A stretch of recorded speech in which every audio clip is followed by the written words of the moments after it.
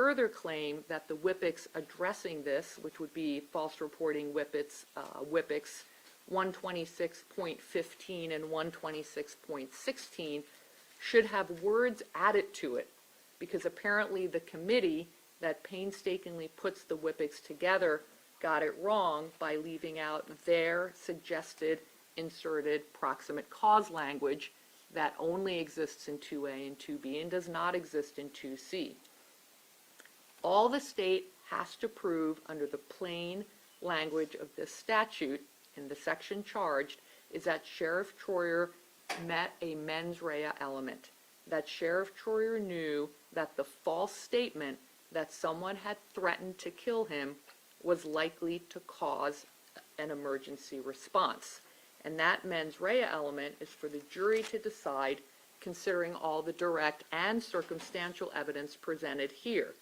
There is simply no requirement in the statute that the state has to prove not just a negative, but a double negative, as stated in their brief, that Sheriff Troyer knew that if he did not falsely claim threats on his life, he would likely not have obtained an emergency response. That's not what the plain language of the statute says.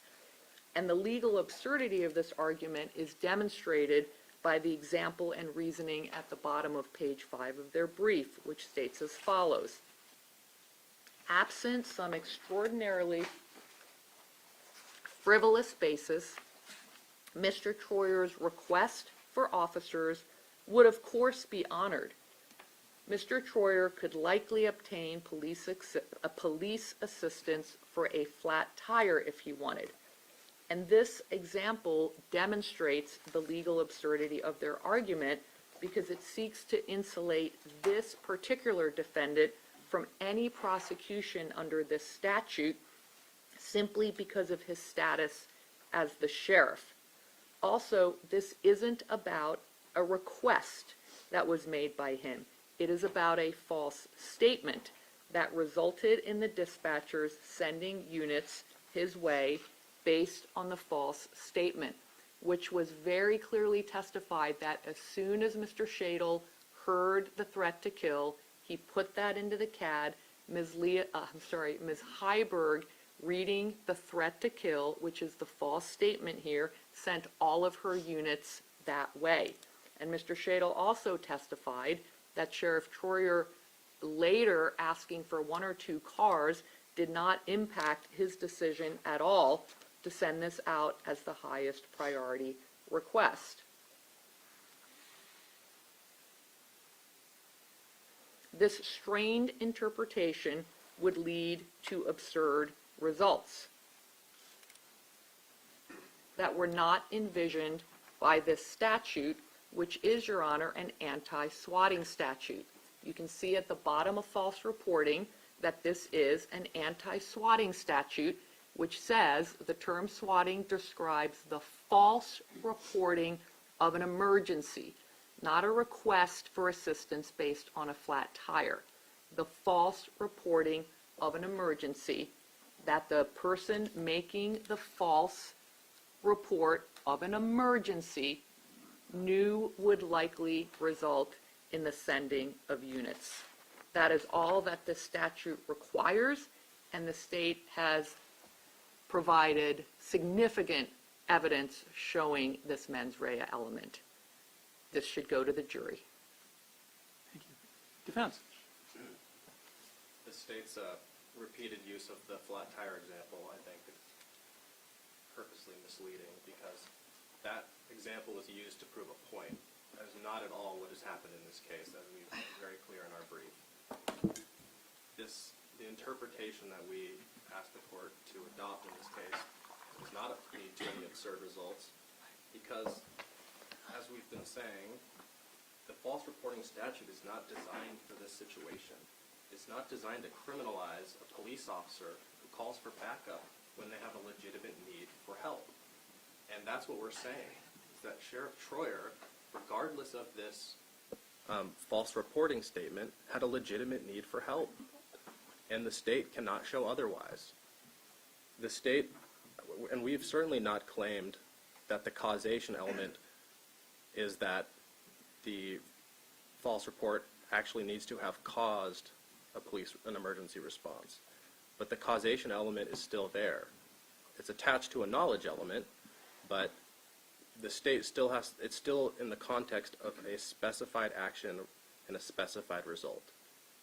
We understand that it doesn't mean that the specified action had to actually have occurred, but the causation element is present.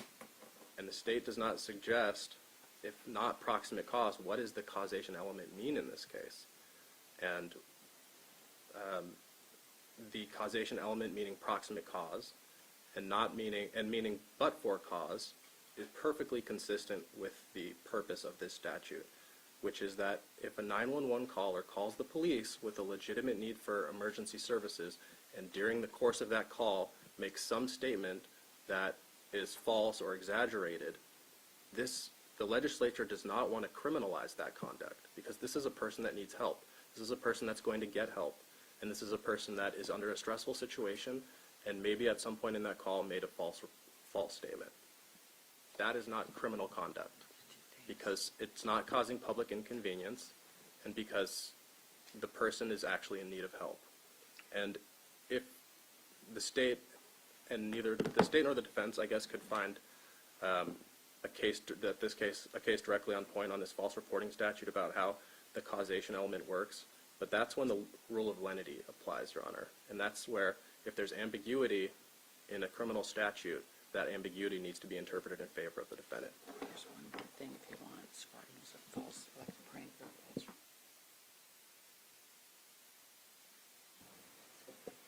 So, Your Honor, we ask the court to dismiss false reporting. The defense motion to dismiss challenges the sufficiency of the state's evidence for both charges that have been filed in this case. As the court discussed last week, and the parties certainly understand, the court is only going to rely upon the evidence submitted in the state's case in chief in this matter. It is a little unusual. We've had some defense testimony, but everyone understood that, well, and I wanted the weekend to think about it as well. So while there has been testimony presented on behalf of the defense, the court's not going to rely on any of that testimony in making this decision. As the defense cited, and sorry, the state doesn't disagree, this motion is brought into the case of State versus Salinas, 119 Washington 2nd, 192, a 1992 Washington Supreme Court case. And in that case, the Supreme Court cites an earlier case, State versus Green, 94 Washington 2nd, 216, and that's a 1980 case. And those cases present the standards that the parties have discussed about how this court is to decide the motion. Salinas says at page 201, quote, "The test for determining sufficiency of the evidence is whether, after viewing the evidence in the light most favorable to the state, any rational trier of fact could have found guilt beyond a reasonable doubt."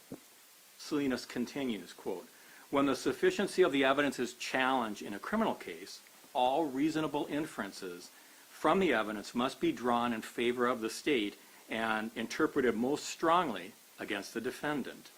Finally, Salinas continues, quote, "A claim of insufficiency admits the truth of the state's evidence and all inferences that reasonably can be drawn."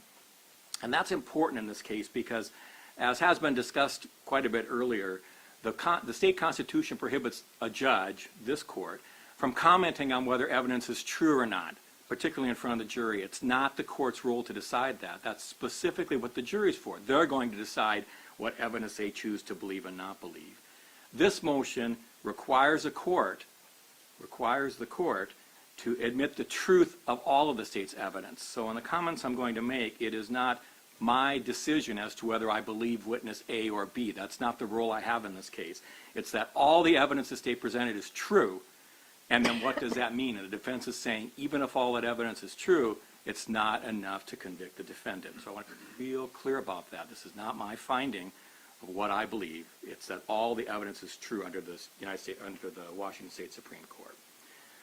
So first, count one is the false reporting, and that is defined in RCW 9A.84.0401 to read as follows, quote, "A person commits false reporting if, with knowledge that the information reported, conveyed, or circulated is false, he or she initiates or circulates a false report or warning of an alleged occurrence or impending occurrence, knowing that such false report is likely to cause an emergency response. Section 5 of the statute defines emergency response as follows. Emergency response means any action to protect life, health, or property by a peace officer or law enforcement agency of the United States, the state, or a political subdivision of the state. So that's the crime that the state has charged in count 1. Viewing the evidence in the light most favorable to the state and assuming that all of the evidence presented by the state is true, the court finds as follows. This incident occurred on January 27, 2021 in Tacoma, Pierce County, Washington. Mr. Altimer was at work around 2 a.m. delivering newspapers to his customers. Mr. Altimer's vehicle was filled with hundreds of newspapers in the back seats. The defendant is the elected Pierce County Sheriff. The defendant heard a noise while in his bedroom at his residence in Tacoma. The defendant knew how to contact South Sound 911 dispatch to ask the Tacoma Police Department to investigate the noise. The Tacoma Police Department has experience investigating potentially serious activities. The Tacoma Police Department has repeatedly, quickly determined that potentially suspicious activities in the early morning hours turned out to be a person delivering newspapers. Instead of calling South Sound 911 to dispatch a Tacoma Police Department officer to investigate, the defendant decided to investigate on his own, even though he knew the Tacoma Police Department had jurisdiction in the matter. The defendant was not wearing a Pierce County Sheriff's Department uniform or other law enforcement identification during this incident on January 27, 2021. The defendant's vehicle was his personal vehicle, not a Pierce County Sheriff Department vehicle. The defendant's vehicle had no law enforcement identification on it. The defendant followed Mr. Altimer as Mr. Altimer was delivering newspapers. The defendant escalated the situation, eventually blocking Mr. Altimer's lane of travel with the defendant's vehicle. The defendant and Mr. Altimer had a verbal exchange. The defendant did not ask Mr. Altimer what he was doing. The defendant incorrectly assumed Mr. Altimer was engaged in criminal activity. Mr. Altimer did not make any threatening statements to the defendant. Mr. Altimer did not engage in any threatening behavior toward the defendant. Mr. Altimer did not tell the defendant that Mr. Altimer would take the defendant out. The defendant falsely accused Mr. Altimer of being a porch pirate. That phrase would indicate potential theft or burglary. While the defendant was blocking Mr. Altimer's lane of travel, the defendant initiated contact with South Sound 911. The defendant identified himself to South Sound 911 as the elected sheriff. The defendant told South Sound 911 several times that Mr. Altimer threatened to kill the defendant. The defendant told South Sound 911 dispatcher that the defendant had Mr. Altimer blocked in. The defendant told the dispatcher that Mr. Altimer looks homeless and was driving a homeless vehicle, homeless-looking vehicle, my apologies. Mr. Altimer was not homeless. He was driving his vehicle delivering newspapers. The defendant's statement to South Sound 911 that Mr. Altimer threatened to kill the defendant was false. The defendant knew his statement to South Sound 911 dispatcher that Mr. Altimer threatened to kill him was false. The defendant's statement to dispatch that he, quote, really needed one or two people here at first, end of quote, would not have initiated an emergency response but for the false allegations that Mr. Altimer threatened to kill the defendant. There was no emergency because Mr. Altimer was simply delivering newspapers. The defendant is in his capacity as sheriff and as a decades-long law enforcement officer in the Pierce County Sheriff's Department knew his call to South Sound 911 that his life was threatened would initiate an emergency response by the dispatcher to take immediate action to protect the defendant's life and health. South Sound 911, in response to the defendant's call, did initiate a priority 0 call, resulting in over 40 law enforcement officers being dispatched to respond to protect the defendant. The defendant knew the dispatcher would dispatched Tacoma Police Department to immediately respond to a threat to kill the sheriff and elected official. The defendant knew that the Tacoma Police Department officers would conduct a felony detention of Mr. Altheimer because of the defendant's false threat to kill allegations, with the Tacoma Police Department officers' firearms unholstered, putting Mr. Altheimer in potential great danger. The Tacoma Police Department officers who responded are peace officers of the City of Tacoma, a political subdivision of the state of Washington. The Tacoma Police Department officers conducted a felony detention of Mr. Altheimer with their firearms unholstered. The Tacoma Police Department quickly determined that Mr. Altheimer was simply delivering newspapers. The Tacoma Police Department then released Mr. Altheimer, who was being detained up until that point. The defendant, later on that morning, contacted South Sound Dispatch 911 concerning a newspaper that was found in his driveway. In that call, and based on that call, the Tacoma Police Department was dispatched not as an emergency response, but was dispatched as a response to drive by and discover what was going on. And the Tacoma Police Department did do that. They responded, but it was not an emergency response when they responded. This indicates the defendant clearly understands the difference between asking for some officer assistance, an emergency response, or just a non-emergency response. So for all those reasons, after reviewing the evidence in the light most favorable to the state, the court concludes that any rational trier of fact could find the defendant guilty of the crime of false reporting beyond a reasonable doubt. The defendant's motion to dismiss the false reporting charge in count 1 is denied. Thank you, Your Honor. Turning to count, excuse me?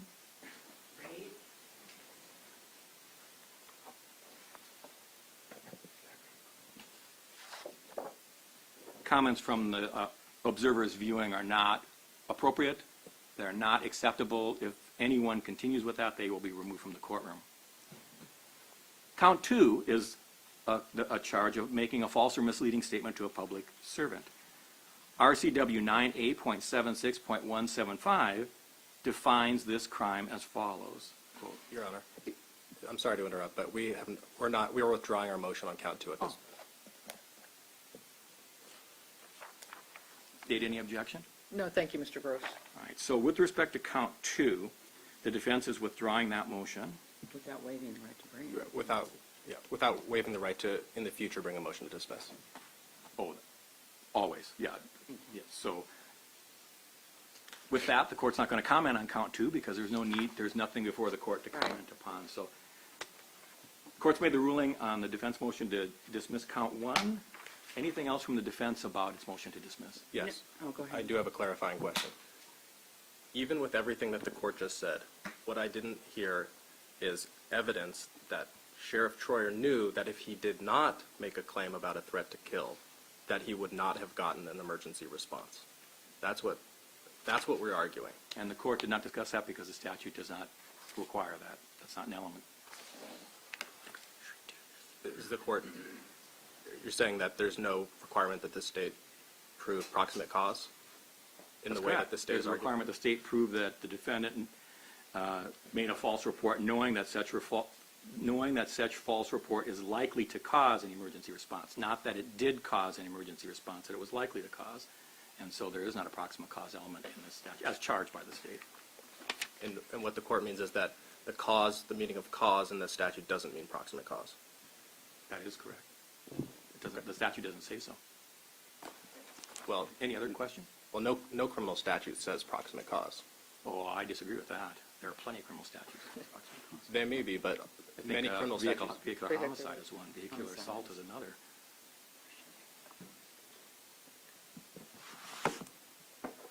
Your Honor, I have another matter, but I also want to Well, just... I want to finish with, if Mr. Gross, well, either, if the No. defense wants to discuss the motion to dismiss, I want to, or, well, there's nothing more to discuss, the court's already ruled, but I certainly would attempt to answer any clarifying questions. I probably should add that the court finds that the RCW 9A.84.040, as charged here under 1C, is not ambiguous, so there would be no need for the court to resort to statutory interpretation, including the rule of lenity. Your Honor, I'm looking at RCW 9A32.030, murder in the first degree, needs the person guilty of murder in the first degree with premeditated intent to cause the death of another. The statute does not mention proximate cause. Nor does it say likely to cause. It says to cause. Understood. And I'm just clarifying that the court is ruling that the distinction there means that the word cause does not mean proximate cause. The phrase likely to cause does not mean proximate cause. Doesn't mean likely to proximately cause. That's not what it says. It says likely to cause. I guess my point is that I understand criminal your point. statutes don't say proximately cause. For example, murder in the first degree just says cause, and the understanding, well, the case law says that the meaning of cause is proximate cause. So you can replace the word cause with proximate cause in that statute. And what we've argued is, in this case, you can replace the word cause with proximate cause as well, just like in murder in the first degree. Do you have a question of the court? I'm clarifying the ruling. The Okay, ruling is that, clarify. what's that? The court has clarified it. Okay. Anything else from the defense on the motion to dismiss? No, Your Honor. Anything else from the state on the motion to dismiss? No, Your Honor, thank you. Does the state have, all the jurors are here, so that's been confirmed. I probably should have said that at the Okay, beginning. thank you. And does the state have any other motions before before the court brings the jury back in? And I'll certainly switch to the defense as well. Thank you, Your Honor. Possibly, the state may have some motions after the testimony is concluded But of not Sheriff now? Troyer. I think it'd be more appropriate after his testimony is concluded, because it may impact the state's motions. So no motions now from the state? No, but kind of letting everybody know that when he's done testifying, we'll be asking to address the court possibly. Defense, any motions now? Yes, Your Honor, thank you. Bremner. And if I could remain seated just so I can see my screen a little bit better, Always. Your Honor. Thank you. Always.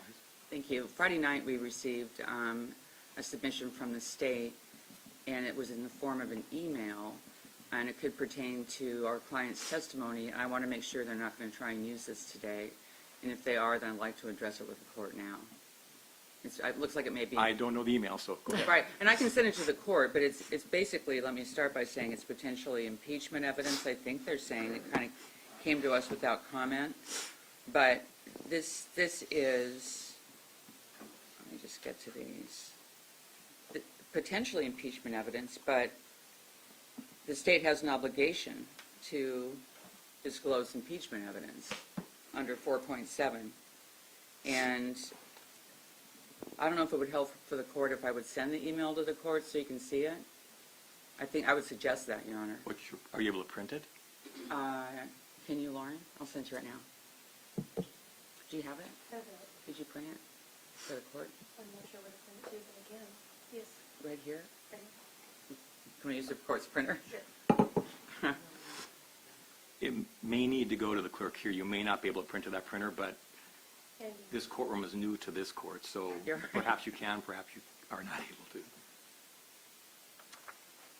And the reason I suggested a printing is because if you send it to me, it's going to go to my Kitsap address, and right now Right. I don't have access to that. Mindy, I'm going to send it to you. And maybe we could have just a court review it and then I can address it. But I'm starting with my argument that they're absolutely required to disclose rebuttal evidence under 4.7. Does the state have any objection to the court reading this email?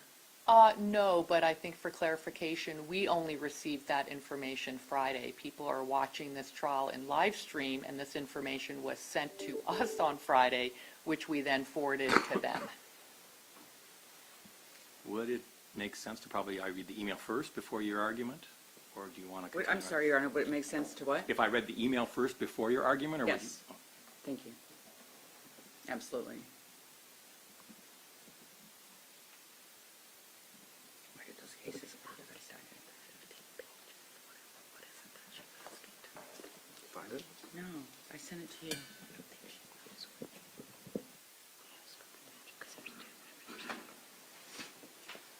And just to cut to the chase, there's two complaints here. The state's only seeking to inquire into the second one. I'm not sure what's meant by the email. It's about 15 pages, which, as I said, was sent to us by an unrelated attorney watching this case, which we then forwarded to them. And the state is seeking to enter, based on an argument that the door has been opened, the second complaint, which is the threatening Facebook post. Now, that might cut to the chase a little bit. I object and move to strike all of that. I think that what we're dealing with is an email, and I'd like the court to read it, then I'd like to address it, Your Honor, but I'd move to strike all of the inaccuracies. Well, the jury didn't hear it, so there's no motion to strike, but I'm just asking what email. Are you asking the court to read the entire 15 pages? Are you asking the court to read our email? I'm just seeking clarification. Your Honor, all I'm doing is I received an email Friday night that looks like they're going to try and use it when they haven't, and I'm still speaking, so I don't know if you want to keep standing or not. It might take me a minute, but I think that to get that on a Friday night when my client's on the stand, and it's an email, it's hearsay, it's not been provided to us under 4.7. I have the cases to argue, and these are not quote-unquote filed or confirmed or sustained complaints. So I just want to make that preamble, but I have detailed arguments on this if they intend to use any of that. Thank you. Let me pull up the cases I have too. our clerk received it, so thank you for sending that. Where are those cases? I just had them. I just sent it to you. Lyndon? But there's another one too. Can you find it? Just Google duty to disclose rebuttal evidence. I got it. I don't know why they went everywhere. What?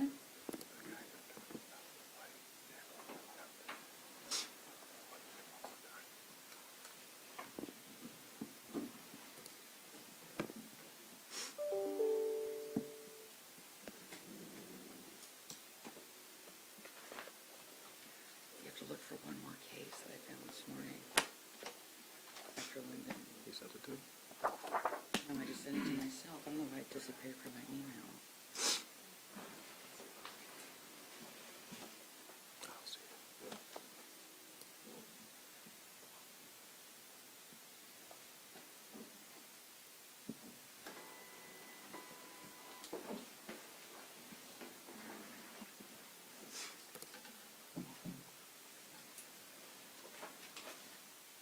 Should this email, when it's printed, be marked as Defense Exhibit CC? I found it. Exhibit, CC, I think, is the next. Should That's it be marked perfect. as an exhibit? yes.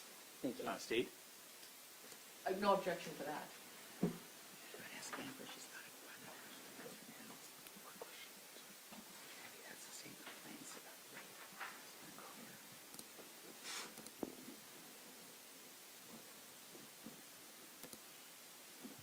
I found them.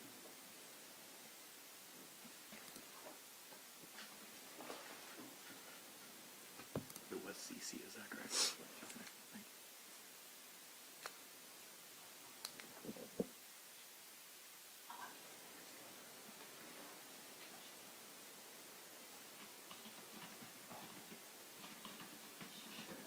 13s? No, we had access to the teams. In the connection to the document, right? What? Oh, okay.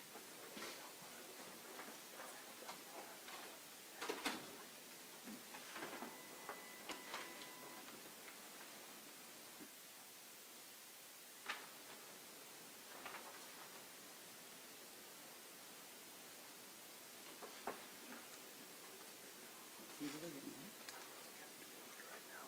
Cheers? Oh, okay.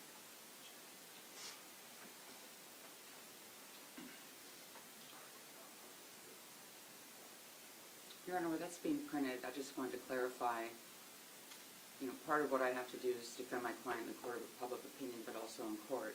And for the court to make it clear, and also clear for my client, because he's a little confused on this, that a motion to dismiss at the end of the state's case is one in which the court, as you said, accepts the evidence or views the evidence in light most favorable to the non-moving party, which is the state. And so that the facts that you just recited would be what any rational trier of fact could find at the end of the state's case, and is not the court's opinion on the evidence. That is correct, assuming all the state's evidence is true. Yes. And I assumed all the state's evidence is true because that's what the state Supreme Court required me to do. I am not making those findings. That's not my role. That's what the jury does. Thank you, Your Honor.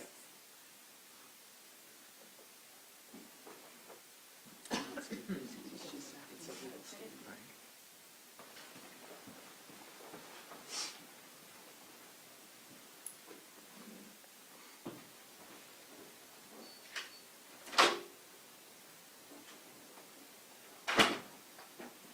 do want to thank the parties for some of their patience too.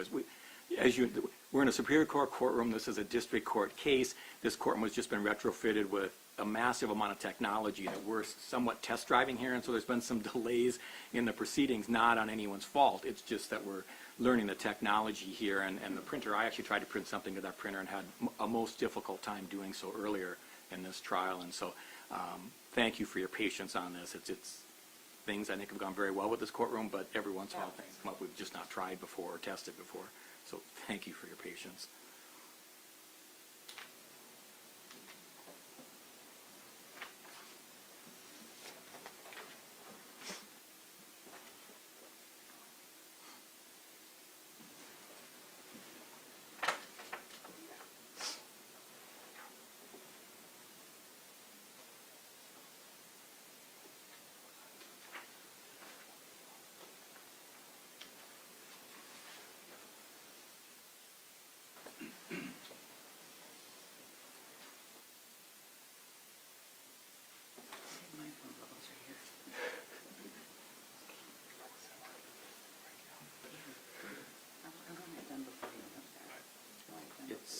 Ms. Bremner, it sounds like it may be a relatively lengthy email. Is that correct? I mean, more than a page, let's say, if it's printed out? Yes, Your Honor. Look here. And Your Honor, that's the inquiry I was making. This is information the state received. It's 15 pages. I'm happy to summarize it.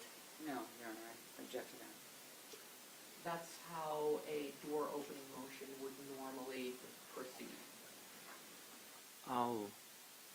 It's clear the court needs to read this email before I can really respond to anything that either party wants to say about it, because I don't know what it says, and I think it's wiser for me to read it rather than having the parties even summarize it right now. It may be broader than what anybody's intending to do, but we still have the full context of the email.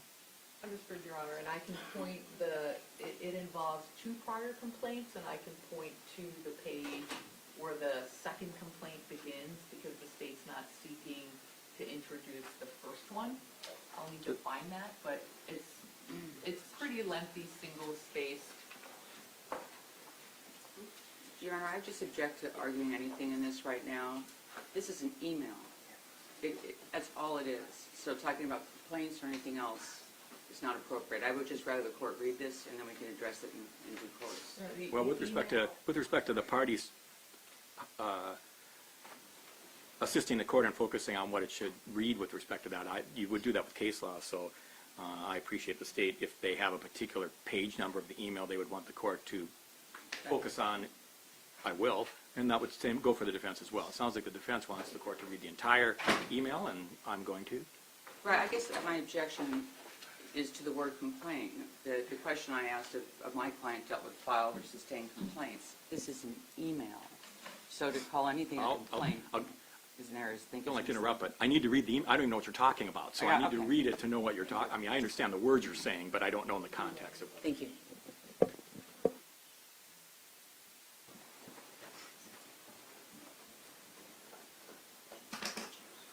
Was the printing successful? You're right, it begins on page base stamp 928. 928? 923. We base stamped it and then sent it off. 923.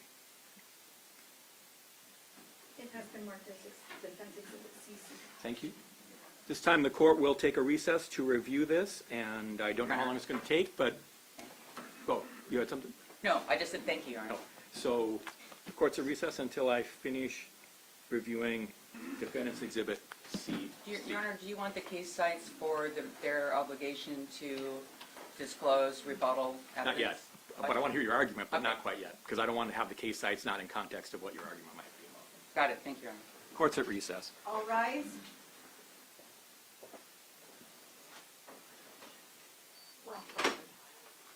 You may be seated. Thanks. So, Recording stopped. It'll take you 15 minutes.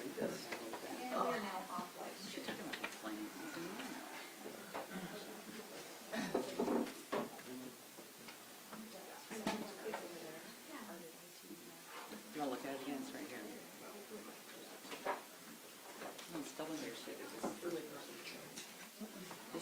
forwarded emails between two retired employees from the sheriff's department. That's basically, That's this one. yeah. Somebody forwarded an email. See if you look at this again. See what, okay. These two are, and it's forwarding one from Paul. That's the top sheriff. Right, but who's the full person? Who's this person?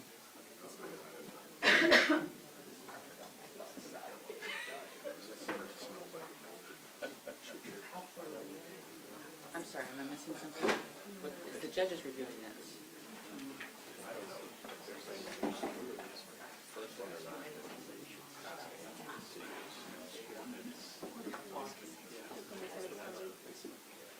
Oh, but it's all part of this email, correct?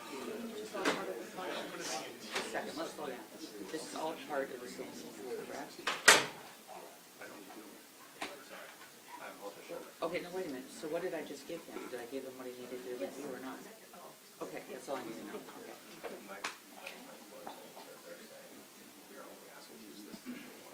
Who cares?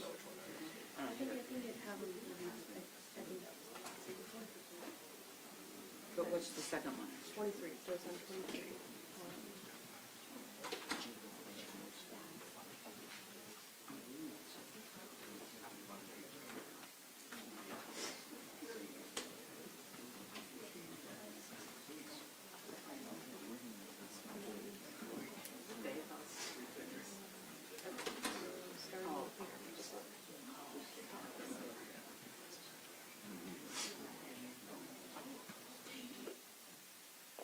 From 2015, 2014.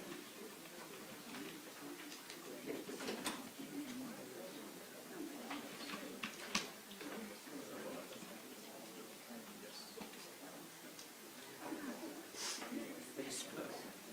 Here you can scroll me through it. Some kind of.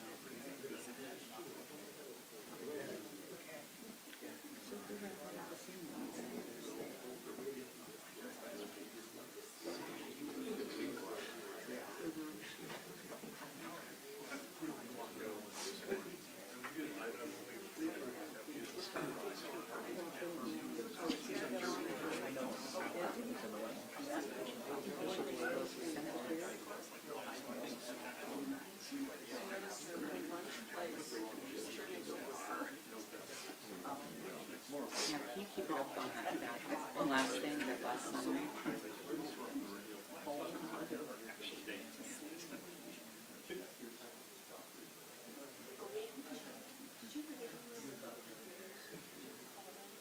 Thanks.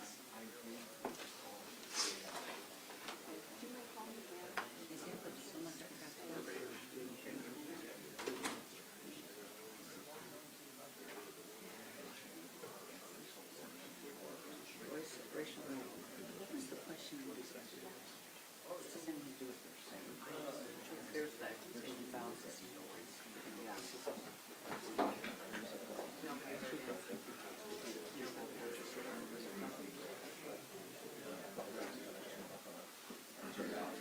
right. But I remember asking, you remember Bob? So what are you saying? Not on any of those three.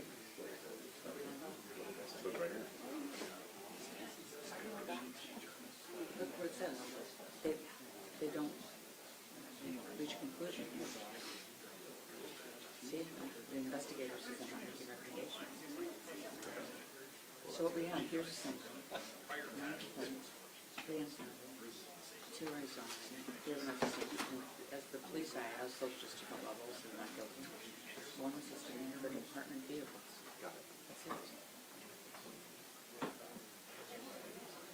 This was where some shit sounds wrong and said, you guys should go to jail for the bird in the health case or something. He's a security guard or something. So he likes to do that.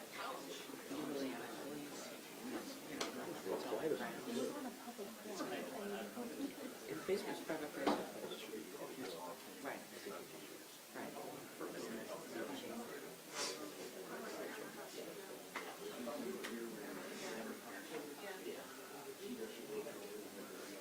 So we're not doing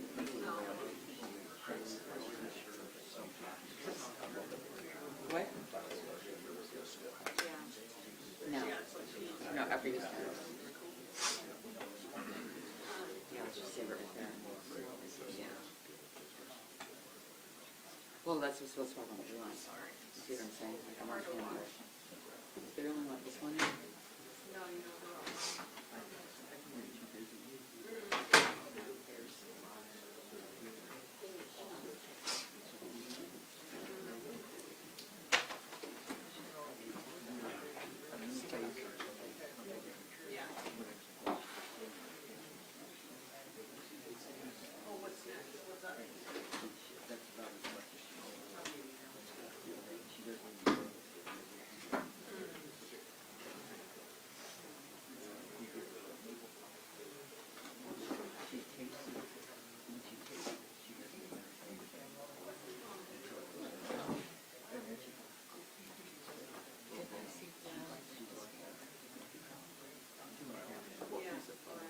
Okay.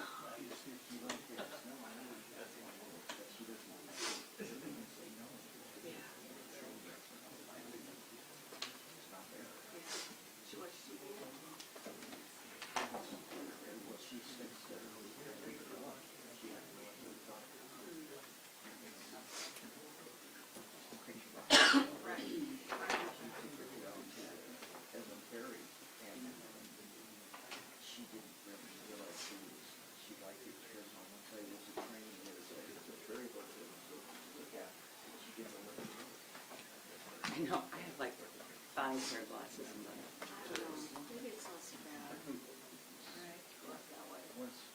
So simple.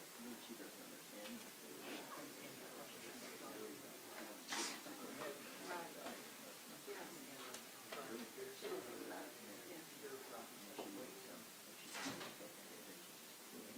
Yeah.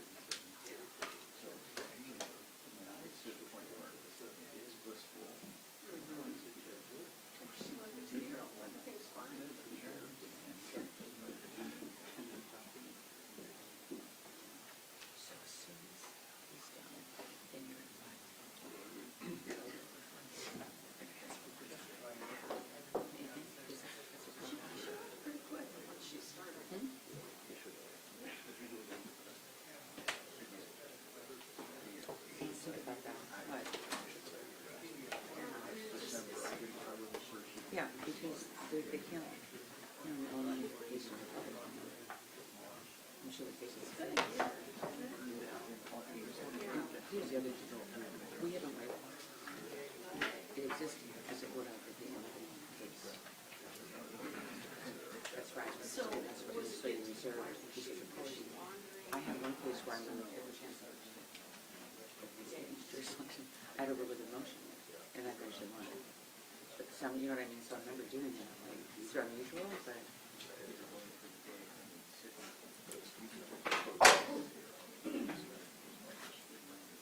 Right. And but I.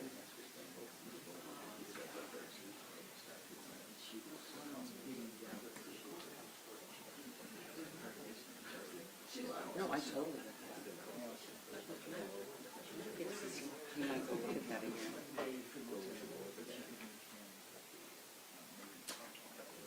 yeah, so you gotta explain it all. Because causation defines cause and effect. Your cause and effect and legal causes. And then I thought I saw one homicide statute cited it, and maybe it was like negligent homicide, like ridiculous. I'm pretty sure it is.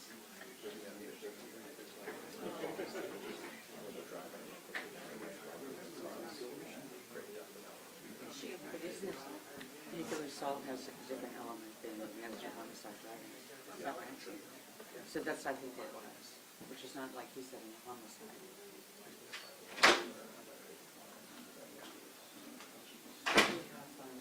She didn't get addicted to baby. He did a really good job in other grading, because that's kind of the road I was starting down, was the likely cause, likely possibly cause. I can either.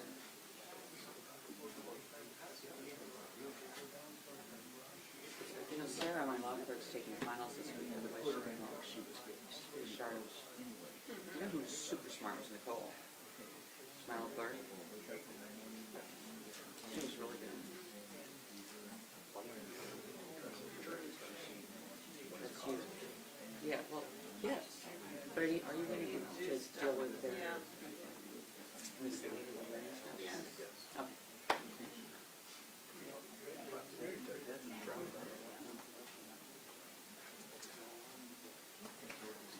We should break it up a little bit. Well, we need to see if there's anything along the lines of our thing right now that we want to be the law that goes to the jury. So we need to fashion those, right? That's what, Yeah. yeah. I just didn't know if it wasn't getting ready to do this right now. Oh, she did. So she put word? Wow. Yes.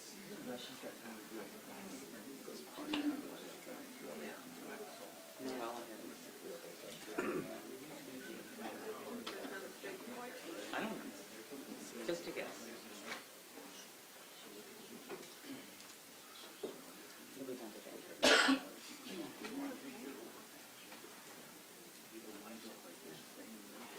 had to clarify that because otherwise it's get the rule. This is what the judge said.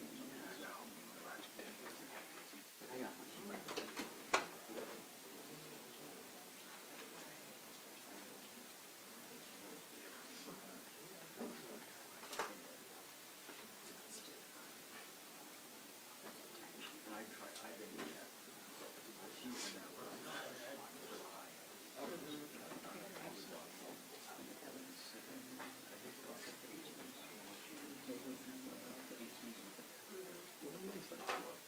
No, it's going really well. Every once in a while.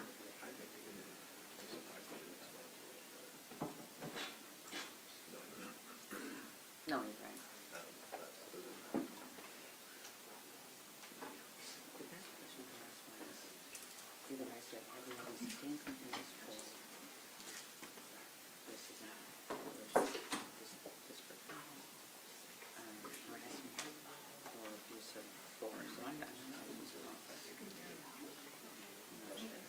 But either he said found or I said sustained. But somewhere in the there's a call letter. Use of force.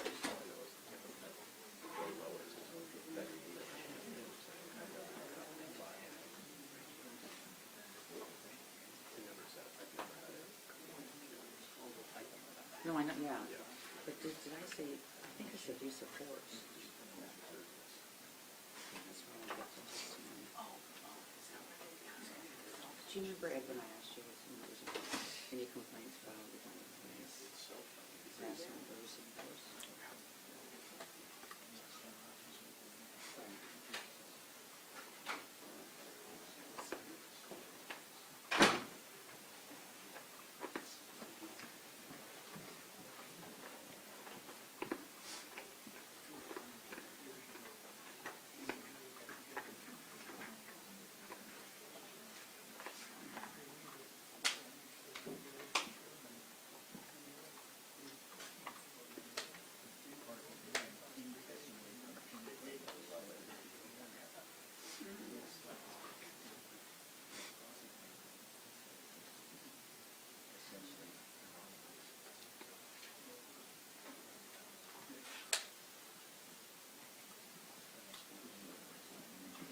Well, there's nothing else, except for the one person there.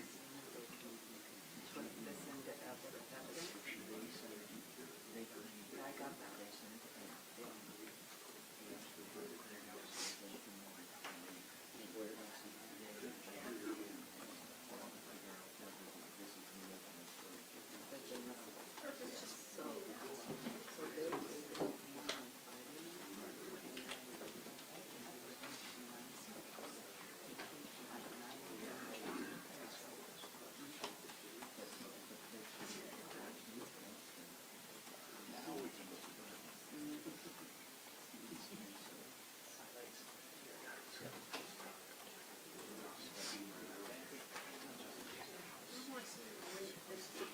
Oh, that's important.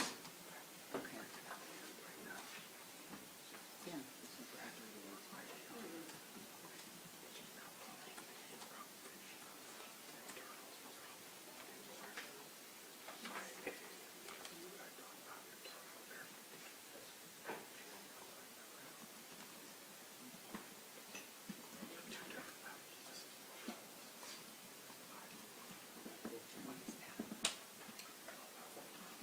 But it's not a criminal complaint. What do you call it then?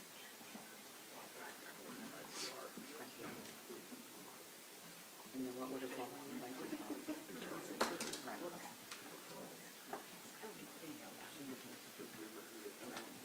He's signed it on the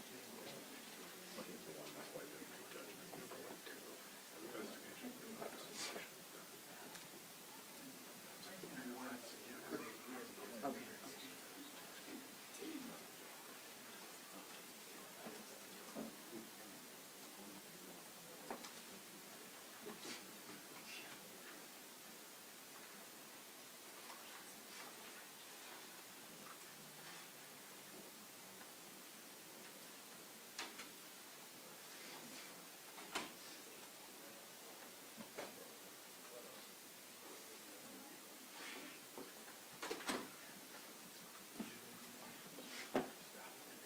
Somebody got me a message from the States that I might spend on something.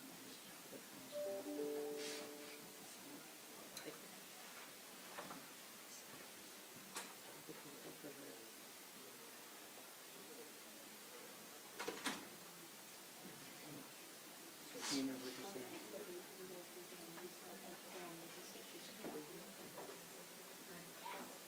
That's great, thank you. Appreciate it. They're both in office today.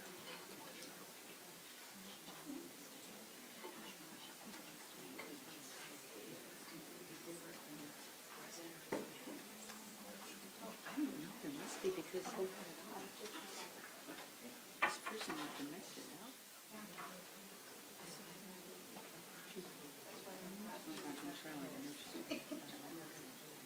I don't know if you will get this message. These two were like, it's not, I noticed on today's been watching, so I hope it was Wilford. Thanks, bye-bye.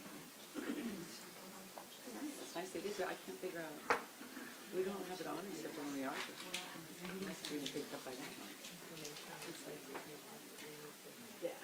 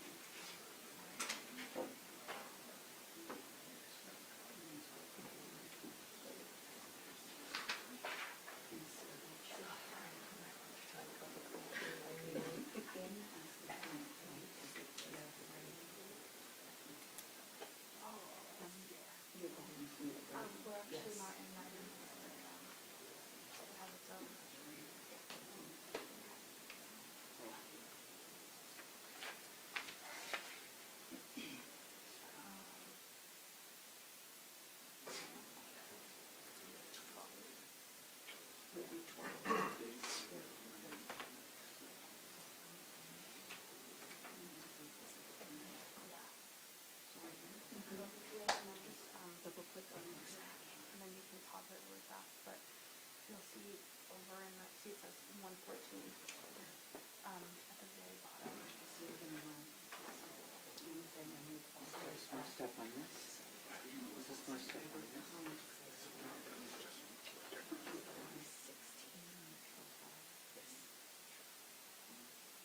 And then just pause it there so it's ready.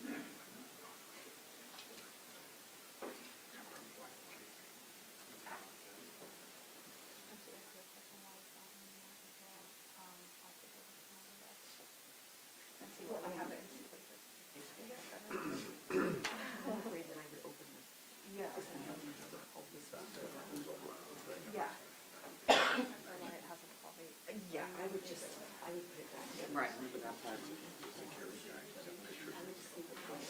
That way you're gonna get a few seconds before. And then you can do 10 seconds before and forward, or you can sort of But 10 that.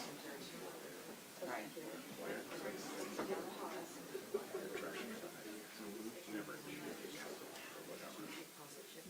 Somebody ignored it.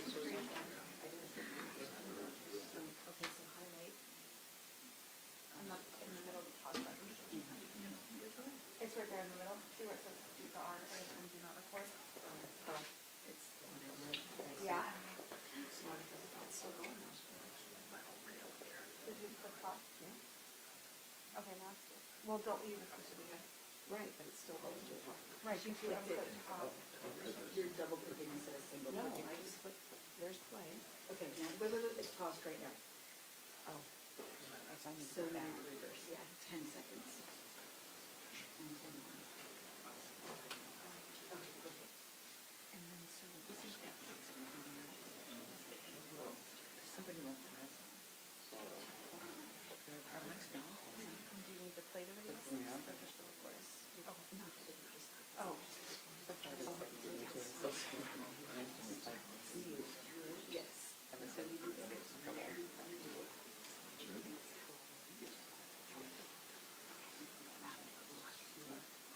Maybe someone hit a mic. Either the side or right there, like on the. Right here. Yeah. I'm wondering if it's on. I wouldn't, because if you Do you see a mic down in it by your feet? They're missing one, and I wonder if it's on somewhere. By your feet, so that people say they can hear me, but we don't have enough mic on. And if you want, I can stay out here while we get started. Make sure it's good. Okay.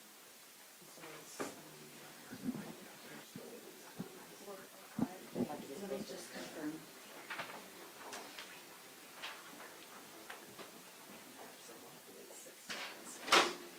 Yeah.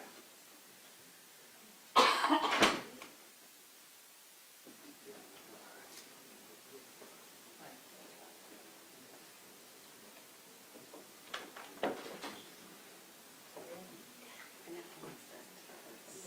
Yeah. Yeah. That should be helpful.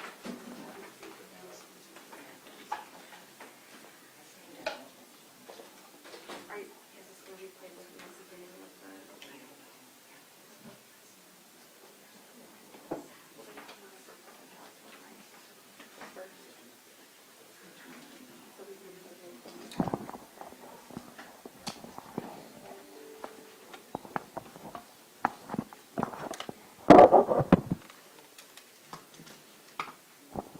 That should be good. And then you'll just, when you actually play, you'll just want to turn it all, flip it all the way down. That's too close. No. That's good.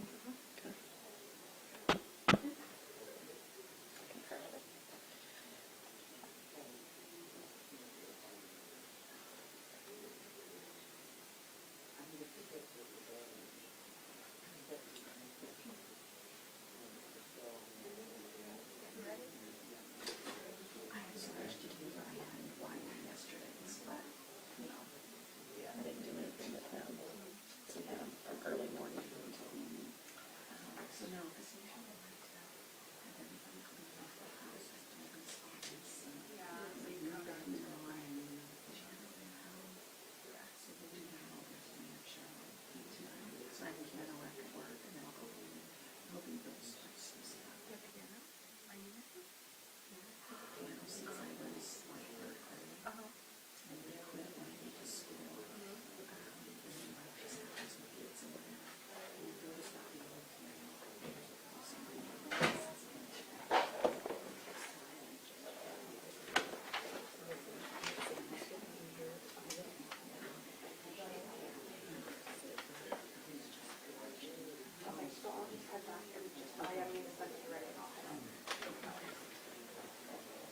I'm gonna put this back then in case they. All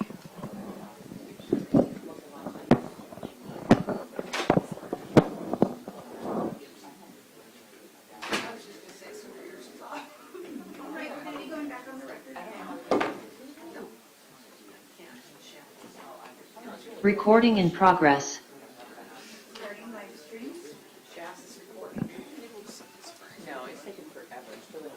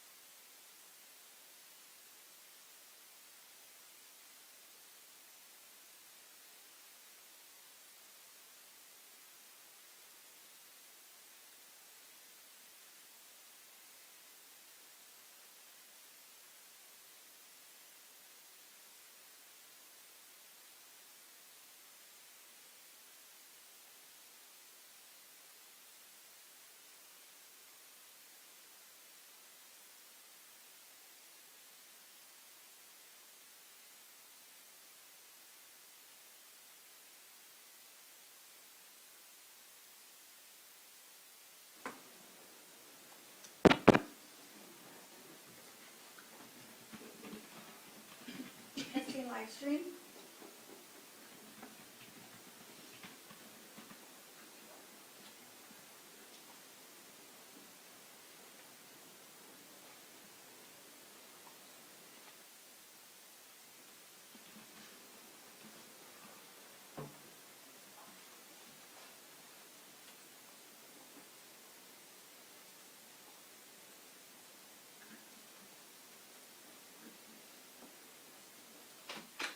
All rise. This report is back in session. Thank you. Please be seated. The court has had a chance to review Defense Exhibit CC. Well, you have copies, so perhaps I can keep it with me here. And so, Ms. Bremer. Thank you, Your Honor. And again, may I remain seated, Your Honor? Yes. So I wanted to start with the duty to disclose from the state, and I have 2 case citations for that they are required, of course, to disclose any evidence they're going to use in their case, but also in rebuttal. And, you know, as the saying goes with the prosecutors, ethical obligation to give discovery. If it hurts, give it. If it really hurts, really give it. I mean, that's basically what our state courts have said. So the first citation is State v. Linden from 1997. And in that case, find it here. Where's the sign on here?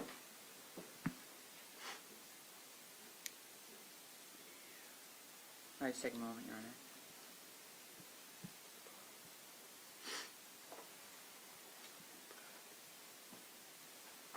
Can you pull it up? Thanks. It's 1997. This stands for the proposition that I just stated, that the state has to disclose rebuttal evidence. And the test is, you know, would they could it reasonably appear that they would be using that kind of evidence? And the answer to that is any kind of impeachment evidence, they would.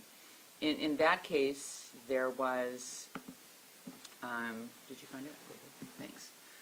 State v. Linden, 89 Washington Appellate, 184, 1997.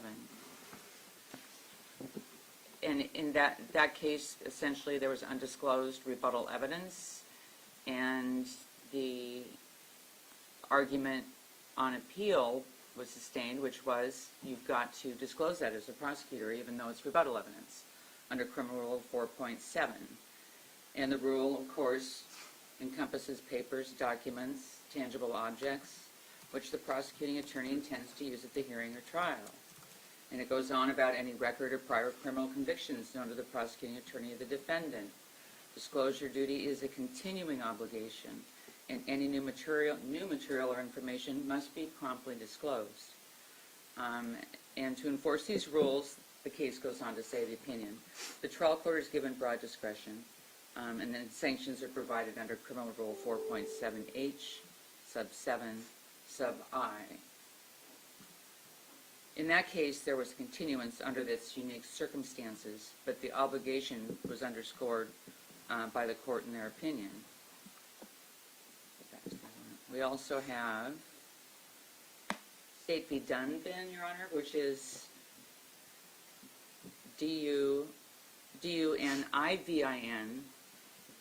and it's 65 Washington Appellant 728, a 1992 case. And again, underscoring the requirement that the prosecutor must disclose evidence, including for rebuttal. And it goes into something I think is really important here too.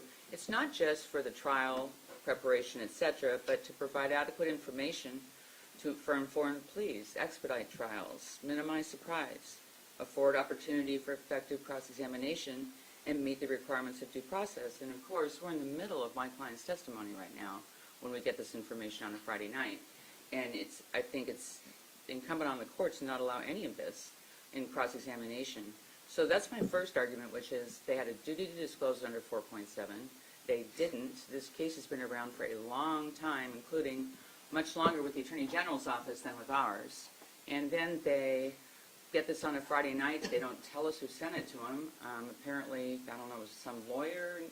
Maybe it's part of another civil case, the Manny Ellis case or something else. I don't know, but it just kind of dropped into the prosecutor's office, supposedly, because if someone's watching the live stream and wants to damage my client, presumably, I'd like to know who sent it. First of all, I think the court should make that inquiry. And then second, let's turn to the next issue, which is it hearsay? And it's all hearsay and double hearsay. It's an email from years ago between two people in the sheriff's office that are now retired, as far as I can tell. And it looks like it was forwarded between those two people, and then it's basically dealing with what is then an email that kind of goes about a number of different things, as you can see. So we don't know, who sent this, is it accurate, and of course these people are retired. So it's all hearsay and double hearsay. There's no evidentiary basis to get this in. And to ask my client about something that doesn't have an evidentiary basis, I think is inappropriate and should be disallowed. But then the next thing, in terms of our arguments versus non-disclosure, second is it's inadmissible hearsay and inadmissible double hearsay, that it is not impeaching. Because I asked my client about filed or sustained complaints dealing with racial discrimination or disparity, and I'm paraphrasing, harassment or use of force. Now, about filed complaints. The reason I objected to the prosecutor's argument this morning is these aren't complaints. This is an email talking about a number of different things. It's an internal email, and it is not a complaint. There's an internal affairs department in every police department. It used to be called IIS, now it's called IA. But what it is that the complaints, whether they're filed, formal, etc., they go to the internal affairs. There are no internal affairs complaints in this email. This is called what's called an IPR, which is something that's different than a filed complaint or any kind of complaint to internal affairs. I'm going to ask my client to testify briefly on these things, if that's okay with you. Yeah, okay. So we can explain to the court what these are for our record. But none of this would be impeaching to what I asked him. None of it. And to say these are quote-unquote complaints is erroneous at best. So to get something on a Friday night, when my client's on the stand, that is some email that someone sent them that talks about hearsay from two other people in an email with kind of a litany of things, all in email form, I think is inappropriate. And again, like I said before, I have to defend my client in the court of public opinion, but here too, because as soon as I asked that question last week, things went out on Twitter, like saying, from someone in the press saying, well, we asked about this other thing that had nothing to do with what I was asking him. But those are the things that can flow. So I think it's very important that I make a record on this with my client and that the court disallow this kind of testimony. It's not impeaching, it's hearsay, and it was never disclosed to us. And I don't care when they got it. If they got it Friday night, it's just too late. I mean, the fact is we're just about ready to close the whole case. And in a case that's been pending for a long time, and there's been a lot of public viewing of it on the live feed. I don't know how many people are watching now, I should ask you, Your Honor, but a lot of people are watching this, and a lot of people have been watching this case. So if somebody wanted to give something to the prosecutor's office, they should have done so a long time ago, especially a lawyer. They probably should know. I think they said a lawyer sent it to them. They probably should know that there's a disclosure requirement for the prosecutors, including for rebuttal evidence or impeachment. So, and if I could call my client briefly on this issue. Defendant or state have any objection? No, Your Honor. So to be clear, the jury is not present in the courtroom. Right. Defense is asking to call Mr. Troyer back on the stand, and that motion is granted. Yeah, and that summary one, yeah. We call Sheriff Troyer for the purpose of this inquiry, Your Honor.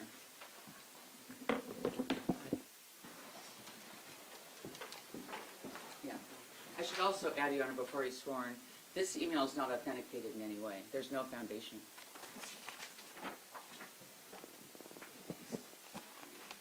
Next slide.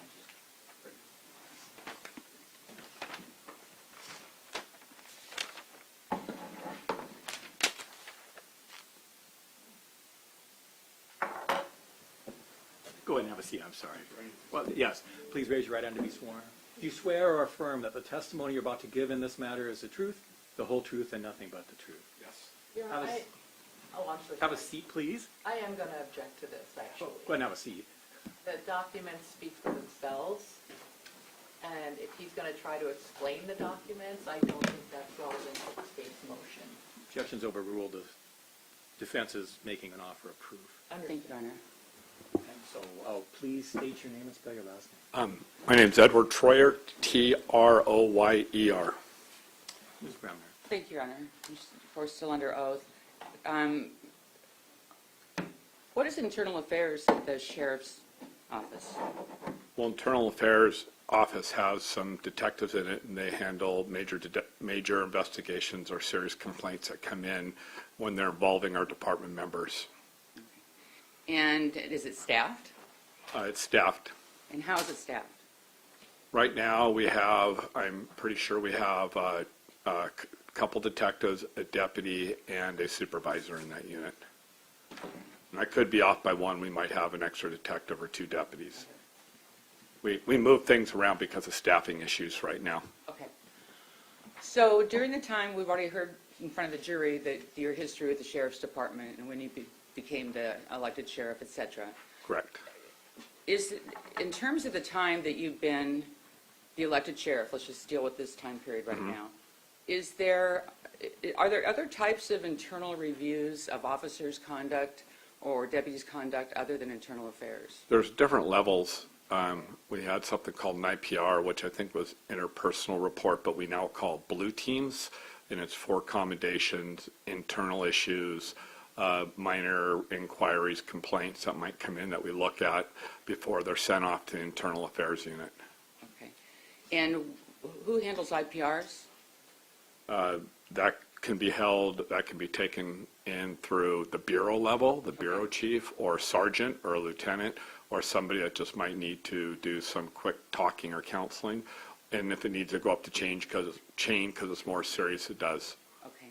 Now, there's an email that's exhibit, I'm sorry, Your Honor. CC. CC. Thank you. Oh, no, but thank you, Your Honor. Or actually, I would like to just use it for a moment. Thank you. And if I could approach my client, Your Honor. Brandon. Thank you.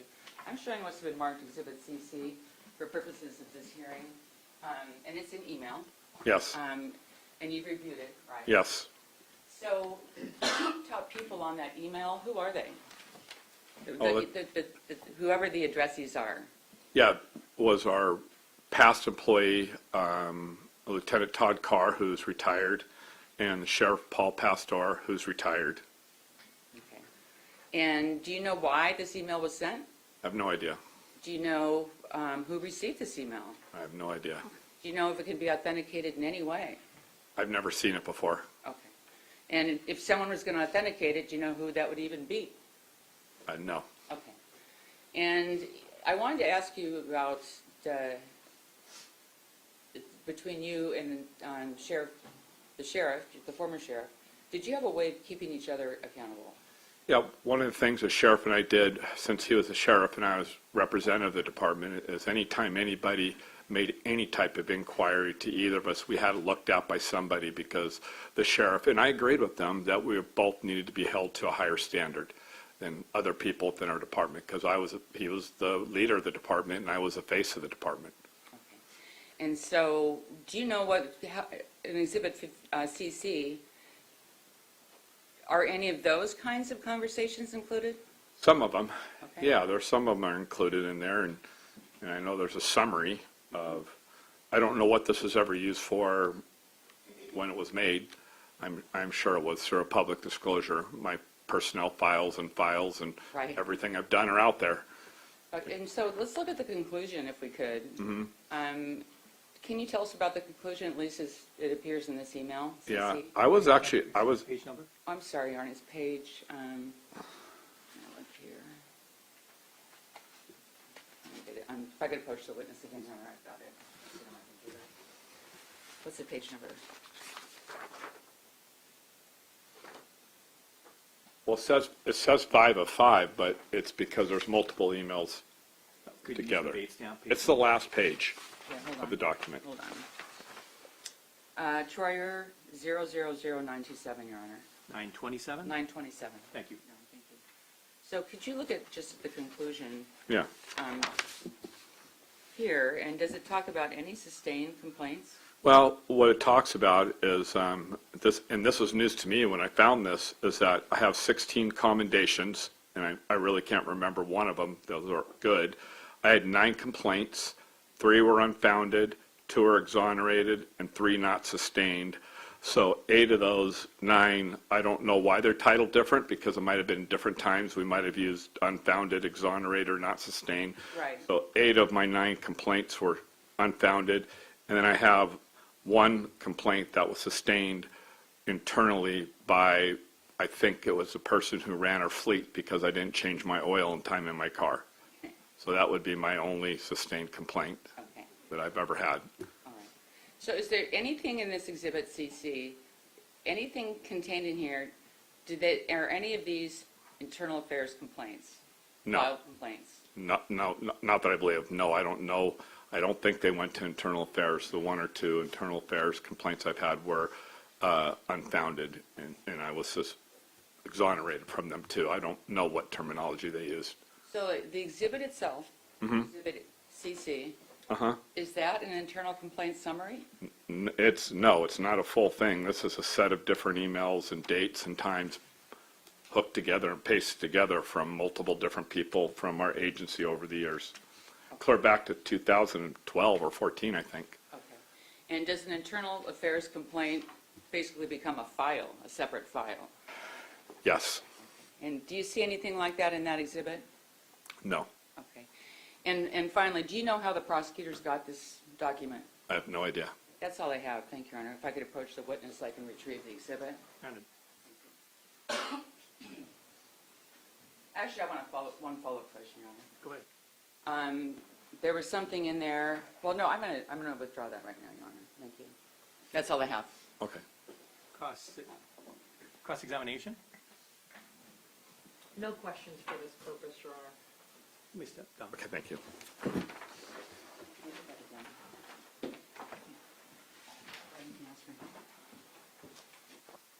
That was better than I thought.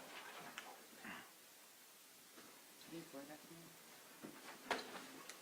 Ms. Bremner. I'm sorry, Your Honor. Your I- argument, you think? Yes, Your Honor. I just was looking at one more thing. If I just have a moment.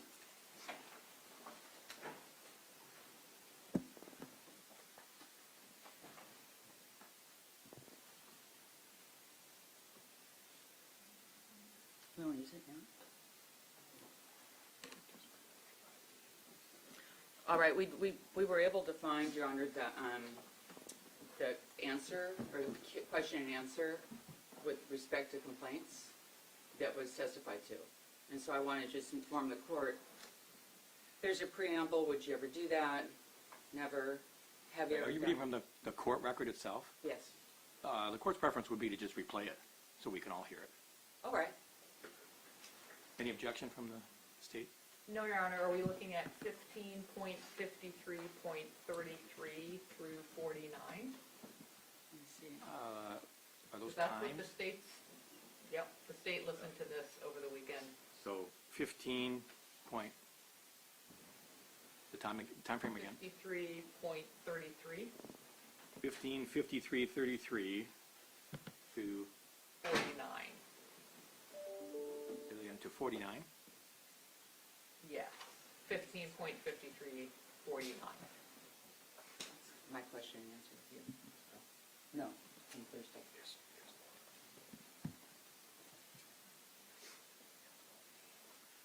The parties can have played what they want. The court had identified a different time frame than that with respect to what the court anticipated may have been discussed this morning from last week. And so we have ready to go from 4:05 p.m. to 4:17 p.m. And my notes showed that was where I had anticipated perhaps an issue may be raised. So the court's going to have the clerk play 4:05 p.m. to 4:17 p.m. last Thursday. Let the parties listen to that, and then if you want to have additional timeframes played, we'll address that. Your Honor, all right, okay, we'll go ahead and listen, Your Honor, but I don't know that, we don't have the timestamps yet. Why is she having trouble getting those? That's agreeable, Your Honor, for now. State?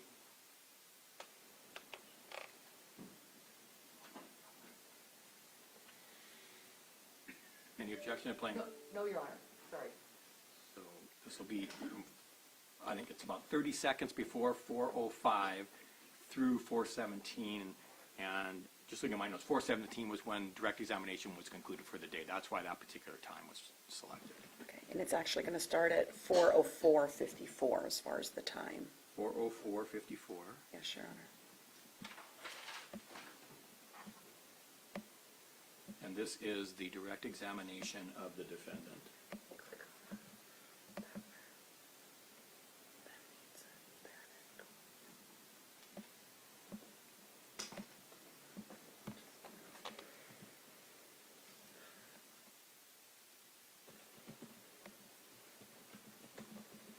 While this is being played, we are still recording what's occurring in here on our normal process. And so the recording that we have that's the court record is going to record what's going to be played. And I hope that what I just said makes sense. Yes. All right. Yeah. And I'm ready when the court is. Go ahead and play it. Something where there's reasonable suspicion, criminal activities afoot, an officer can follow and detain on less than probable cause. Correct. And can you describe to the jury what a reasonable suspicion is? Maybe give an example. Well, if somebody calls and says there's somebody in their neighborhood wearing dark clothing and just left their driveway, and it's an unreasonable time to have that happening, and an officer shows up and finds somebody 4 houses away, they can stop him and talk to him and figure out where is he coming from, going to. And that's how a lot of our people find car prowlers and thieves and others that are doing that. I mean, when we were talking to all the jurors, I think everybody raised their hand and has been a victim of some type or another. And it's very clear that I'm a law and order guy, and I want our people to go out and find the people that are doing this and not back away and de-police and defund. I'm like, be creative. We still need, there's so many cars stolen. We used to have 300 a month stolen, and now it's 900 a month. 900 a month? A month. Object to non-responsive, move to Okay. line rate in Tacoma. Sustained. Is you encourage people to be proactive? Why? Because that's what, unfortunately, because that's what we signed up to do. I mean, people have become Tacoma police officers, sheriff deputies, or other agencies. want to help people, they want to get involved, they want to solve problems, they want to stop crime, they want to make neighborhoods safe. It just seems like a lot of those tools have been taken away from us. So I still want people to be creative. I'm pro come up with some creative way to catch suspects. I have a special unit that does that, an undercover unit, and we love... Non-responsive and irrelevant. Sustained and non-responsive. Do you have a unit, a special unit to help you be more aggressive on the rising crime rate? Objection, irrelevant. Sustained. Let me ask you this, how many sheriff's deputies are there in Pierce County? Not enough. 300, and right now we are 52 sheriff deputies down and 46 corrections officers down. And then when you add in, we support the military, and so we have a lot of military people, and if they're on leave doing military duty, and then people that are hurt, at any given time, I have 1/3 of our department not available to work, on top of being less staffed. So we are working a lot of overtime, mandatory shifts, and trying to be very creative. I've had to shut down some units to put people back in patrol. Our canines now actually go out and handle calls. Objection, non-responsive. I can ask another question. Sustained. I do object to the speaking objections. Let me ask you another question. Counsel, that was not a speaking objection. That was a specific objection based on the evidence rules. Sustained. All right, maybe it was a power lunch. What about, in terms of numbers, are you in charge of the correction, of the jail? Yes, And so that'd be all the corrections officers, is that right? correct. How many of those are there?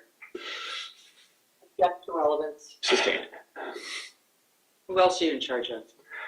The Civil Division in Pierce County, the Corrections Department in Pierce County, the Patrol Division in Pierce County, all of the Sheriff's Department precincts in the Gig Harbor, Mount Detachment, Foothills, and then we contract with the cities of University Place, cities of Milton, and then we do specialized services for there's 19 or 18 police agencies.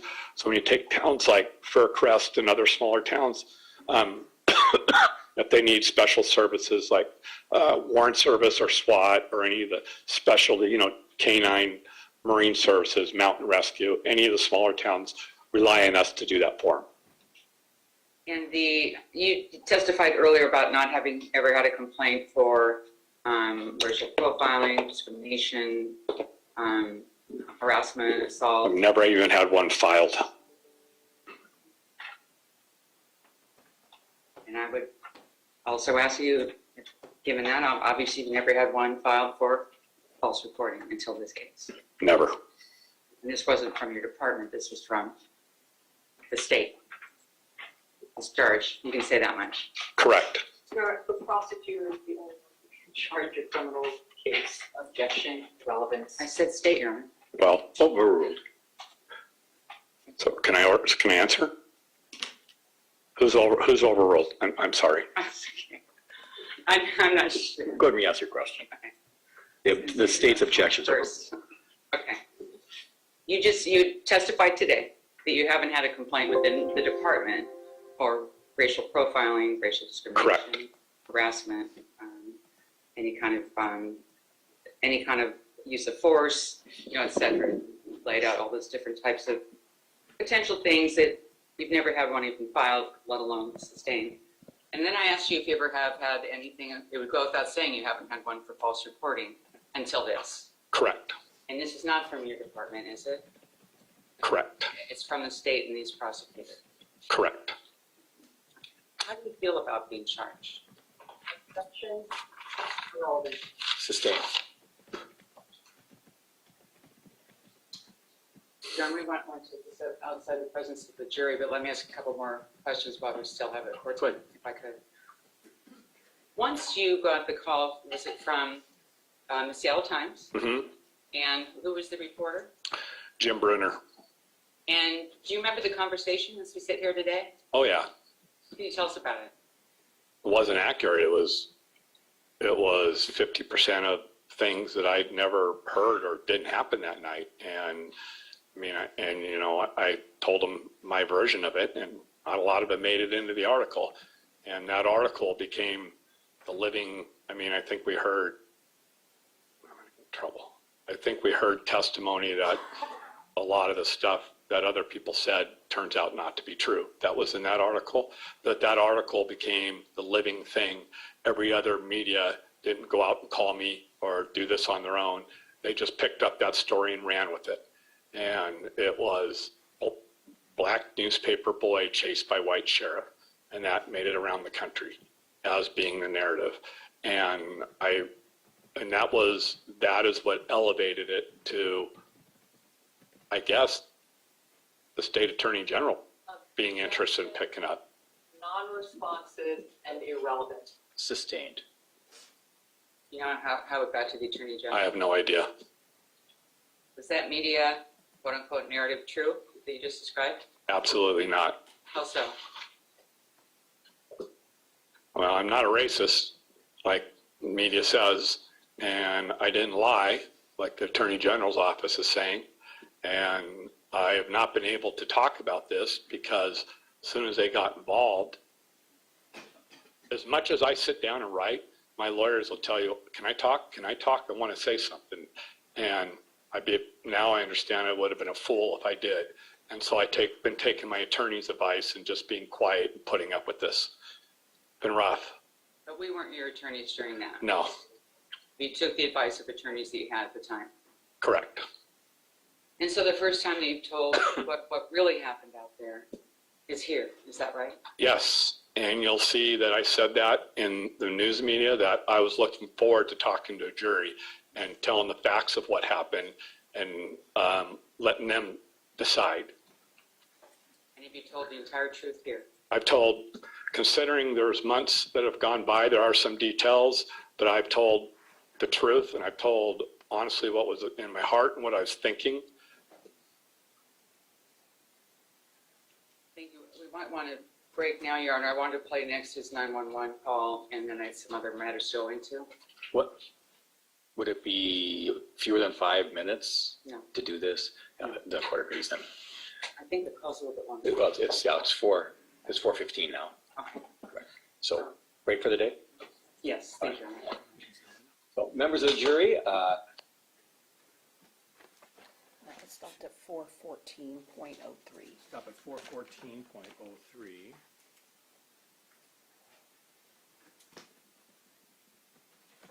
And to the defense, did you want to have other parts of the record played?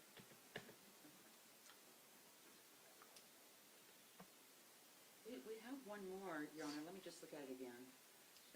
The problem is we've switched, our paralegal went to Boston on us, so this is Lauren English, by the way, who's in her place, but back in our office, we have someone that can't get on to look at the transcript, so she's looking on YouTube. I just want to look at what the quote she had is.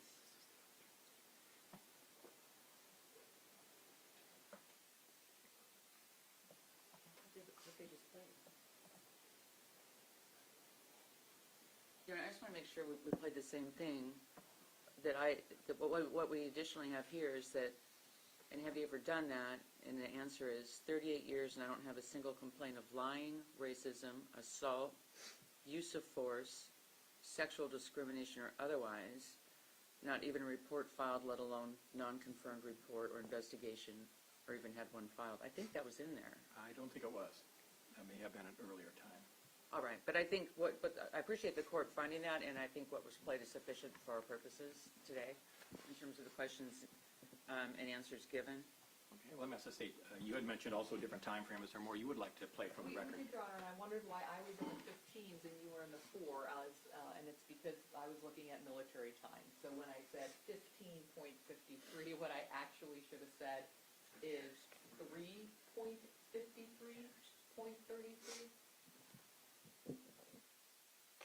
To 3.53.49.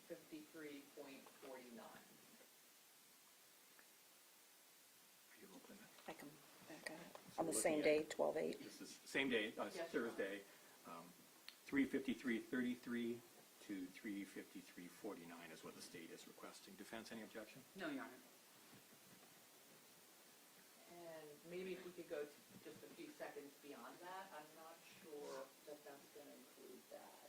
So if we could go just like an extra 10 seconds beyond that, just to be sure.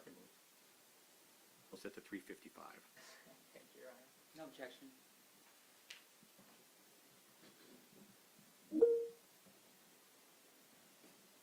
This is starting at 15:53:32. All right.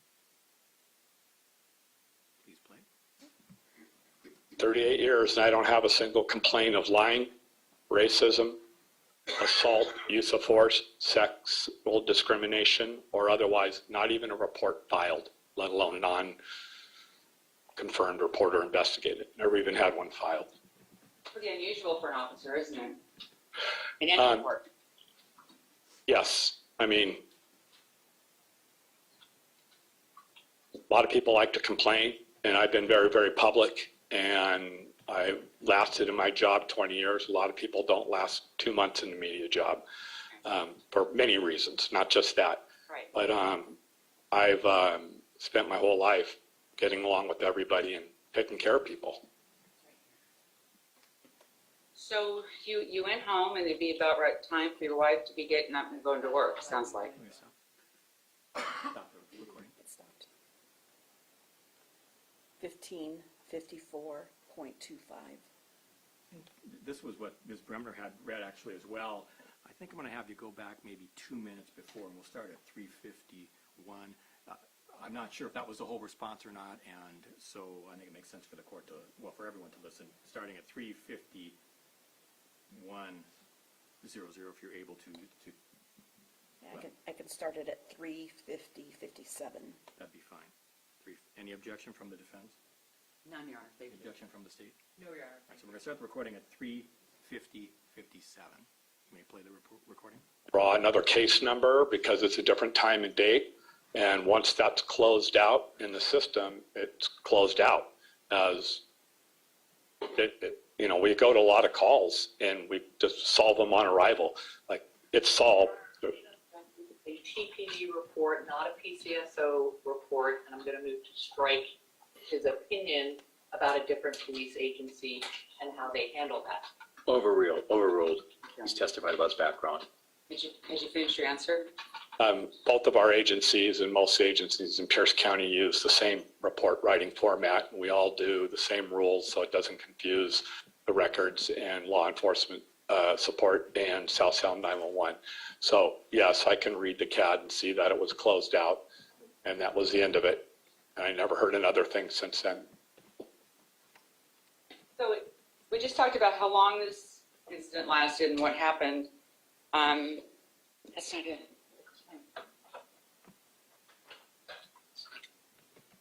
You weren't very far from home. So did you go home afterwards? Yes, And what time was it, do you think, when you went home? probably 20 minutes after. When the whole thing ended and everybody left, I went home. Same time. During this incident, did you ever, with knowledge of the information was false, initiate a false report of an alleged occurrence, i.e. a death threat? No. Motion calls for a legal conclusion. Overruled. Thank you, Your Honor. Let me ask you again. I didn't hear your answer. No, absolutely not. Just so it's clear, did you ever, with knowledge that the information reported, conveyed, or circulated was false, initiate or circulate a false report or warning of an alleged occurrence? Objection, Your Honor, legal conclusion for the jury to determine. Overruled. Thank you, Your Honor. And your answer is? No, I did not. And you're absolutely sure about that? 100%. Because I wouldn't do that.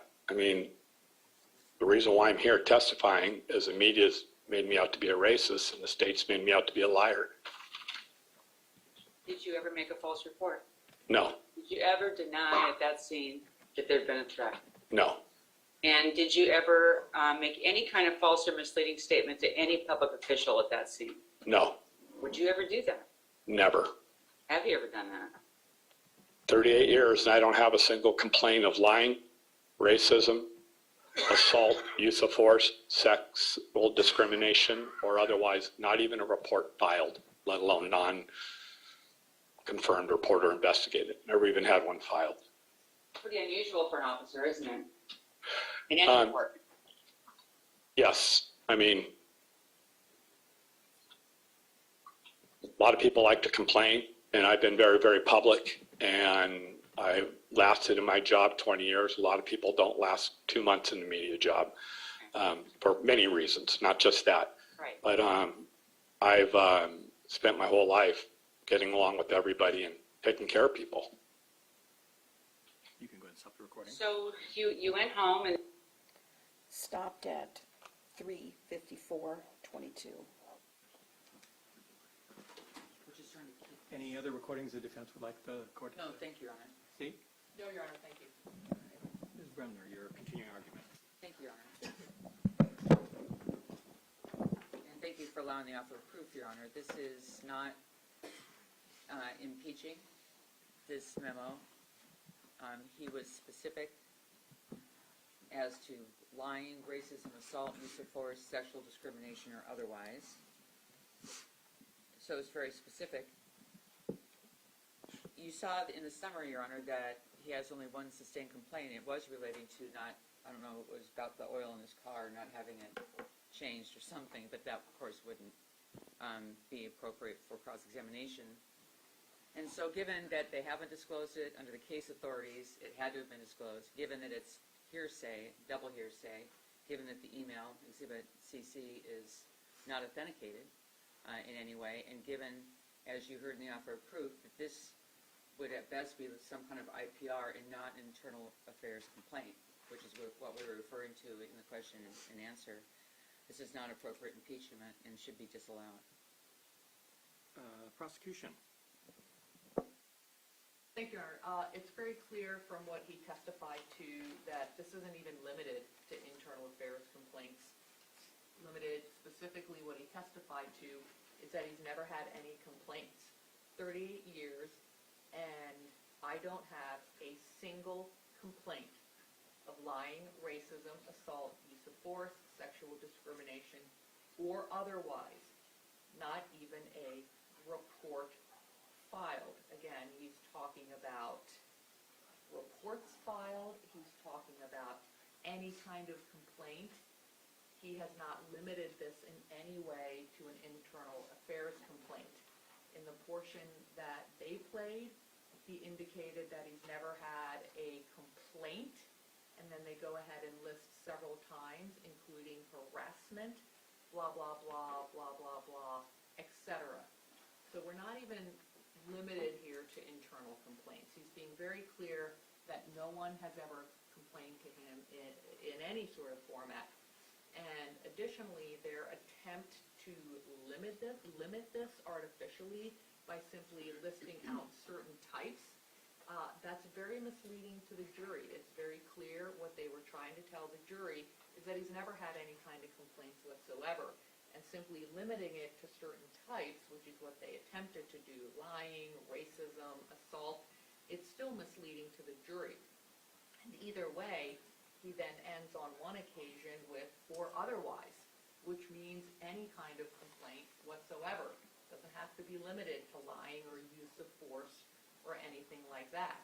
Also, the complaint that we're talking about is a complaint of harassment, exactly the type of complaint that he said he's never had. And there again, he ended with etc., meaning any kind of complaints. Now, the documents we're talking about here are not an email, Your Honor. It's an email with attachments attached to the email, which includes an investigative narrative written and signed by Lieutenant Jim Kelly of the Pierce County Sheriff's Office Internal Affairs Division. And as the court read there, Sheriff Troyer was interviewed specifically about this complaint and gave statements about it. He is in a unique position to be aware of a complaint that prior until we received it late Thursday night, we were not even aware of. And once we received it, we reviewed it the next day, and I'm sorry I said Friday, I meant Thursday. It's because court ended on a Thursday and not a Friday. So he's in a unique position to know these facts, and yet he testified contrary to these facts. Now, as the defense has noted, discovery is a continuing obligation, and here we disclose this information. as soon as we received it. And furthermore, this isn't rebuttal evidence. This is impeachment evidence, which only became relevant when Sheriff Troyer testified to facts that are not true. And the state is not required, and observers who are watching this, including who sent this to us, we're not required to imagine a scenario where Sheriff Troyer is going to get on the stand and lie. And when he did lie, we received this information, and it impeaches him as to that lie. If I can inquire, is it the state's intent to want to communicate this to the jury to show that the defendant's testimony was untruthful? Yes, impeachment So you're offering it evidence. for the truth of the matter asserted? No, Your Honor, impeachment evidence that when he testified that he's never had any complaints, that is false. That is the definition of impeachment. It's what they have been permitted to do this entire time with Mr. Altheimer, that if Mr. Altheimer says A, then they can then read from documents and say, well, isn't it true that A is not true? You also said B. No, that's the Authentic. exact definition of substantive rebuttal evidence. We want Impeachment would be the light's red, somebody else says it's green, and your argument would be, we don't know what color the light was. You're attempting to offer this to show, in fact, that the defendant testified to something untruthful, which is to be able to argue what he said was not true, as opposed to we don't know what to believe, which would be impeachment. Your Honor, he has told this jury that he's never had a complaint filed, and that is incorrect. And Substantively, that you're arguing that's incorrect, not impeachment. I don't think that distinction matters, and I don't think that the issue of authentication even matters here. He knows that he was interviewed about this complaint. He knows he's had complaints filed against him. And the narrative written by a member of the Internal Affairs Unit further goes on to say that he had 9 prior complaints. This one that we have the details about, that was his 10th complaint up to 2015. So it is not accurate for him to get up here and say, I've never had a complaint of any kind, when we know that prior to 2015, or at least by 2015, that he's had 10 complaints. And this 10th complaint is about a complaint, literally, of harassment, which he said that he's never had. And we think we should be able to introduce that to combat the untrue testimony in front of the jury that he's never had a complaint.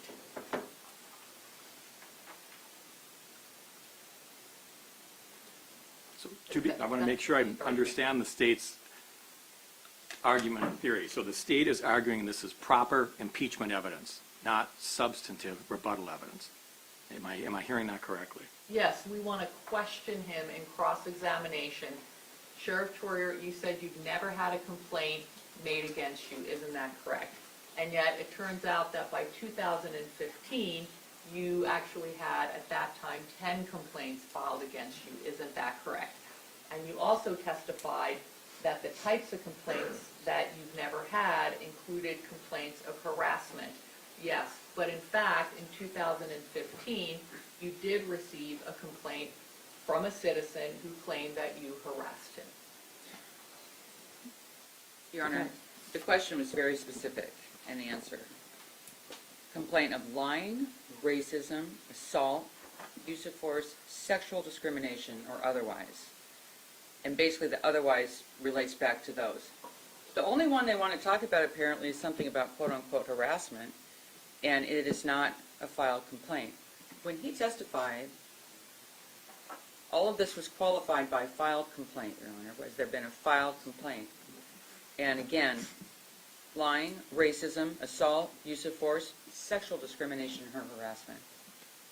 As far as I can tell, they just have the one that they want to get into, which was not, it was not concluded against the sheriff, and it's not an internal affairs complaint, so it doesn't fall in any of those categories, so it's not impeachment. As the court has stated, it is offered for the truth of the matter. They're trying to get in and dirty up, trying to malign the sheriff, and then they're going to say, well, you had 9 complaints. He was exonerated. He was found not guilty. So That doesn't even impeach because we talked about complaints and qualified it as I've just stated. So they can't impeach, have you had a complaint for assault or sexual discrimination or harassment, racism, lying, etc., by saying over here, but you had 9 complaints on other things. That's what they're trying to do. And then we have to try a mini trial on every one of those and show how he was exonerated or it was not sustained, because the court knows there's various levels that the departments have in internal affairs, whether it's not sustained, exonerated, unfounded. All of those are quote-unquote not guilty. So there's 9 over here where he's completely exonerated or found not guilty or it's not sustained. Over here, we made a qualified, very specific question. They cannot impeach on all of those where he was essentially acquitted. And these complaints don't fall within lying, sexual assault, or discrimination, racial discrimination, in terms of what our question was. So, finally, the cases that I've cited, and of course the cases that interpret 4.7 all say impeachment or rebuttal, you still got to provide the evidence. And the state just said by their own admission they got it Thursday night. We got it Friday night. And we had to spend a lot of the weekend, trying to figure out what they're trying to do with it. We're in the middle of our case in chief. And this is not impeachment. This was not disclosed to us under the rule in violation of 4.7, the 2 cases that I gave you, Your Honor, and the uniform authorities on that. It is not impeaching at all what he said. And finally, it's simply an attempt to try and have basically a side trial on 9 unsustained complaints that aren't about. None of these are about what we asked about in the categories. And then finally, it's not authenticated, and it's not an internal complaint. It's not an IAS matter. It's just an email with some attachments. The fact that someone in internal affairs said something in a narrative, he even said, I don't know what we're doing. I mean, there's no finding. So it's unfair, patently unfair, to basically cross-examine on something that has no basis, doesn't bear on what he said, doesn't impeach, is hearsay, so it goes to the truth of the matter asserted, and should have been disclosed in discovery and wasn't. So we'd ask that it be disallowed. Thank you. Your Honor, they did the opposite of talking about sustained complaints. I've never had a complaint.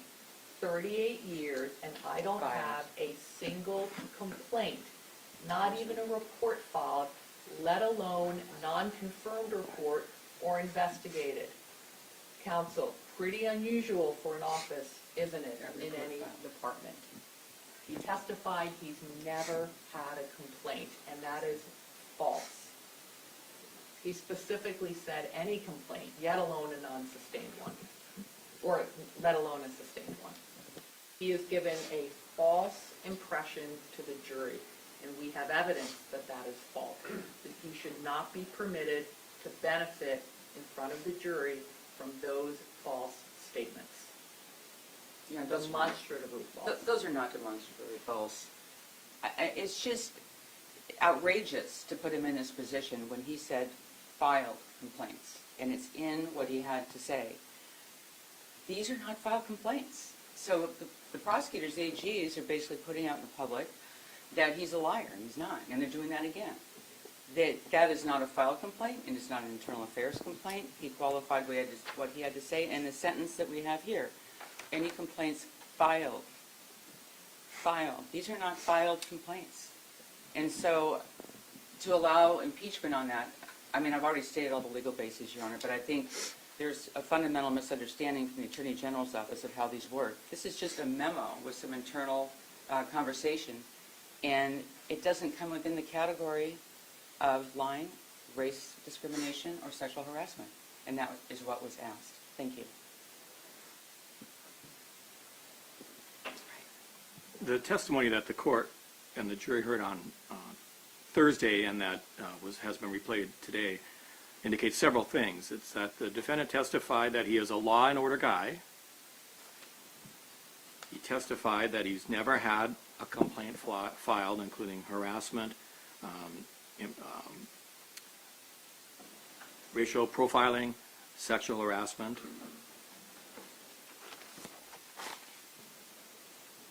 He testified that he gets along with everyone his whole life. testified that he, in his 38 years, has not had a single complaint similar to what I've previously said or otherwise. The defense, or the state, objected to this testimony. There was actually testimony about the defendant, about his family. There was testimony about some of the good works he's done in the community. There was actually a long exhibit. The court didn't allow the exhibit, but did allow defense to inquire concerning working with Rotary and other service clubs and with other victims of crime, etc. The state did object to that, and the court overruled it. And then this evidence, and the reason why the court overruled the state's objection is because this is character evidence under ER 404A. Character evidence is not admissible to prove that a person acted in conformity with the character with respect to that evidence, except 404A1, character of accused, evidence of a pertinent trait of character offered by an accused or by the prosecution to rebut the same. That's why this evidence was admissible, is to show his character to the jury. The final part that we've heard today is really to show the character evidence of the defendant concerning integrity, honesty. He's never had these complaints, and that's the reason why that's admissible. The state's request to bring in evidence concerning Exhibit CC, and the court inquired a couple times about this, is to impeach him. It's to show that, not that the truth of these prior complaints existed or that he ever has harassed anybody or made any racial profiling. That's not impeachment, and that's why the court asked about that. So if the state's theory, and the state's theory is, and the defense argued quite a bit about this, it's not proper impeachment. The court agrees. It just isn't.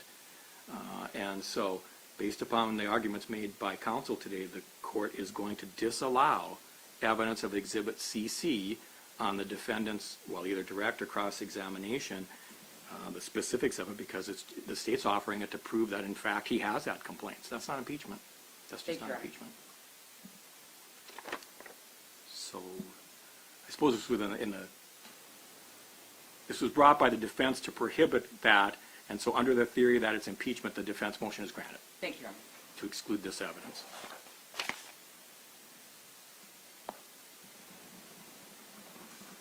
I want to add one other thing that actually I've been thinking about over the weekend, because both parties have made narrative objections to witnesses that were being questioned by the other side, and I don't know why something just seemed wrong about that, but going to Teglin on pages 600 and 601 of Teglin, Teglin says that a non-responsive answer can be only objected to by the party doing the questioning. It's not a proper objection by the opposing party. Now, other objections could be there, but not non-responsive. And so on 600 and 601, I have, on both sides, granted narrative objections, and I've done so improperly. And so I just want to let the parties know that. And so if that means that you may need to call someone back, that I precluded testimony that the court should not have, potentially you may do so. I'm not quite sure that's of your concern, but I wanted to let the parties know that just going forward anyway, if there's a narrative objection from the non-questioning attorney, I'm going to deny that just based upon what I read in Teglin on 600 and 601. Thank you, Your Honor. Quick question, Your Honor. Please. If the court's analysis is that his testimony was character evidence under 404A, would the state be permitted to bring this in to rebut that character evidence as substantive evidence? Oh, I need a motion about that. I mean, that's I'm not the making court's that ruling here. now. Well, what's your argument? My argument is that this is substantive evidence to show that the character evidence that he put broadly in front of the jury, putting his character into evidence, can be rebutted by this substantive evidence that he has had complaints filed against him, including one for harassment. It's not for harassment. Your Honor, he never talked to harassment, and his answer was simply sexual harassment. And this would be, all the same arguments would apply, of course. I mean, this is hearsay. These are forwarded emails that could be manipulated. There's no authentication of these. I mean, they just showed up in a high-profile case, in somebody's inbox. I've made the same arguments on disclosure and everything else. And, of course, a potential mini-trial on every one of these where he was exonerated. So I don't see that there's any basis for this to come in at all. Very unfair. and very troubling to me, frankly, to try and smear Sheriff Troyer yet again when there's not a basis to do it. I mean, the qualification, apples and oranges. They're talking about harassment. His answer was on sexual harassment in part. So we'd ask that their request be denied. Thank you. Oh, no, in part of what the court played, he did not say sexual harassment, he said harassment. And the complaint that was made by the citizen was that he received a Facebook message from Sheriff Troyer that put him in fear of losing his job and in fear of retaliation from law enforcement. That's harassment. And the court will recall that I objected multiple times to the amount of character evidence that was being put in here. It went on for like 30, 45 minutes, and I objected multiple times that this was improper. He's the one who has chosen to bring all of this in. We should be able to rebut that. It is accurate that the state objected, but it was not improper evidence that the defense was trying to elicit. It was proper evidence as character evidence. And while at some point the court does have some discretion with respect to how far to let that go, that's one of the reasons I denied the pictures of the family to come in. That doesn't mean that it was improper to bring up about the family or about other good works he may have done in the community, or with respect to whether there's ever been complaints filed. And so that's why the objection was overruled. It was proper character evidence the defense was attempting to bring up under 404A. So with respect to that part of the argument, the court disagrees with the state. Defense? Well, Your Honor, it's not a complaint. It's not a harassment complaint. And it's not impeaching because we didn't speak to anything other than sexual harassment. And the court, I'm sure, is aware, especially presiding in district court, that harassment has a different description or descriptor in the statutes.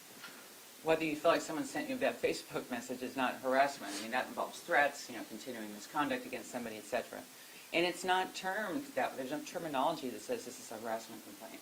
It's just another attempt for the state to try and come in and try to paint Sheriff Troyer with a broad brush of some kind of dishonesty, which just isn't there. And by suggesting it from this, I think is basically mischaracterizing the email. And then finally, it's an email. It's not a complaint. It's not even internal affairs. So even today, going before you and people that are watching this, the prosecutors are basically trying to say it's harassment. That's not what it says. That he was dishonest. He wasn't. That when he testified, they should be able to impeach him with this. Well, they shouldn't. Because what that was a Facebook message in an email forwarded to other people that came in to them on a Thursday night in the middle of a trial. It's not harassment. I mean, you can go all the way through that email and look for the word or statute on harassment, and it's not there. So I'd ask that the court adhere to its previous ruling, of course, but also deny the request to try and use what's in an email not authenticated. For the truth of the matter in this case, where they didn't disclose it, it's impeachment under 4.7. They should have disclosed it, impeachment or rebuttal. And finally, it's misleading under ER 403 because they're taking apples and oranges. He talked about sexual harassment complaints, that he hasn't had those. They're coming in with something called harassment that isn't. It isn't even stated that in the document itself. So we ask that you deny that request as well. Thank you. 404, the term character evidence is normally thought to encompass evidence offered for the purpose of showing a party's general tendencies with respect to honesty, peacefulness, carelessness, temperance, or truthfulness. Here he has put that front and center.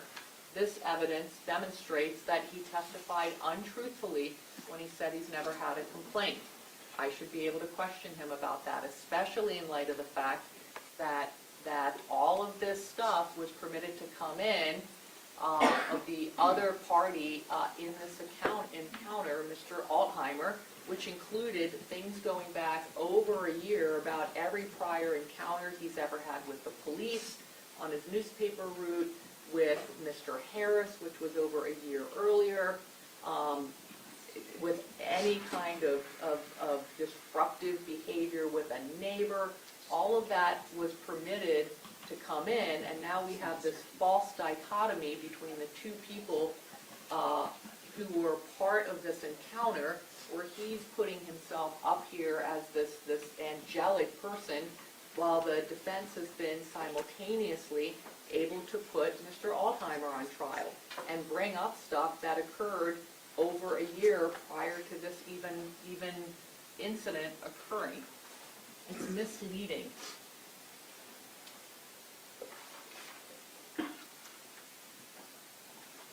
And I hope I said, if not, I wanted to repeat authentication, Your Honor. It's not even authenticated. Oh, yeah, on that topic, is the state offering, does the state anticipate offering Exhibit CC? Not offering the exhibit, but questioning him about it. I can offer it if the court wants. Well, this isn't about what I want. This is about what you want to do. Well, by offer, do you mean offer as in make part of the record, or do you mean offer as in publish to the jury? Correct. The second, the latter. The second. It would not be the state's, it would be the state's preference to simply question him about it, but if the court were to disallow that, we would offer it into evidence. Ms. Bummer? Your Honor, I just said, everyone has a right to a fair trial, even the sheriff, and to come in and try and impeach him on something that he didn't even assert, it is just fundamentally unfair. He qualified his answers: sexual assault, racial discrimination, etc., and filed complaints. That was his answer. This is not a filed complaint. This is an email with something double hearsay that talks about nothing within those categories that I just described. They've claimed it's harassment, that one paragraph or that one section of Exhibit CC relates to a harassment complaint. It doesn't even rise to that. So it doesn't fall within any of the categories that I asked them about. Therefore, it's not even impeaching. And then I adopt by reference all my other arguments on disclosure, double hearsay, authentication, and not proper impeachment. Thank you. The court does find that the discovery aspects of it, there was no state discovery violation. They timely provided the information to the defense, so the court's not persuaded by that argument. Here, can I make one last comment? Of course. I'm looking at the bottom of 2022 of Tegland on page 179. Character of defendant in a criminal case. Generally, the admissibility of character evidence in a criminal case turns primarily on tactical decisions made by the defendant. The state cannot be the first to introduce evidence of the defendant's character. If the defendant chooses to introduce evidence of his or her own good character, however, the state is entitled to rebut under 404A1. That's the state's final argument. Your Honor, it's not rebuttal to character evidence, and that was background evidence. The court did disallow family pictures. We offered those also to show that his family is mixed race, where he's been accused of racism or racial profiling. And so it should not come in because we hadn't opened his character. Then what's the relevance of the questions concerning that he has a good family and he's a good family man? What's the relevance of any of that? What's the relevance of the questioning concerning the good works he's done with respect to helping victims of crime and Rotary and other things that the defendant testified to? What's the relevance of him saying that he's never had a complaint filed against him and that he's a law and order guy? What's all the relevance of that if it's Your not Honor, for I wasn't done speaking. Excuse me. If it's not for character, Right. what is the relevance of that evidence? I was saying we did not open his character to the extent to where something like this should come in. Because how does this, even saying all of what you just iterated, Your Honor, how does it come in that there's something in an email that we don't even know who authored the email or forwarded, where somebody is quoted as saying certain things that don't constitute any of the items I've talked about: sexual harassment, racial discrimination, any of those things. So what they're trying to do now that they lost on that issue with the court is to come over and say, well, he opened his character so we can come over here with this ancillary, non-related, but extremely prejudicial evidence, because I can't have a mini trial on it. I'd love to call those witnesses. You know, say that's not the way it happened, it's not a complaint, it's not a filed complaint, etc. So for the same reasons, they shouldn't be able to get in impeachment, so to speak, on what was a filed complaint, and that's what he talked about. I haven't had these filed. How can they again turn around and say, but we can just get it over here because he talked about being law-abiding, nice guy, family man, winning awards? And finally, how does that paragraph in any way rebut his good character? I don't even know what they're talking about in that paragraph. It's somebody talking about a Facebook message. And I think it should be disallowed for all the reasons I've stated before. I understand you think disclosure is not a basis here, but frankly, it has so many evidentiary defects that it should not be allowed in front of the jury, and it's unduly prejudicial under 403. Thank you. Well, with respect to the last thing you said, do you have any authority that the state should be limited on specific instances of conduct and of character conduct after the defense has opened the door for admissibility of character conduct? Well, I mean, how does that, I mean, how does something that's relayed through a third party bear on his character? I mean, I guess we'll go back to relevance. I mean, how is it relevant that there was this information in an email? How is that relevant to rebut his good character? Steve? I didn't look that up. That was my final argument, Your Honor. I don't have any more argument on this. I mean, is it a specific act of misconduct? It isn't. I mean, I'm not understanding how that should be allowed in a criminal case against the defendant.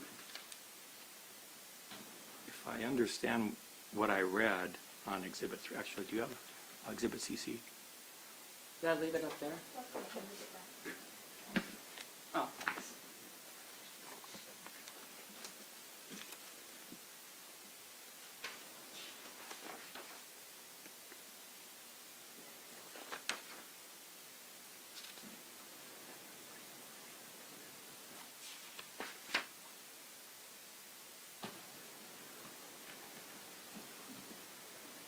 As the court understands what's been written in the Exhibit CC at page 000923, this individual, in response to an officer shooting in University Place, and this person's a family member apparently, said, quote, your department got off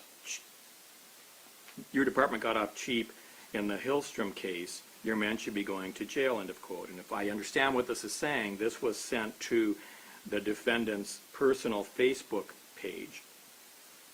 In response,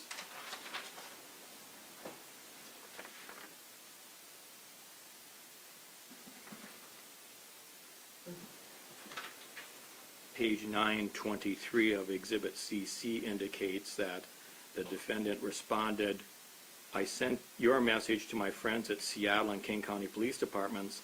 I have also sent it to my friends work security at Quest and Safeco Fields. You seem to have some animosity towards police.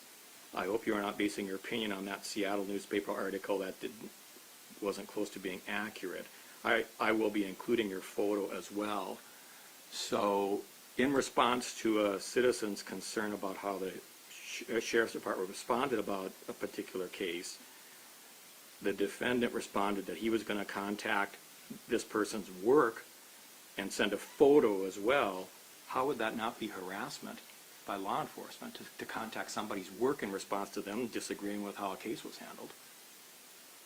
No, he didn't do that, Your Honor, and harassment is not defined that way. And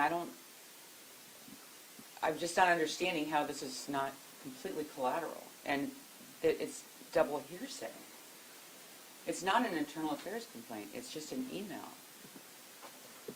The court understands the defense is trying to limit its questioning and the defendant's responses to internal affairs complaints, but that's not how character evidence works. If you're going to say somebody has great character and there's some information that in fact that's not correct, should not the jury hear that it could potentially be a half-truth, that the only reason that all the complaints would have come up in the Sheriff's Department would be to show character evidence? What other reason would there be for that, to show that He's been a good law enforcement officer. He's served many years, understands the community, has worked well with the community. That's all legitimate for the jury to hear. But in this case, if in fact there's information that a citizen's workplace environment was contacted, potentially for the reason of maybe even having the person lose their job. They were not contacted, Your Honor. That's not, I should have said that earlier. You're right about that. He chose not to send it, but he told the citizen, I'm going to talk to your employer. Whether or not a reasonable person would consider that to be harassment or a threat, that's really what the jury could decide with respect to whether, in fact, this would show that a character trait being offered by the defense, one of integrity, is not proper. If, in fact, the jury believes that doing something like this is not, would be someone with good character, then they can reject all of this. But the state seems to have a point indicating that this is not someone with good character that would threaten someone's workplace when they particularly are working for a law enforcement agency, if that's how the jury perceives to respond to what the defendant allegedly Well, wrote. Your Honor, this is someone that was working with police that had shown animosity toward police. It was a private Facebook message in exchange. No workplace was contacted. Nothing like that. It's just a dispute saying if you're working with police, you know, that you certainly aren't pro-police. And so I still think it's ancillary. And how does that go to character? I mean, does it show he's not law-abiding? No. Does it show that he's not honest? No. Does it show that he's, you know, in some way, you know, defective of character? No. You know, it's just a dispute he had with somebody. And it's hearsay in an email. And so it doesn't even rebut the character evidence through specific acts of misconduct pertinent to the character trait, you know, that we put in issue. And that's the other thing to look at. I mean, it's not just general character. I mean, you're talking about what kind of character trait. So, and what year was that? What year was that? What year was that? It's like 10 years ago, Your Honor, so it's remote in time. 2000. On that topic, it was 38 years of good character is what the testimony was about. So remote in time seems to be something the defense opened by bringing up the whole 38 years. You know, Your Honor, if I didn't do that, I'd be remiss. This is a very serious case. This is the sheriff of Pierce County. You know, he is entitled to tell the jury about his career and what he did properly in this case, especially when it's been misreported in the press for a long time. It is this alleged allegation, you know, whatever it is, still, I don't believe should be used by the state to rebut character evidence. And I don't see what character trait it goes to. And now I'm going to have to find this witness and the people in the email so that I can go ahead and deal with this evidence head on. It'll prolong the trial. Counsel often talks about mini trials. This would be a mini trial. I can't just let it go if it's going to be in front of the jury, go unexamined and not rebutted or at least examined by me. If the defendant had not taken the stand, the court agrees with you.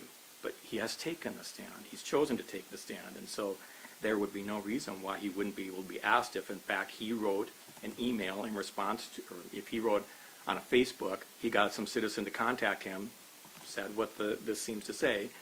Either he remembers it or he doesn't. And then if he did a response, he either remembers it or he doesn't. Okay. And so...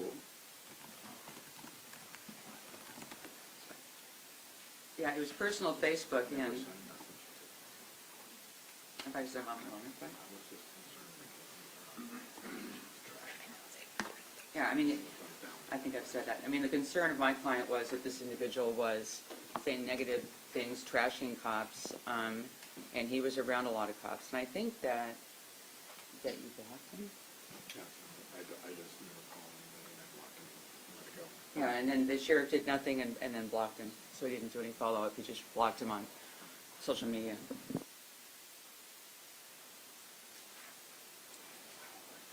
That's okay. See anything else? No, Your Honor. Tegland at 128 and 129 states that as a general rule, the notion of opening the door is concerned with relevance, not hearsay. And then Tegland cites where rebuttal hearsay is allowed, and specifically in the case of Eng versus Martin on page 129, there's a long quote, and then the quote, the trial court said, quote, "To close the door on the subject because it came on the form of a rebuttal would give, in this case, plaintiff an unfair advantage and limit the proof to have truths concerning character evidence. Rebuttal hearsay is allowed with respect to character evidence, assuming, and the defense has somewhat talked about this, assuming that the rebuttal character evidence is relevant, and the court does find in this case that it is relevant because the defense opened the door on multiple topics concerning the integrity of the defendant. I would note at page 130 of Taglin writes, as a practice tip, watch what your client says on direct examination. Above all, advise your client not to make sweeping claims about honesty, truthfulness, obeying the law, and the like. If the claims are true, no harm is done. But if the claims are even slightly exaggerated, your opponent will seek to expose the truth and may be able to do so through the open door rule. As the court has indicated, the defense was completely proper in bringing all this character evidence. It was just proper, and that's why the court overruled the state's objection to it. Ms. Bremner is completely correct on this. She is entitled, the team is entitled to represent their client, to have the jury hear a long history of what the defendant has been involved in. And Ms. Bremner said, to shortcut that would be grossly unfair, and I agree. That's why it's all admissible. The defense should be able to humanize their client, and this is kind of ancient concepts with respect to character evidence. State can't bring up character evidence in a criminal case, in its case in chief, but if the defense brings it up, then it's fair game under the opening the door concept. There are several cases in Tegland which the court which discuss this concept with respect to opening the door after character evidence has been admitted by the defense.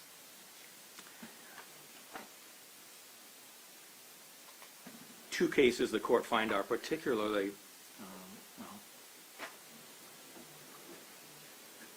before I do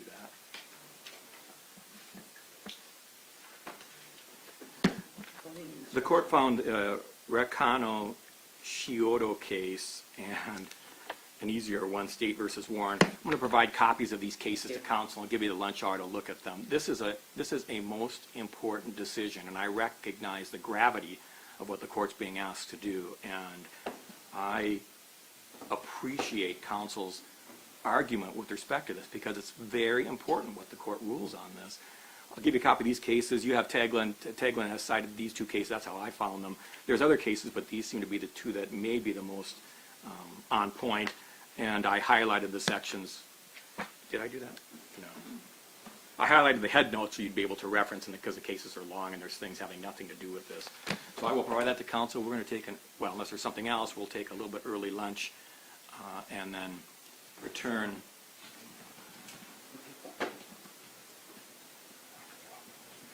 We'll return at 1 o'clock. Do the juries have the lunch? Yes. All right, thank you. So we'll return at the normal time of 1 o'clock. I want counsel to have a chance to fully explore what at least the court sees under Taglin is the law or maybe the law. So I'm going to hand this, and there should be 2 copies of each case.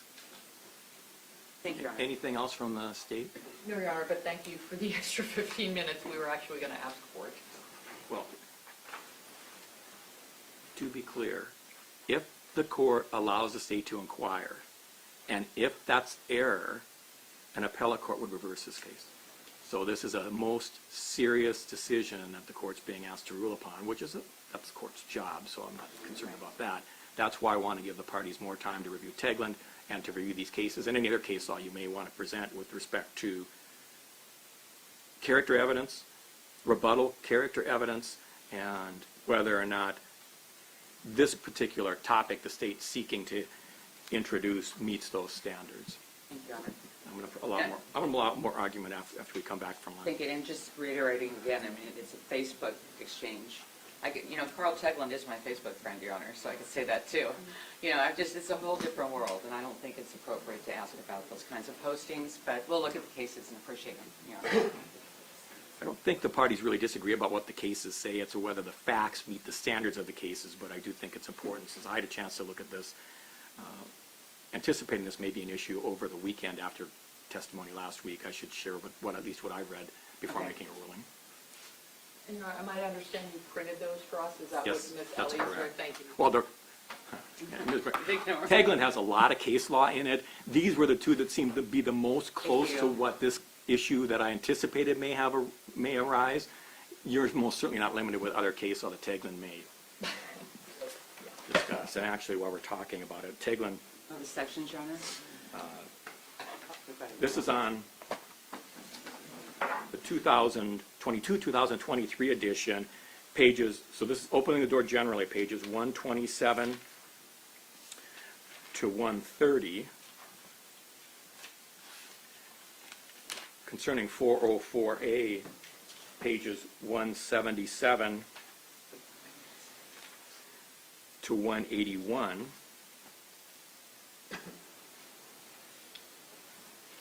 When you do that.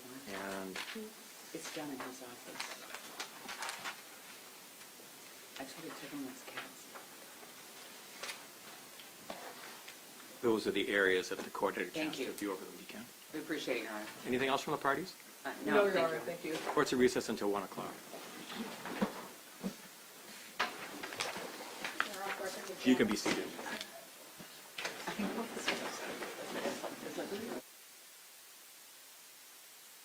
Recording stopped.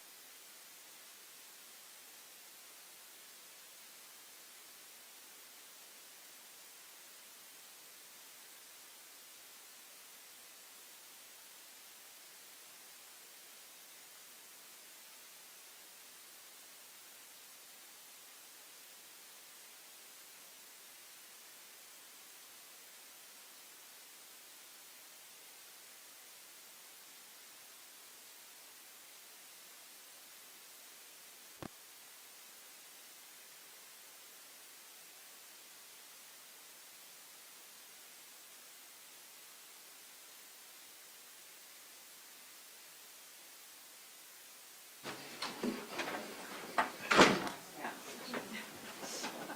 I'll give him a couple speeches.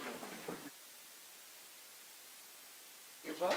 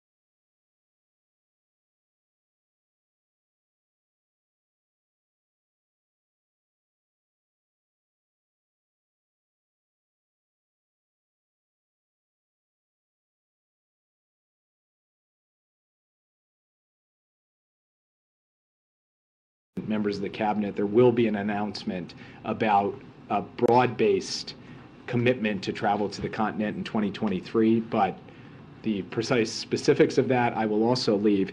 And then we are very mindful of this argument that says, okay, you hold a summit and then everybody goes home, and doesn't it just go back to business as usual? That's why in my opening remarks I made a point of stressing that we are in fact going to appoint a special representative for summit implementation. That will be his full-time responsibility, just to implement what comes out of the summit. And this is not just somebody off the street. This is Johnny Carson, who is an absolute legend of diplomacy coming out of the United States on Africa. And he brings, as I said before, nearly 4 decades of experience and relationships across the continent. So we think there is not a better signal or a better person in terms of the fact that we are going to have a real genuine follow-up than the fact that Johnny Carson's going to be riding herd over that day in, day out. And if he puts his mind to something, he will get it done, and he will do so with the full authority of the President and the Secretary of State. Quick follow on Trevor's questions. Has there been any progress on Secretary Blinken's travel to Beijing? Any updates on? Nothing to announce today, although as the 2 presidents indicated coming out of the summit in Bali, we have an expectation that that will be coming in the relatively near-term future. Yeah. Jake, one question on the summit and one on another topic. On the summit, I wanted to ask about the invite list. Earlier this year for the Summit of the Americas, the administration did not invite countries such as Cuba, Venezuela, and Nicaragua because of concerns about human rights and democracy. But on the invite list this year, or this week for the African Summit, you have countries like Ethiopia, Zimbabwe, and Equatorial Guinea, where the administration has also expressed concerns about human rights or democracy issues in those countries. So can you walk us through sort of the discrepancies there? I mean, does the administration have a lower bar for human rights in Africa than countries closer to here? Well, we have a common bar for human rights the world over. The way that we went through the invites for the African Leaders Summit was to do so in close consultation with the African Union. And there are 4 countries that are currently suspended from membership in the African Union. They were not invited. There is 1 country with whom we don't have normal diplomatic relations, Eritrea. They were not invited, and everyone else was invited. And we will, of course, speak to the universal values of human rights, democracy, good governance, anti-corruption over the course of this summit. But that's how we ended up with the invite list for the African Leaders Summit.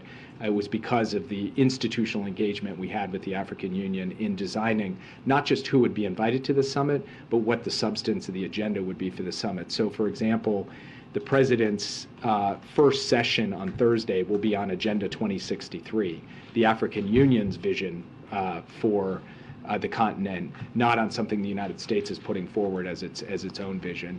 But nonetheless, you will see a commitment over the course of 3 days to civil society, to lifting up civil society, to lifting up the voices of those who are seeking human rights, good governance, democracy, and so forth. And then, of course, he will have a session on elections in 2023 to speak to the importance of free and fair elections in Africa as part of this.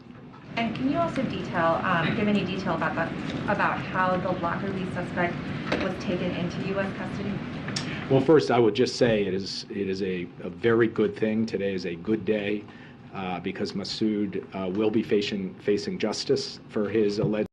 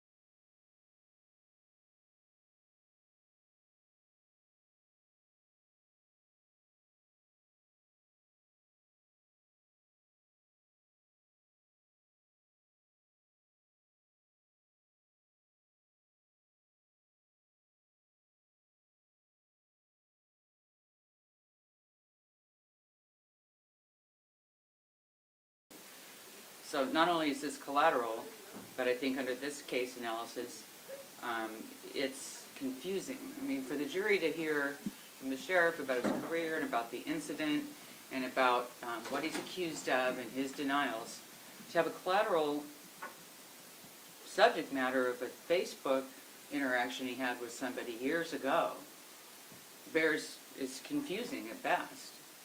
It doesn't bear on the principal issue in the case, and it's confusing under ER 403.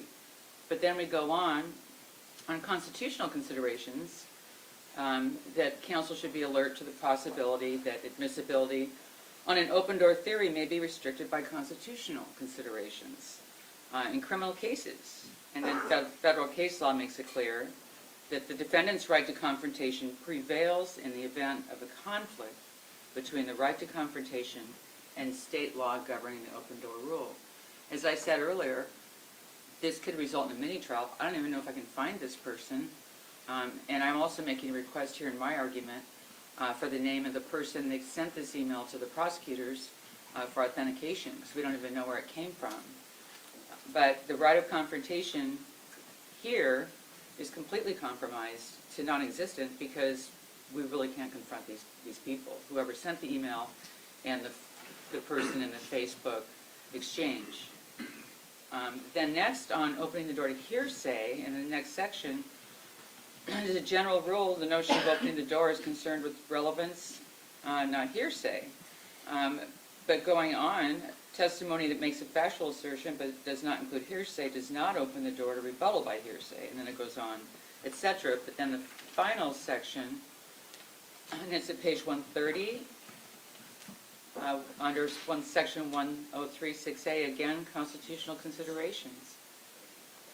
Counsel should be alert to the possibility the admissibility of hearsay on an open door theory may be restricted by the constitutional considerations in criminal cases. Federal case law makes it clear, again, that a defendant's right to confrontation prevails in the event of a conflict between the right to confrontation and state law governing the open door rule. There are some Referencing on that topic Crawford versus Washington. I'm sorry, Your Honor? Are you referencing Crawford versus Washington concerning the right to confront? I'm just referencing Teglin and not specifically Crawford versus Washington. Thank you. But I will find that and then cite it, Your Honor. I think the other problem we have with this is that it is hearsay upon hearsay, so that compounds the difficulty of the Confrontation Clause. I mean, that we're not going to be able to in any way address what is in this, double hearsay, quote-unquote, document. And I don't even know if this person's been interviewed. Will you pull up Crawford? What was the case site again from the court? Crawford versus Washington. Washington. Thank you. I'm looking for it in Teglin.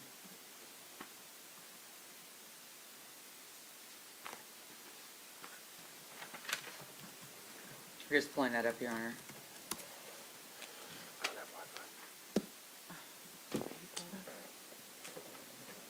Okay. Thank you.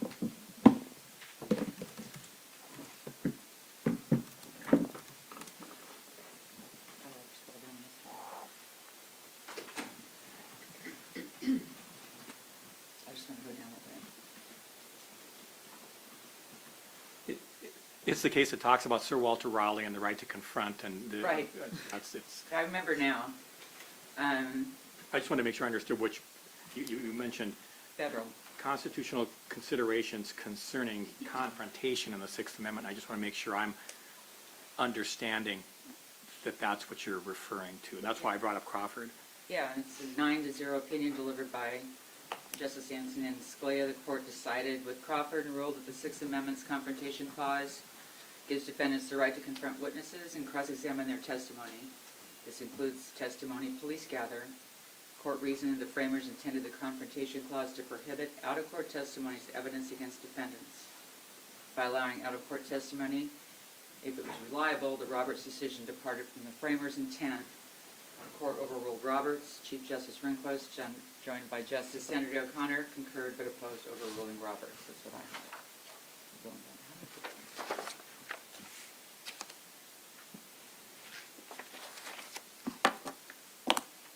That's all? Okay.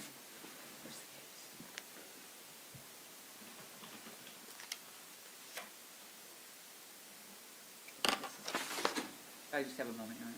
Of course.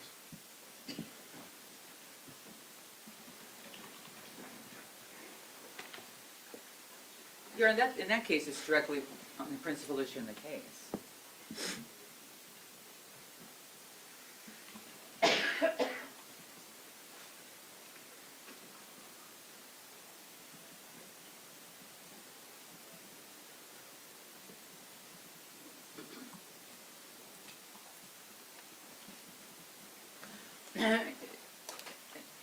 So he says, he stabs a man he claimed tried to rape his wife. During his trial, the prosecutors played for the jury his wife's tape-recorded statement to the police describing the stabbing. They contradicted him. Central, principal issue, that he stabbed in self-defense of his wife. Very central, very principal. Because it was pre-recorded, he couldn't cross-examine the statement. He claimed that the playing of his wife's statement without a chance for cross violated his Sixth Amendment right. That's completely different. And they also said in that case that it was reliable. There was a finding of reliability from what we tell. So that's in opposite, Your Honor, I think, to what we have here, which is just Facebook exchange in a document that's double hearsay, that's not authenticated. And it doesn't go to the principal or central issue in the case, it's collateral. And so for the reasons I've cited also in Teglin, it shouldn't come in. Thank you. Nate? If I could sit as well, it does help me see Please. my notes. That's why I was using the box last week, so I appreciate that we're doing it this way now.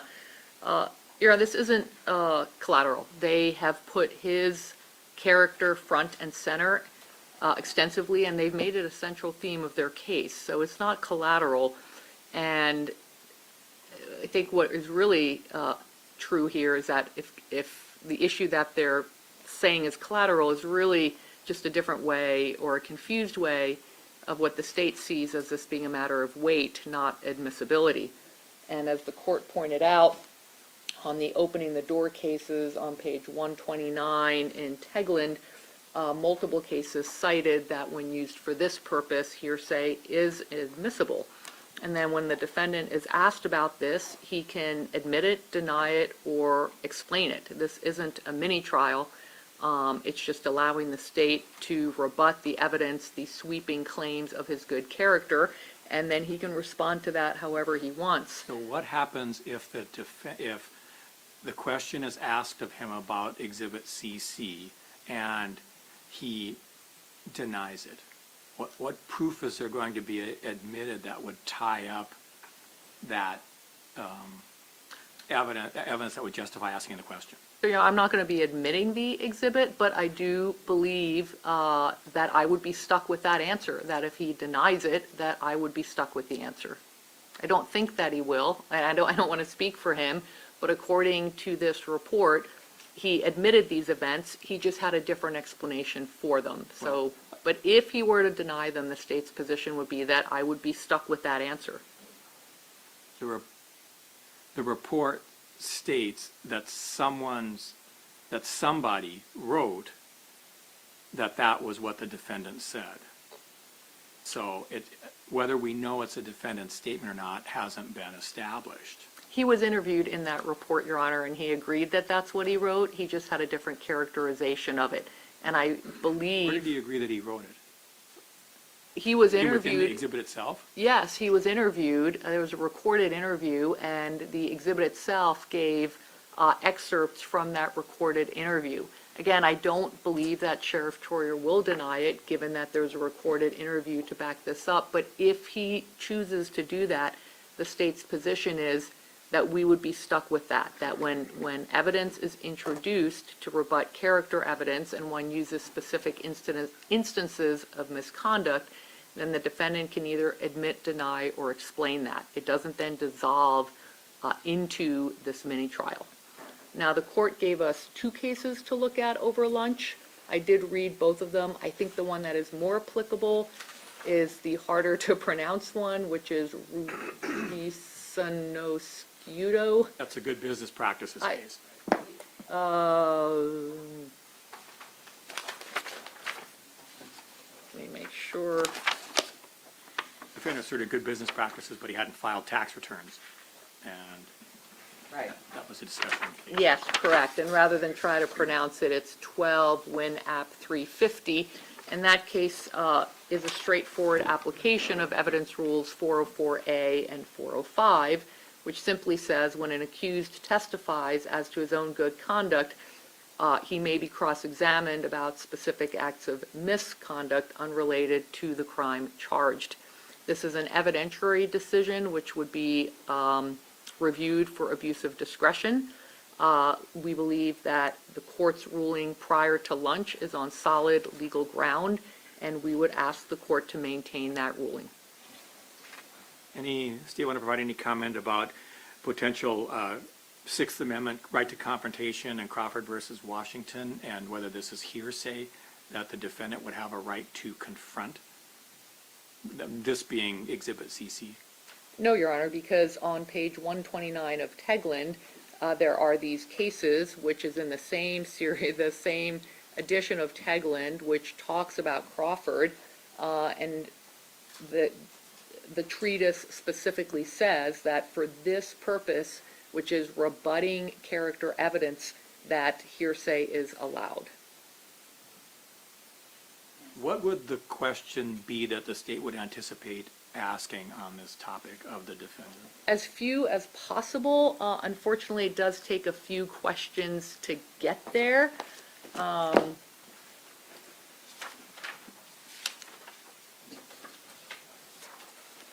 Something along the lines of, Sheriff, you testified on direct that you've never had a single complaint for harassment, and yet in 2015, a citizen who was the cousin of a mentally disabled man who died in police custody filed a complaint with the sheriff's office indicating that he felt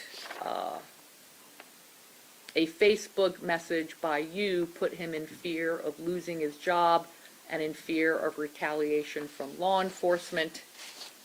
And then just briefly the facts. This citizen Facebook messaged you after a civil lawsuit was resolved that your department got off cheap in the Hillstrom case.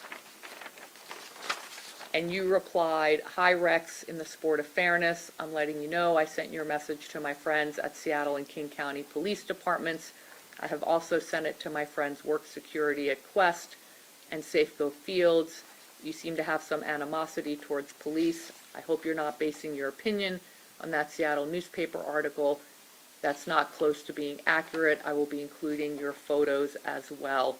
And I'm sorry, a preliminary question would be that by clicking on the citizen's post, that Sheriff Troyer was able to see that this person worked part-time security at sports stadiums and saw that he was pictured doing so alongside with uniformed officers. And that would be it. Does it matter whether the employment agent, the location of where the individual worked was not notified? No, because what is at issue here is the Facebook response message that he took to be a threat to his job and that he took to put him in fear of retaliation from law enforcement. It doesn't matter whether or not Sheriff Troyer actually followed through on that. What matters is that he sent this message.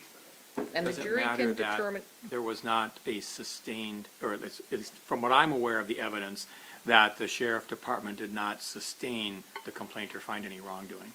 If Sheriff Troyer wants to say that, he's free to do so. So let me ask a better question. Does it matter with respect to whether this is proper, specific instances of conduct of bad character, that it was not found to be a violation of departmental policy? It does not matter because what the court is not bound by a Pierce County Sheriff's Office decision on whether or not a policy was violated. He testified that he's never had a complaint of harassment. This is a complaint of harassment, and it rebuts his testimony to that effect. Who says it's a complaint of harassment? Well, the court did about an hour ago, as did the state, which is... But I can't testify in front of the jury, so who's going to tell the jury this is a complaint of harassment?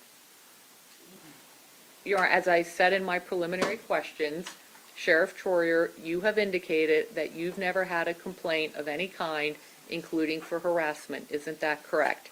And yet this citizen in 2015 filed a claim that he, and I can use the word harassment or not, if the court wants me to leave that word out, I can, but he filed a complaint that you sent him a Facebook message that put him in fear of losing his job and in fear of retaliation from law enforcement.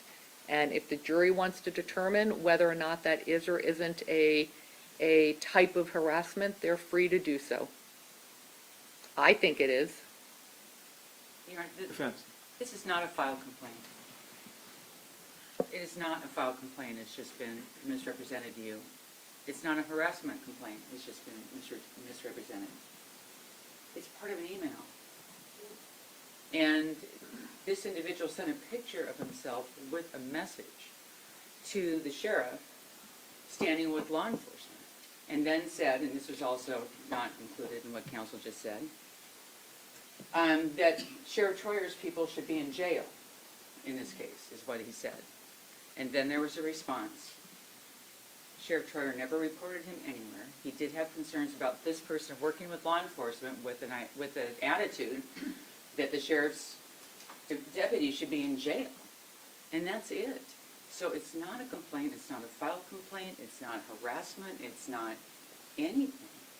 And also, when counsel was just citing from Teglin's at page 129 on some of the hearsay cases, that there was no citation to the Supreme Court case in there on Confrontation Clause.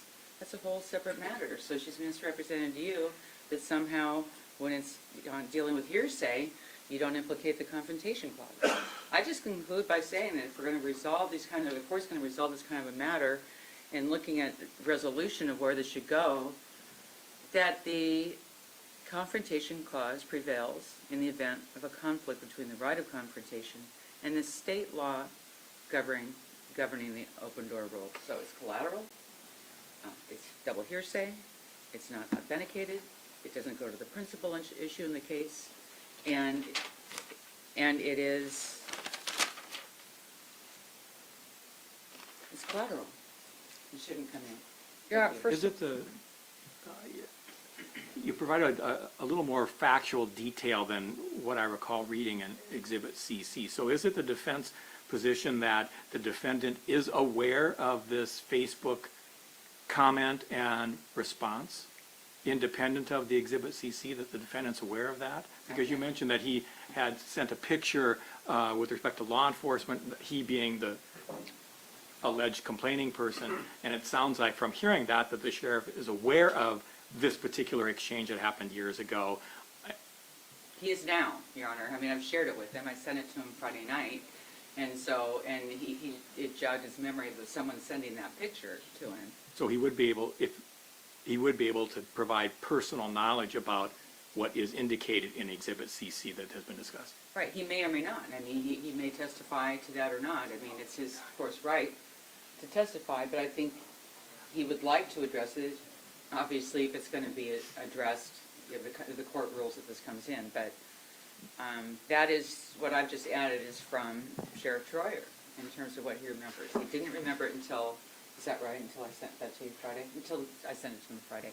I also just want to ask one more time that we be allowed to know who sent this to the prosecutors, because we need to be able to authenticate it. If the court's inclined to rule against us, I think it's completely not authenticated. Anything else from the state?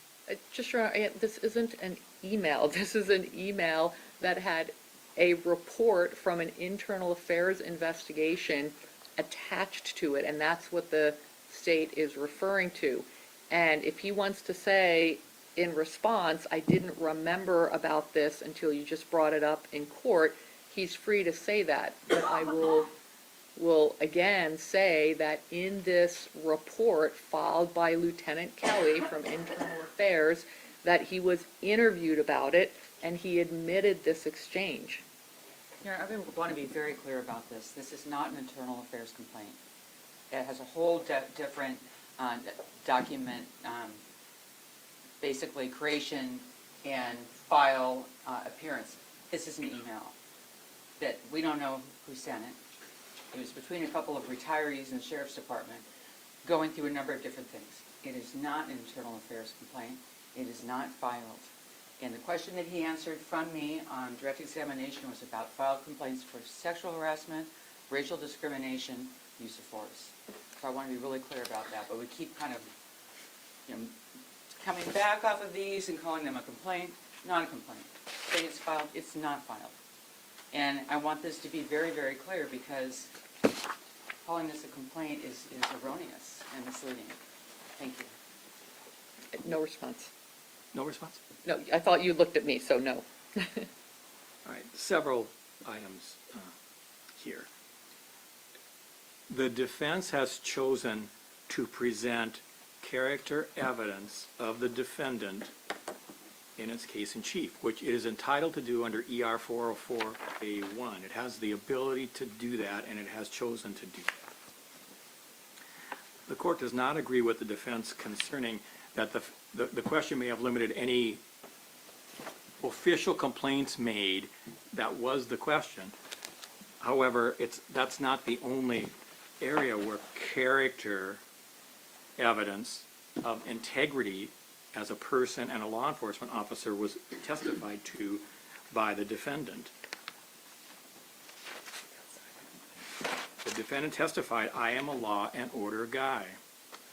He testified that he has never had various types of complaints filed against him, including others and harassment. So while it is true that Ms. Bremner's questions were very specific about specific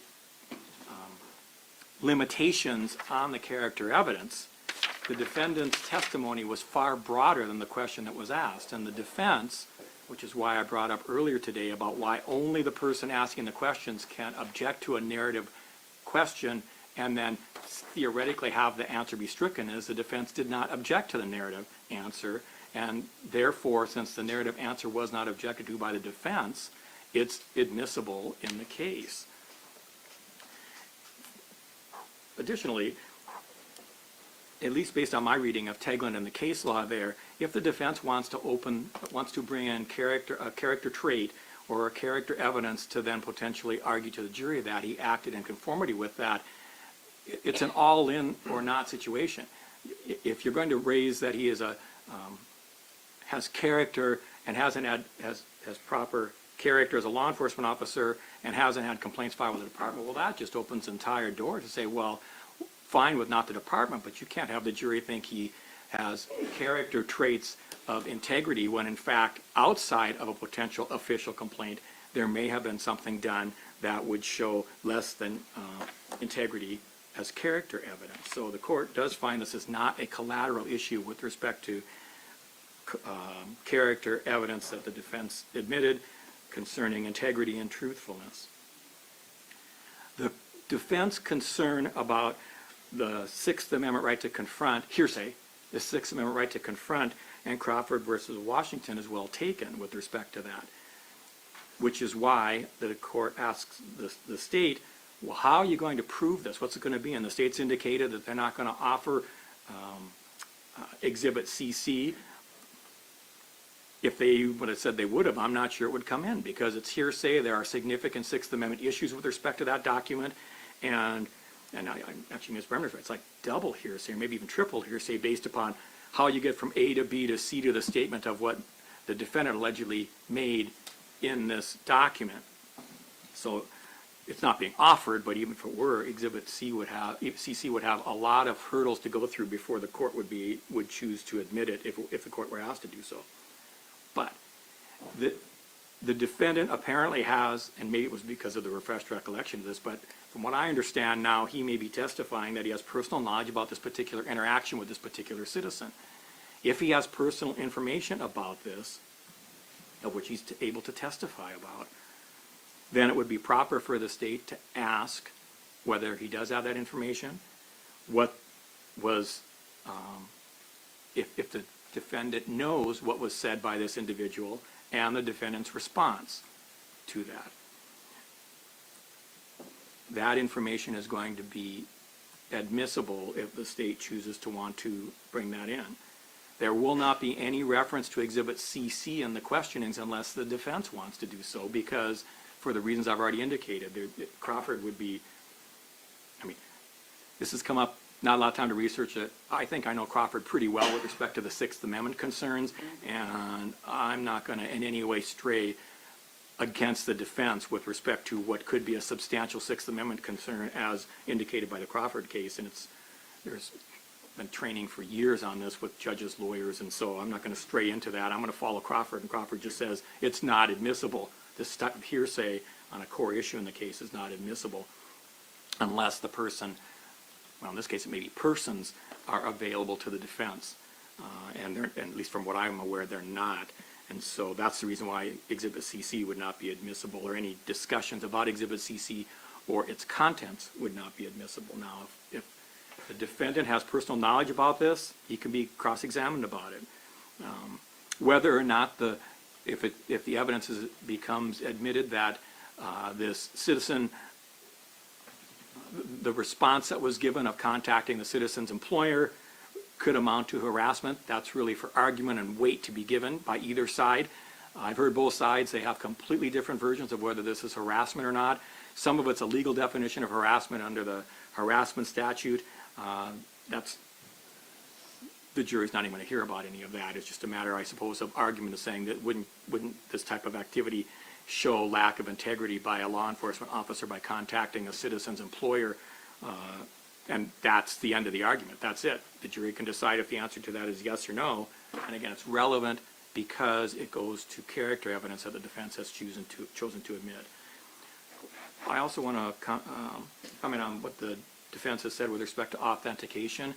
I don't see any way from what I've seen so far that Exhibit CC could be authenticated. And exhibits under the evidence rules have to be authenticated before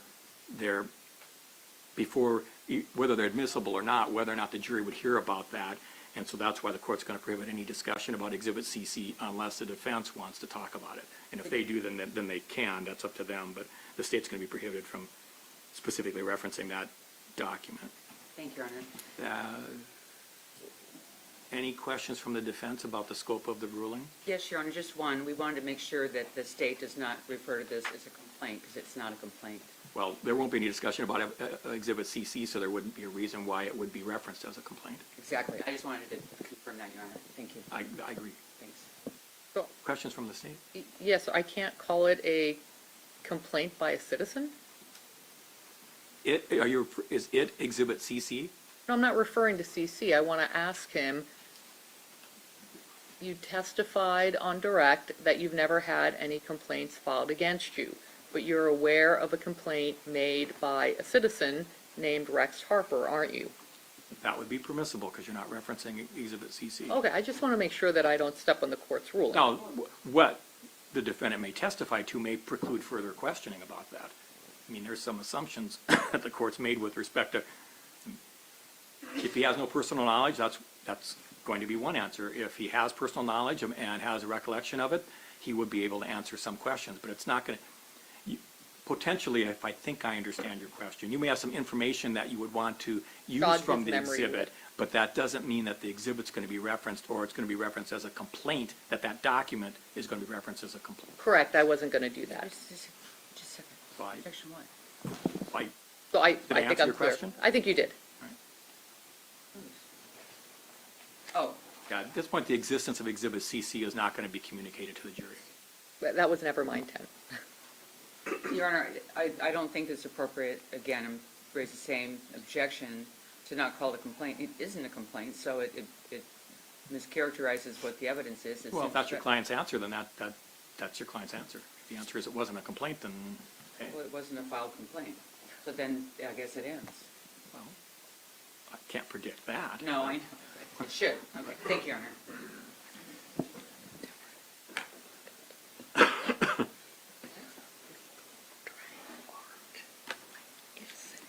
Okay, I said, one other thing I just want to state for the record, I'm reminded by Mr. Gross, he doesn't have personal knowledge. The sheriff doesn't have personal knowledge of whether it was filed as a complaint. What we have, he's never had a filed complaint. Everything he's checked, this is just an email, and doesn't say there was a filed complaint.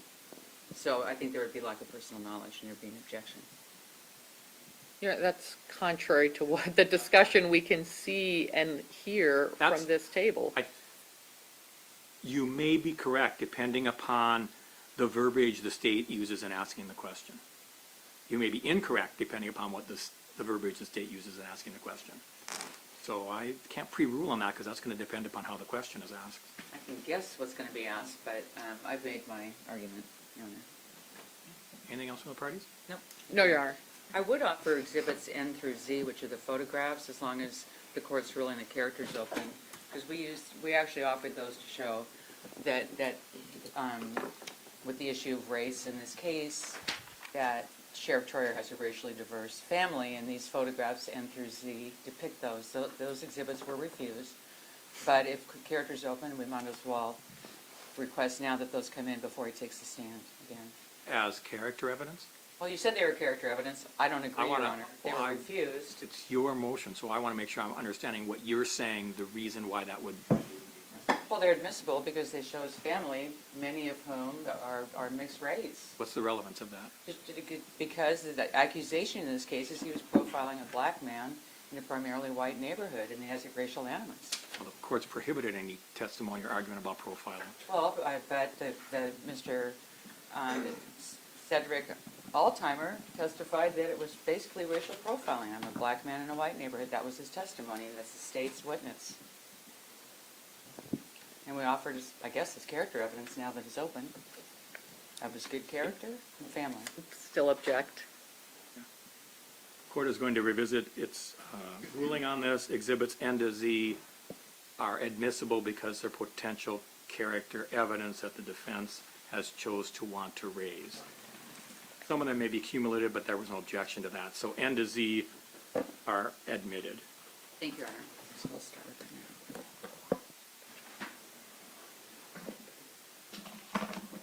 So when you go back up there, we're going to go through those. And then we go to one and we're going to go to Ventura. Does that sound good? Anything else from the defense before the jury is brought back? No, thank you, Your Honor. I'll start at the home. Anything from the state? No, Your Honor. Jury.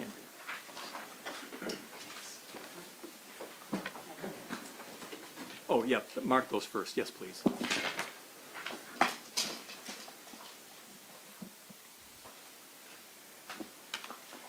I'm going to use the Elmo first, just warning you. Thanks.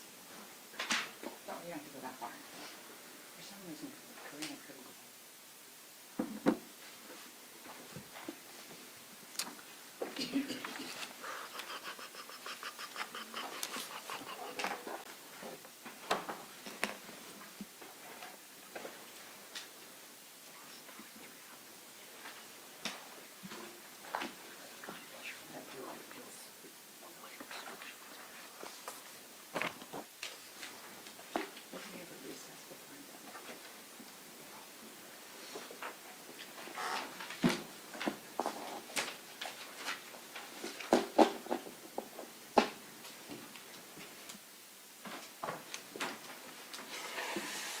Exhibits N through Z, N as in Nancy through Z, have been marked as admitted by the clerk. Thank you, Your Honor.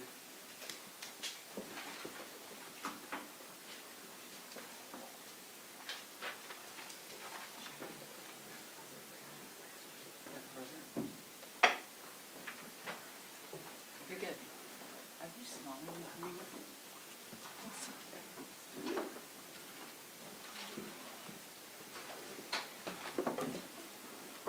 Is it all right if I move this back? Oh, yes.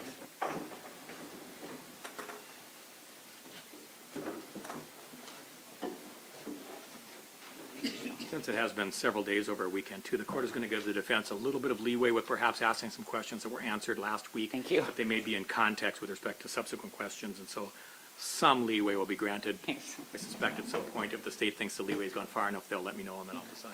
Thank you, Your Honor.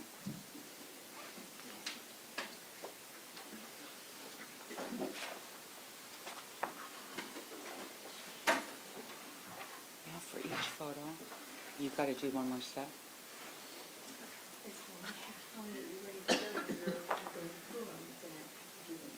Going through them just one at a time on here. Okay. I just didn't want to. I'm going to start with these just to get that done.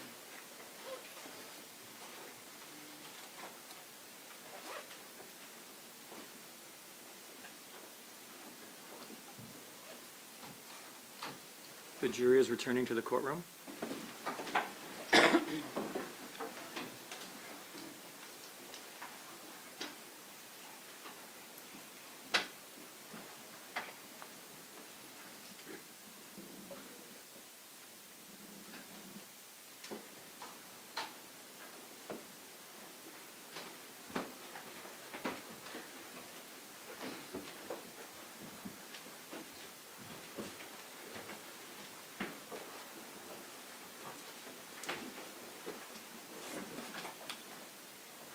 Thank you. Everyone may be seated. Members of the jury, I hope you had a good weekend. Thank you for your patience, but we're going to continue on. Ms. Bremner. Thank you, Honor. We recall Sheriff Troy.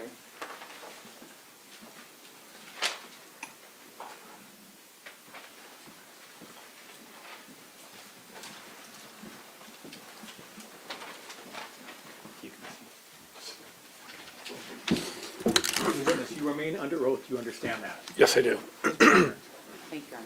Good afternoon, everybody, and good afternoon, Sheriff Troyer. I'm going to start with some pictures that we talked a little bit about last week. And with the court's permission, I'll put these on the Elmo. Granted. These are now admitted by the Please judge, let me by know the if you court. cannot see what's I will. Thank you.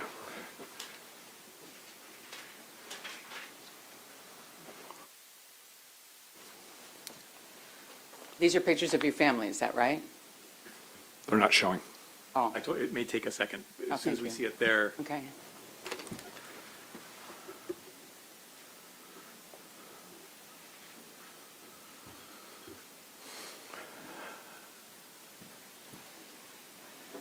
see it now. It looks just like that, blurry. Yeah, I'll let you know. If it's very tiny.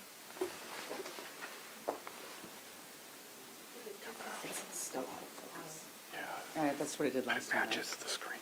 But look out of your way. Can you move it down just a little bit, the piece of paper?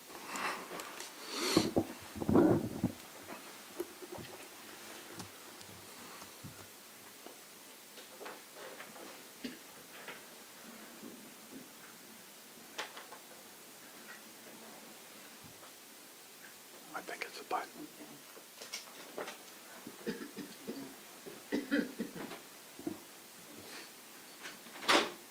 We will get this in focus. Thank you. They're going to get, I think, some help right here.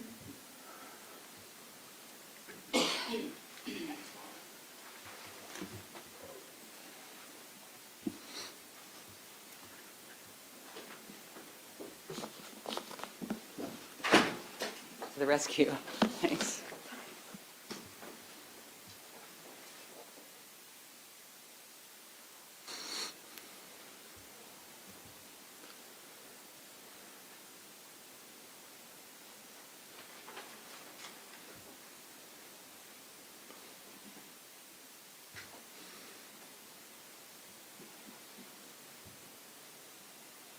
There it is. Thank you. Thank you very much for your help. Yes, I can see it. Is it in focus? Yes. Yep. Thank you. Ms. My Bremner. eyes. It's Thank you, not Your the. Honor. It's not the It's shown in screen. this picture, Sheriff. And this is exhibit number? This is N through Z, and this is N. Thank you. Of that exhibit, Your Honor, those exhibits. Who's shown in this picture, Sheriff? Well, they're in a jury box, but that's just. Well, is that they're- the event? They're in a jury box because this is when I was being sworn in courtroom 100 downstairs in the county city buildings, and they made accommodations to put my family in the jury box while that occurred. Okay, from left to right in the back row, who do we see? On the very far left, that's Jaden, my grandson. Next to him is Christian, my grandson. Kid with his hands up is Tyler, our son, and my sister and brother-in-law, Rusty and Michelle, next to him. And then in the front row is Wendy, my wife, and then my granddaughter Bella, and then next to her is my granddaughter Maya. Thank you. And showing you Exhibit O.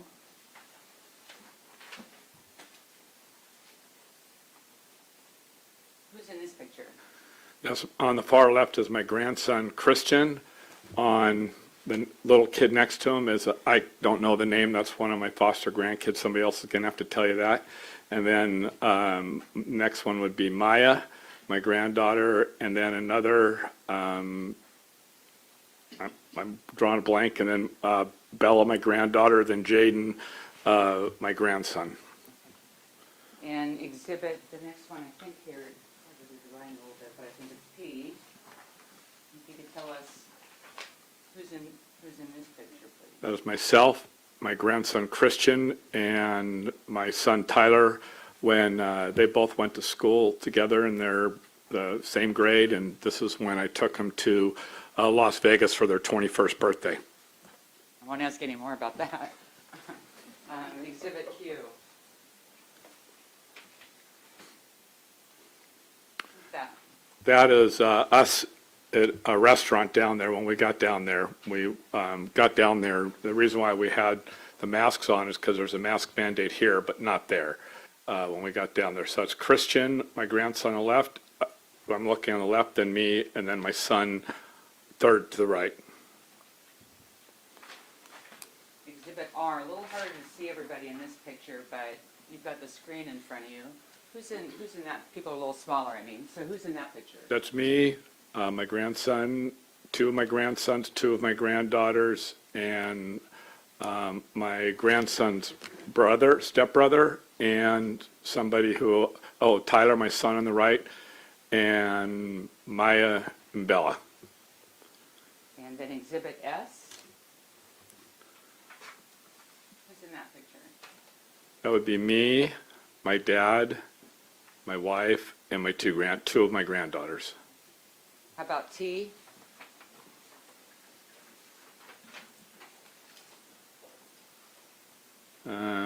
Another place that would be Maya, and then another little kid that lived at our house for a while, and I forgot his name. Wait, The one that my grandson Jaden's holding. Okay. Myself, my son, my wife, my granddaughter. The lady in the black, that first time I think you've seen here, is my daughter, Nicole, and she is a foster mom to the little ones that I've forgotten the names of. And I haven't really forgot the names, but I know I'll mix them up, so I'll just call them my foster grandkids Okay. that are sitting next to her. Okay. And Exhibit U. That's me and the boys. That would be myself, my son Tyler, my grandson Christian, and my grandson Jaden. And G. Okay. And then Exhibit number V is there. Myself and my two granddaughters. Maya on the left. Maya, myself, and then Bella. And That's the one of all of us at Halloween Town this year. And my daughter on the far left, my two granddaughters, my wife, and then they got masks on, but I'm pretty sure far right is my son Tyler, and the tallest kid in the back is my grandson Jaden. And that's me with the cowboy hat on. Exhibit K. My two granddaughters, Belle and Maya. That might be X, Ms. Bremner. I'm sorry. X, Exhibit X. It is, Your Honor. Thanks. Thank you. It's great handwriting. I just don't always read it right every time. Thank you. So I think then the next one is that a Y? I think it is. Is that a Y? What is the law? Okay, thank you. Exhibit Y. That's my wife and my granddaughter and myself in Las Vegas at one of her dance competitions. Okay, and then finally, Z. That's this Halloween with myself, my son Tyler, and my grandsons Christian and Jaden. Thank you. You testified previously about fostering kids, Correct. and I don't need to go back to the numbers and everything else, but one of your daughters is fostering kids, I think. Wendy. Correct. Our oldest daughter continues to foster kids, and you saw some of them there. They kind of come and go. And it's not all, in terms of what I just showed you, do you have any mixed race grandkids or kids? well, as you can see, one of my grandsons is black. My other grandson, the tallest one, is Native American, same with the two granddaughters. They're registered with the Cowlitz tribe. And so I have two, a son and a daughter that are Cowlitz, and then 4 grandkids. And then Christian, who is of color. When you couldn't identify certain of the kids, those were just foster kids of your, I just want to protect you a little bit there. They're littler ones, and I know their names are Paisley and some, and I just didn't want to mix them up and different ones, yeah. When we left off on Thursday, I said I was going to play the call. Do you recall that? The 911 call? Yeah, well, we call it the 911 call, but it's not a 911. Well, right, but it came from the center, yeah. So I'd like to do that now. Mhm. That's 2, isn't it? Is that, it's 6. I had 2 and 6 out. Thanks. With permission of the court, it is admitted, and I'd like to then play that at this time. This is Exhibit? 6. No objection. I'm sorry, state, my apologies. No Yeah. objection. That's Exhibit 6, granted, the defense may do so.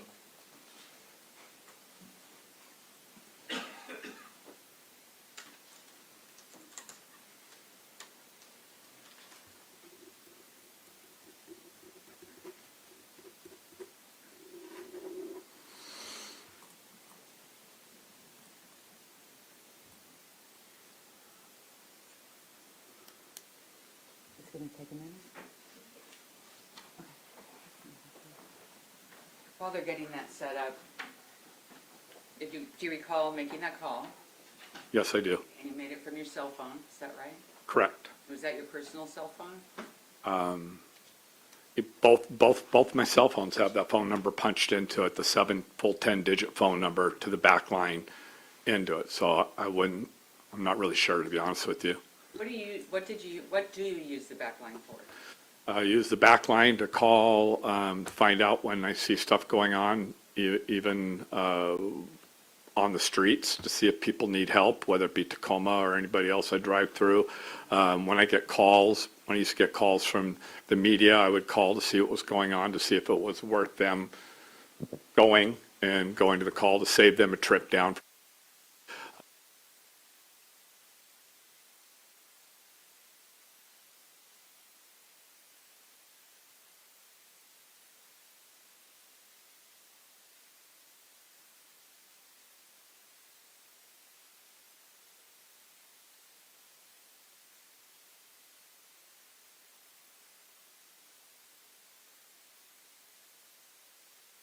Screen though.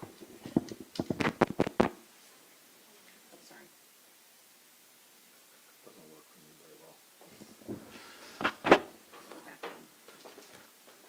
Is it working now? Yes. Yeah, working? So, pick up where the question was? Yes, please. So what do you use that back line? Well, I use it to call for multiple reasons, even if I know in the past where dispatchers have had problems with calls. I mean, I've had dispatchers and people in tears on certain calls where really heinous things have happened. So I may call and check in with them the next day or later that night. And in the same token, they would call me. It's a two-way line. So they would call me plenty of times to wake me up in the morning and have conversations or to let me know of major calls going on, and unfortunately, the really, really bad ones, they'd call me and always call me on all the ones where our people are hurt or killed. Okay. And in using this, in making this call, before, when you first came into the street where you saw Mr. Altimer, you were parked behind him? You went in, where were you parked vis-a-vis Mr. Altimer? The first time I physically saw him is when I pulled in behind him. We were both facing the same direction. He got out and approached my car. And were you ever then in a situation where the cars were facing each other? Yes, he drove off and went in. After the first confrontation with me, and that's when I called into the dispatch center, he drove off and went into the intersection and turned around somehow or another. I thought it was a U-turn, and came back at me and stopped. So our headlights were facing each other. At that point, I was on the phone with dispatch at that point.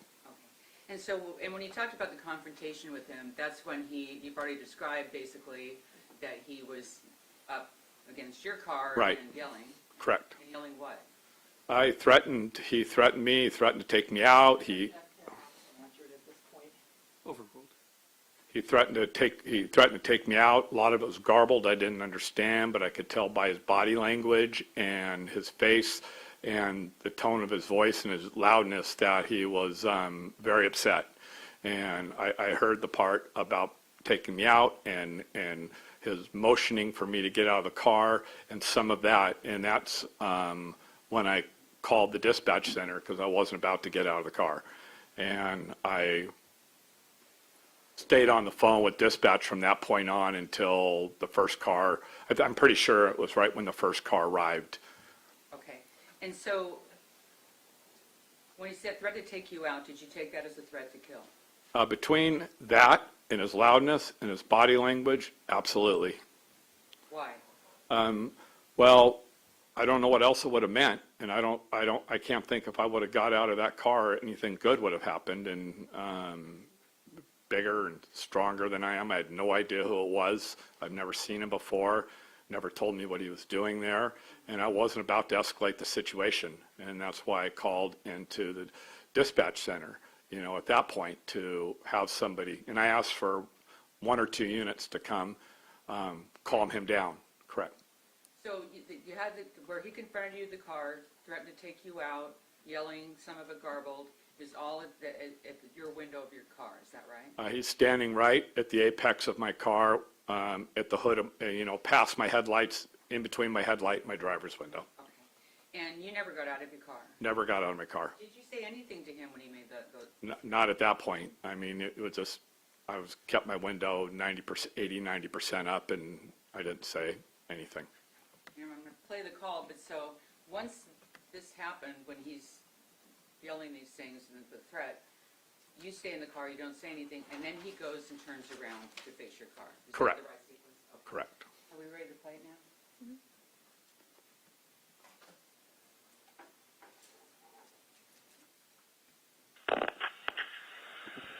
Radio. Hey, it's Troy. What can I do for you? I'm at 27th and Deidre in Tacoma, North End. About 2 blocks from my house, and I caught someone in my driveway who's just threatened to kill me, and I blocked him in. He's here right now. Okay. Go again with your address? Well, my address is 2901 North 5th of View. I'm at 27th and Deidre. Okay. And he's in some sort of gray car, and was in my driveway, in my neighbor's driveway, and he knows who I am, and he threatened to kill me, and I got him blocked in at 27th and Deidre. I think it's played as Boy Williams, Boy 57. Hang on. I really need just 1 or 2 people here first. Absolutely. I'm getting the call right now. Hang on. He's not going to let me leave. Thanks. When you said, well, first of all, when you said, I haven't blocked in, what did you mean? We had each other blocked in. I mean, I hadn't moved. He turned around, was facing me, and I guess we were facing each other. He was, going the wrong direction on the street when I got behind him, and then he turned around. So I had him faced in, and he had me faced in. Okay. Yeah. And just now, when you said, I just need 1 or 2 units or 1 or 2 guys, what do you say right after that? I think I'm pretty sure. I hope that they can. Is it okay if are they going to be able to hear the tape again later? That'll be up to the. Oh, I only say that because it sounds a little muffled here, but I think you can hear it clear. Yeah, if it, not the PA system. So I'd love, yeah. But what I think I say, and I'm pretty sure what I said, is I need 1 or 2 units. That's it. That's it. Yeah, I just need 1 or 2 units. I mean, I'm only asking for 1 or 2 units because I know how our people are trained, and I've had many things with Tacoma Police Department trained, and I knew 1 or 2 units would be all that would be needed to handle the situation. Right, and so, I don't know if we can play that back again, but I think at some point someone thought it was, I need 1 or 2 units right quick, but you're saying I need 1 or 2 units, that's it. Yeah, I think that would make more sense, but. Just that last part. Yeah, I'm going back a bit. I think it's played as Boy Boy William, boy 57. Hang on. I really need just one or two people here first. Absolutely, I'm getting the call right now. Hang on, he's not going to let me leave. Okay, does he have a gun or anything? I have no idea. He looks homeless in his car, but he was in my driveway, and I got my car, and he was in my neighbor's driveway, tried to get my garage. Hang on. Boy William, boy 5872. Okay. Yeah, and so I got him blocked in. I'm in a white Tahoe. Okay. My own personal white Tahoe. He's taking pictures and video and me. Okay. I've got units. You said there that he was taking pictures and video of you? And do you know where the video went that Mr.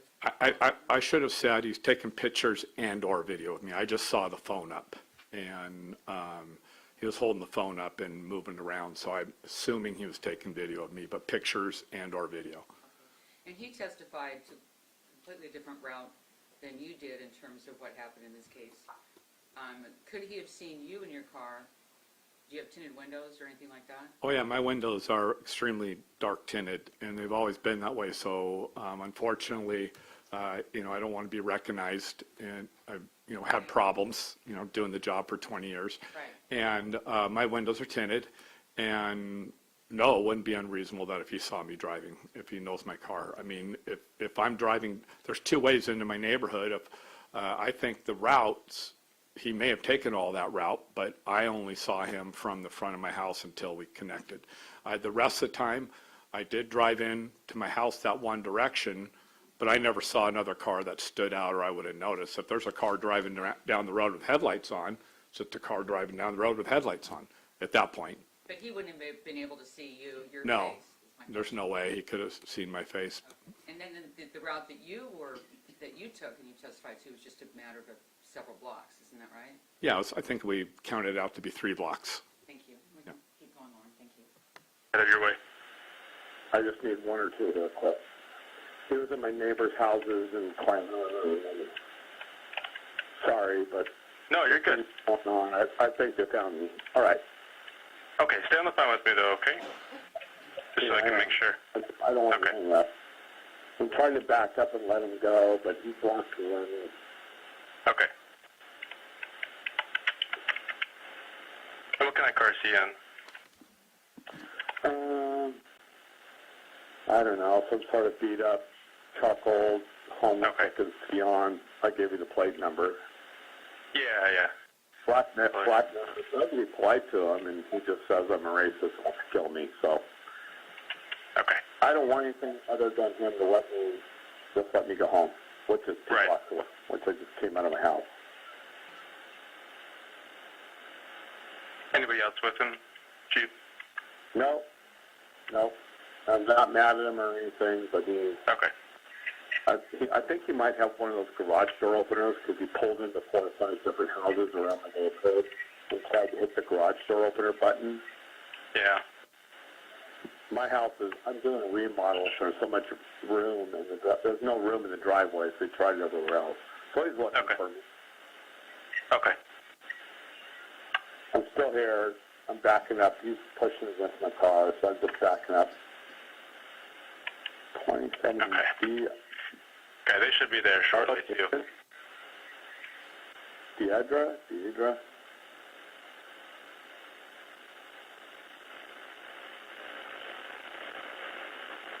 So weird. It's like one of those bull stare downs. He's just staring at me with headlights on. Okay. I'm glad we're a couple blocks from my house. It doesn't kill me for all this. All right. Yikes. Do you hear the officers? No, I don't hear anything. Don't hear me? Okay. Road off 29th and Bisbee, 2 blocks above my house. Okay. No. He's taking video and pictures of me. It's just him alone. It's so weird. Okay. Did he give you his name or anything? No, he just said that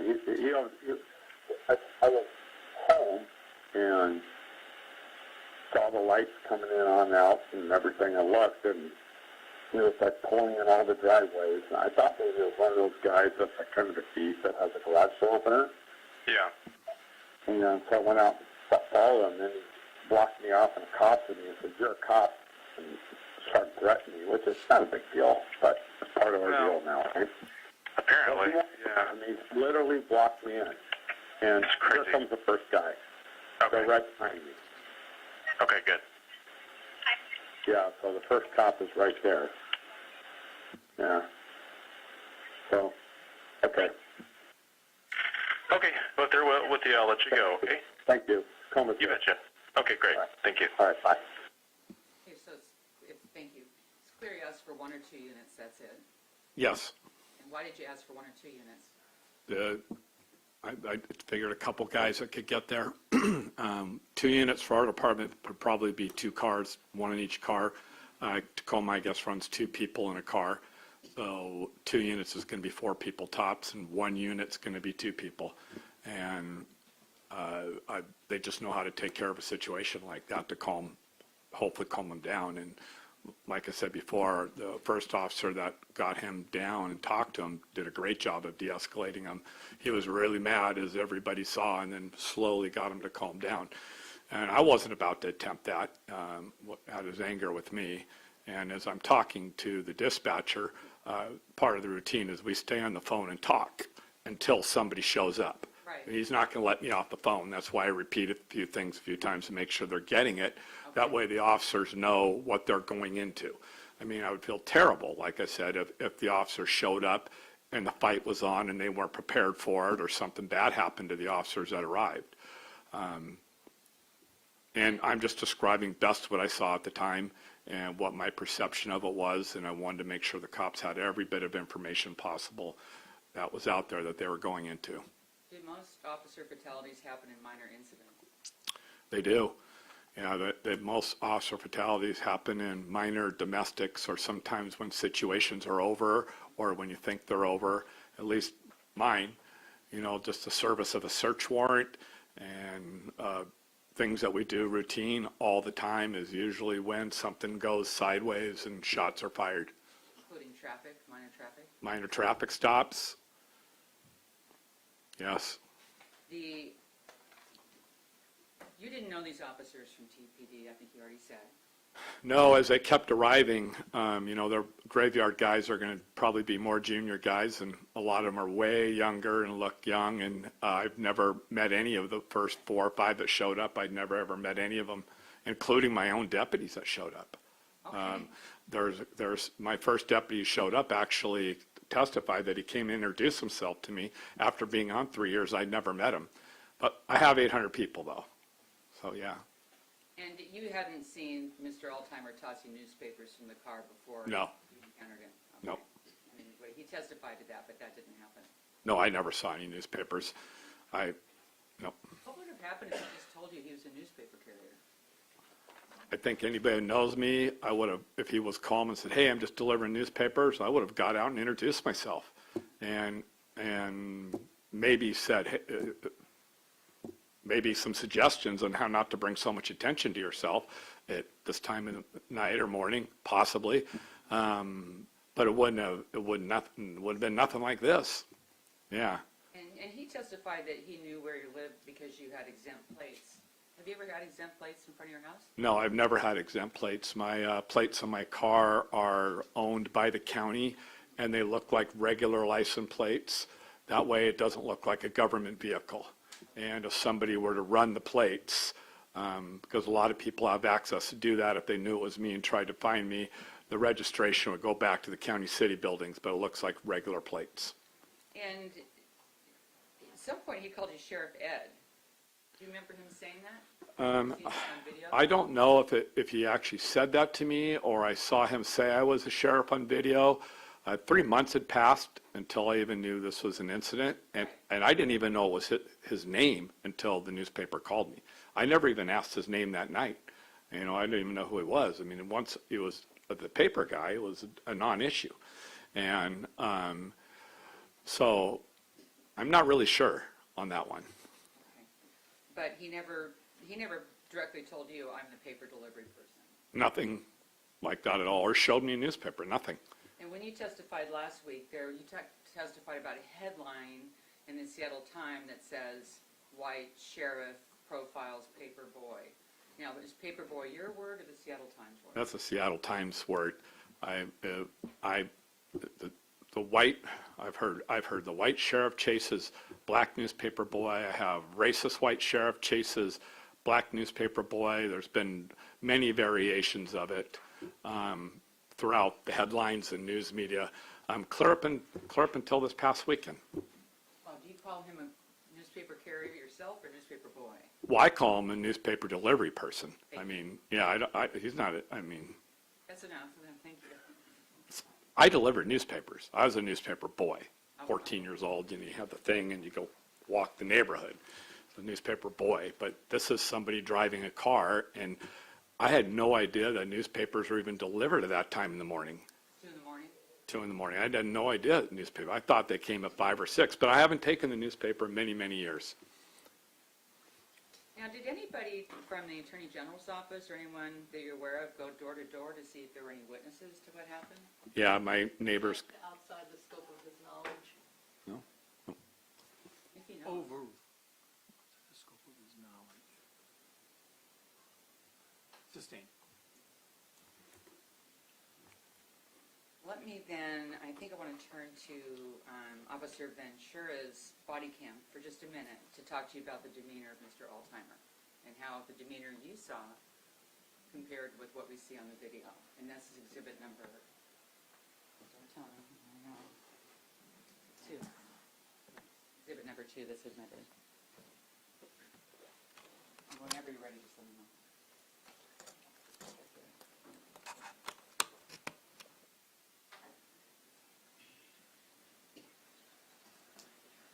While she's queuing that up, from the time Mr. Altheimer came up to your car and started yelling at you and threatening, to the time the police officers got there, how much time went by?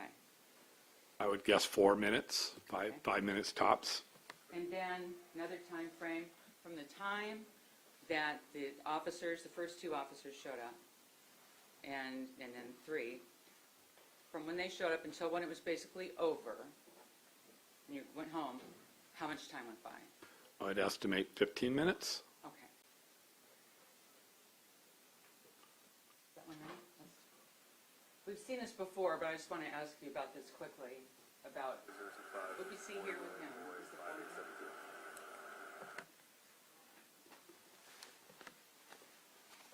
It starts without sound, I think, and then you go on the volume. Hey, keep your hands where we can see them. Hands on the steering wheel. Is that what you're coming over here for? Yeah, that's why we're coming over here, okay? I'm suspicious, huh? No, because he called saying that... I don't care what he calls for. He's following me. Okay, we'll figure Talk everything... to him. I don't need you to figure out nothing. I am working. We will figure I am working. Okay. I'm a black male in a white neighborhood, and I'm working. That has nothing to do with that. Yeah, it okay? does. He's following me. Okay. The fuck? He's getting out of the way, okay? Okay, he's still following me. We will figure that out. Yeah, get the fuck away from me. I don't care how many cops show up. He's following me. Look, I don't give a fuck. I know he's a fucking cop. The fuck? Is that where you said, I know he's an effing cop? So I don't hear any of this going on. I mean, I'm hearing it going on, but I don't have any knowledge of what's being said. It's just garbled. Go ahead, please, Lauren. How many cops for a fucking newspaper carrier? Oh, you guys are some badasses. I swear to God, you guys are badasses. Stop reaching for stuff, dude. I'm not reaching for shit. And don't keep your hands on the steering wheel. My hands haven't moved off the steering wheel. Okay, can I explain it? No, I don't need nothing to be explained to me. I'm being followed. He called the cops. Congratulations. Yes. I'm coming to and from my house. Ooh, he's committing a crime. He's black. He's black. Okay. He's black. I'm going to explain I'm why doing we're my here. fucking paper route. Okay, I understand that. I see all the paperwork in your car. Yeah, okay? congratulations. He just called saying that someone threatened his life. That's why we're here, okay? Yeah, I threatened his life because I walked up to him and asked him why he's following. When he says he's still following me, are you guys face to face in your cars? Yeah, correct. Okay. I have not left my car. I never do through the whole entire thing. Wherever my car's at in these videos, that's where I am. And And do you see any newspapers in that car? Right there? No. Go ahead. Going me. You're not under arrest. Can you step out of the car? I don't need to be under arrest. I don't. That's done. Appreciate it. You're gonna arrest me? No, I'm not gonna. Come sit right here. Okay? Look, I'm working. Sit on the bumper. I'm You got any weapons on you? No, I don't got shit on me. I'm at work. We're inspection. Okay? Gosh, I got a fucking knife in my car. That's fine. I don't care about what's in the car. To cut my straps on my newspaper. Okay. Nothing. We don't need nothing. Yeah. Nothing, officer. What are we here for? What are we here for? Search my car. There's fucking newspapers.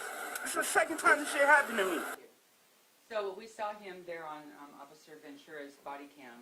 Can you compare his demeanor that we see here in the exhibit to what you saw at your car? This was asked and answered on Thursday. Sustained. You know, I didn't show him the video. I'm just showing him the video and asking him to compare for the jury what he saw. Overruled. So that means I can answer? Yes. Okay. At best, it was that. And he was even more agitated to the point where I couldn't understand him a few times in what he was saying. I did have my window up, and I wasn't about to engage with them. But I think at this point, he doesn't think he's agitated. Well, I think most people would think he's agitated. I thought he was agitated, and to me... Objection, non-responsive. Sustained. Strike the opinion portion. Sustained. When he came back to your house at 4 in the morning, can you describe and compare his demeanor to what you just talked about and what we saw in that video?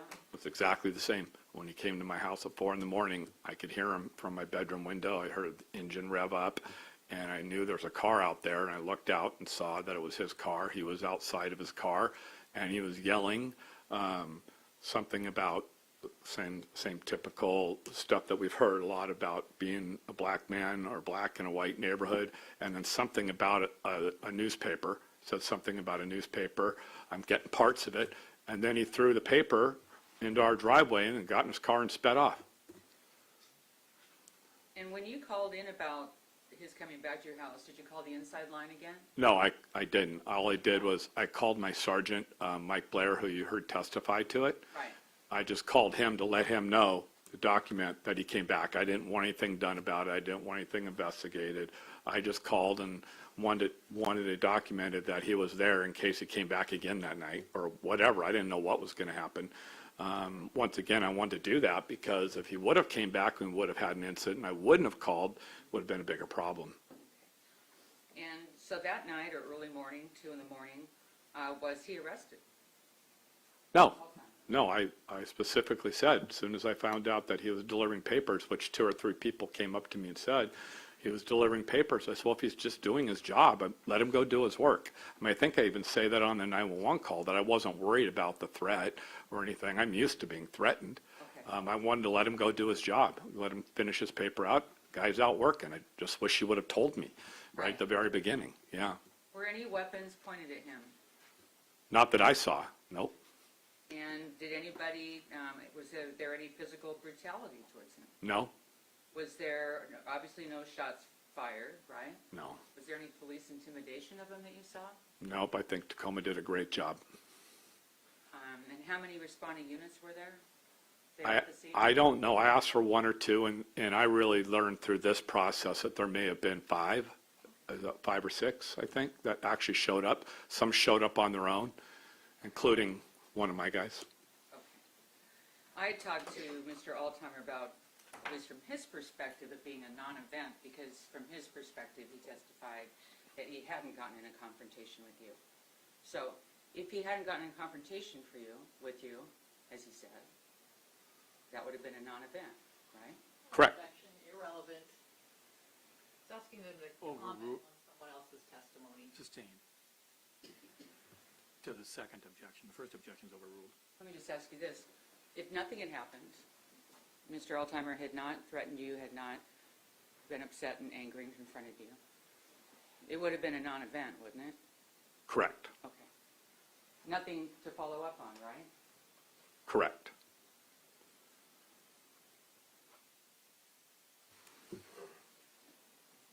So Officer Hobbs had a body cam. Officer Lawless didn't. And we saw Officer Ventura, of course, had a body cam. Mm-hmm. So at some point, you had a conversation with Officers Lawless and Hobbs. I had a conversation with multiple officers that night, I believe, including my own and a few Tacoma, and I couldn't tell you in what order or who. Like I said, I didn't recognize them, and they didn't introduce themselves by name. Officer Hobbs on a body cam references that you said that you'd been threatened. Correct. Is that what you recall about saying to any of the officers? I did at the very beginning, correct, absolutely. And did you talk to more than one officer at the scene, Yes. regardless of what their names are? Mm-hmm. Did you ever know Officer Lawless before this incident? No, I've never met him, or I don't ever recall meeting him. I don't know him, don't know his name, and I've never had any type of professional interaction with him. His police report, in his case, you did review and said there were some deficiencies, right? Right. And I think he took the Fifth Amendment, not wishing to incriminate himself, in a question asking whether that report was accurate. That's what I heard him say, yes. Mischaracterizes the testimony. Sustained. Did you hear him testify about taking the Fifth Amendment? Yes, And he took it about 400 times? that's what I understand. Where's the report? 18.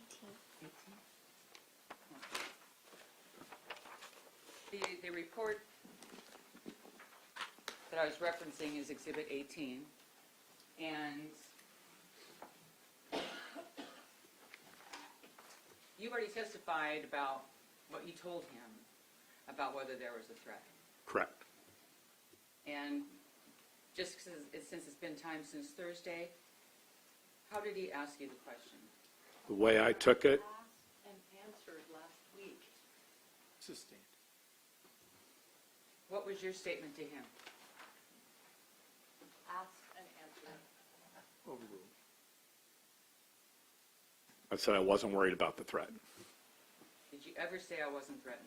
No, Did you not ever that back- I recall or ever, I just wasn't worried about the threat.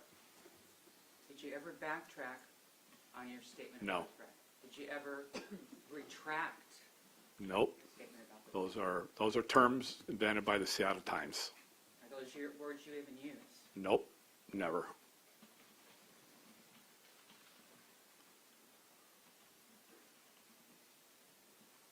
Looks like we haven't gone through the whole video from Officer Ventura, but you said earlier the officer did a great job of getting him down. Yeah, everybody will see it if we watch the rest of it. Yeah. Watch just a little bit more to see what happens. What's your first name, sir? Fuck Cedric, all time. Cedric. Okay, Cedric. Okay, we just got a call saying that I'm in danger. Ooh, that's a fucking lie. Now what happens that's to what him? we're here to figure He's out. lying. That's what we're here He's to figure lying. out, okay? So what happens to him? Was there any What happens to a liar? We will figure that To out. get 4 okay? cops here. How many cops cars are here? Cedric. For a newspaper carrier? Cedric. I don't need to talk. This don't make no fucking sense. I'm not under arrest, right? You're not under arrest. Okay, I can go, right? No, you're not free to go either. Why can't I go? Because we're I'm trying not to under figure- arrest? Who's a sergeant? Who's a sergeant around here? On his way, okay? Thank you. Please, I'm not under arrest, right? I'm going back to work, right? No, you're not leaving right now, but you're not under arrest, okay? Do you want me to put you in handcuffs? Listen, Right now, Ooh, you're gonna put me in handcuffs for what? Cedric. Cedric. I'm talking? Right now, I'm just talking to you man to man, try to figure out what's going on, okay? It's not a man-to-man conversation. We'll talk to him. The one's so in danger. He's in danger. I got weapons. Cedric. I got weapons. You see how calm I'm I gonna throw a am? fucking newspaper at You him. see how calm I am? I pulled into his driveway. If I pulled into your driveway, I'm obviously your carrier. Cedric. Just talk to me for a little bit, okay? There's nothing to talk about. Okay. There's nothing to talk about. Did you guys have any verbal altercation? He's following me. Okay. I walked up to his car because he came around the block again for the 3rd time. I approached him. Why are you following me? Okay. Because I'm a black male in a white neighborhood? Oh, where are you at? I'm on the north end. Oh, you don't know where you're at? My wife is black. I don't care. That's all we're trying to get to is what happened between you guys that made him call. I am working. I am driving a bucket and I'm in a nice neighborhood. I'm working. I'm over here every night. I see you guys every night. Nobody messes with me. But a car that sees a bucket in the neighborhood on the wrong side of the street, throwing a paper out the fucking window, he's suspicious. Oh, he pulls up to another house. He's going to steal a fucking Amazon package off that porch. Check my car. I got 15 Amazon packages in the trunk. I'm not saying you're stealing anything. He's not saying you're stealing anything. He just said there was an altercation. That's why we're here. Okay? You guys can be doing so much like that. You guys should. One officer. Oh, you're following a newspaper carrier. I'm going to be 100% honest with you. The reason there's so many cops here is because he's the sheriff. I'm a, who said that he got... I know who he is. I know exactly who he is. Threatened his life. You have no clue who you are. The sheriff he's threatened? Okay. And you hear him say, I know who he is. I know exactly who he is. And that's you, the sheriff. Correct. Keep going a little bit. He's so threatened. I knew he was a fucking cop. So I'm over here every night. 6 days a week. We're with Tone Police. He's not our sheriff. Okay? Thank you. So we're totally different entities. We're just trying to figure out what's going on. That's why there's so many people here. Okay. Okay? Right. You're not in handcuffs. You're not in trouble right now. I know I'm not in trouble. Yeah. I am working. But until we figure everything out and make sure everything's covered, yes, you do have to talk to us. If you don't talk to us, It's a big investigation. It's either see him leaving. Everybody needs to leave. You guys need to walk him home. Follow him home. He needs help.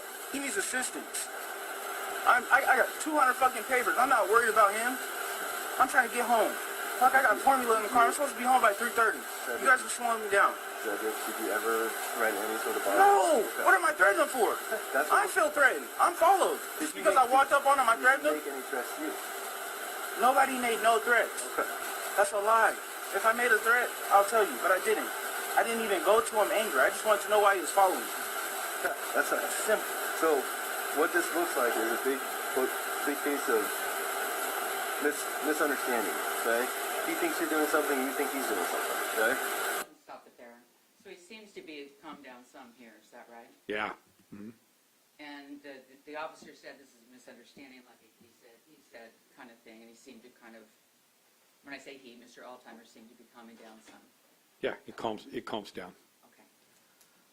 We heard through the state they talked about when, let me strike that, I'm going to come back to it in a minute. Still on the incident itself. It's a good time for the afternoon recess. It is, Your Honor, thank you. Members of the jury, no discussing the case with anyone, no research, and I'll have you return to the jury room.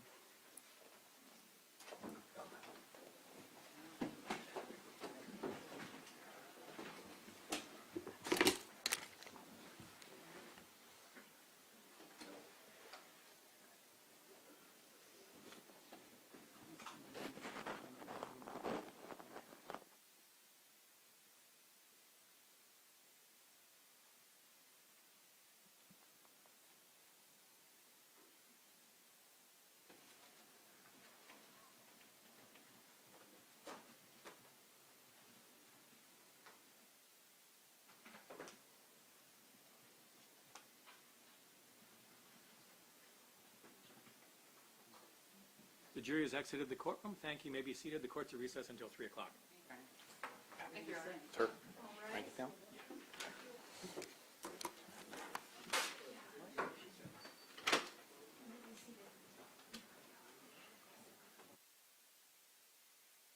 Recording stopped.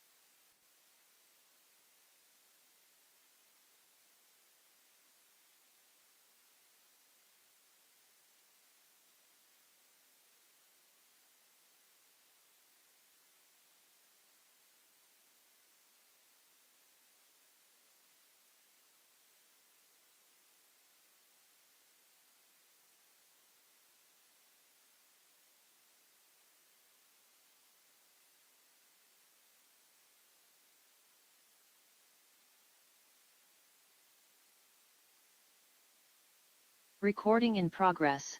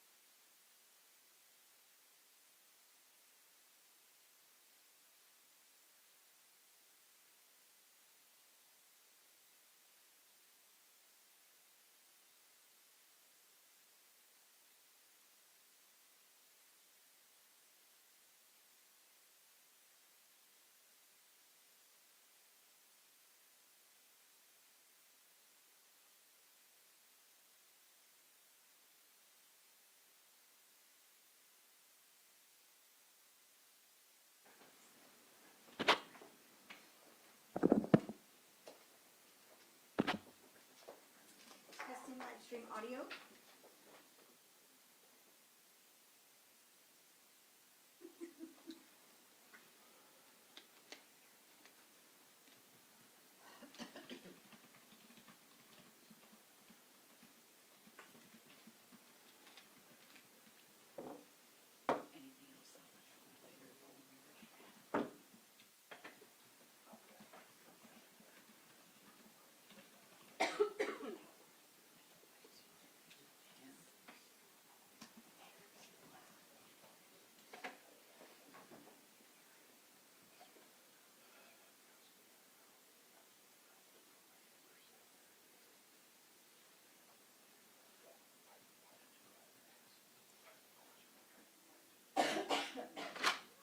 All rise.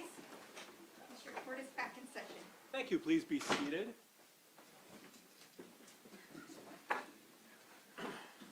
So members of the gallery, the microphones in this courtroom are very sensitive, and so the court is picking up some discussion among gallery members while testimony is going on and while the court's listening to counsel rulings. So I please ask that you refrain in talking other than during breaks, because we don't want to pick up inadvertent conversation from the audience. It may sound like it's coming from either the court or from the counsel or the witnesses. So please refrain from discussing or speaking out loud until recesses, if you would, please. Is the defense ready to continue? We are, thank you. State. Yes, Your Honor, thank you. Thank you. Please bring the jury back.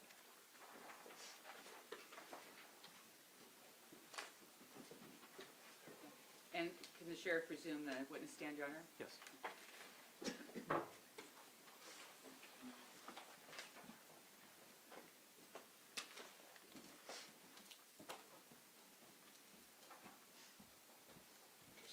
You can be seated. Okay, thank you.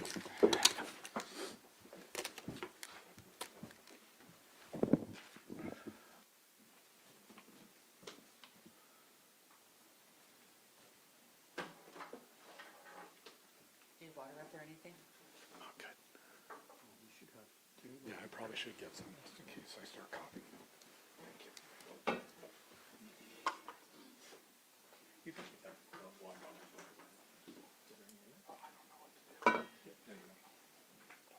The jury's returning to the courtroom.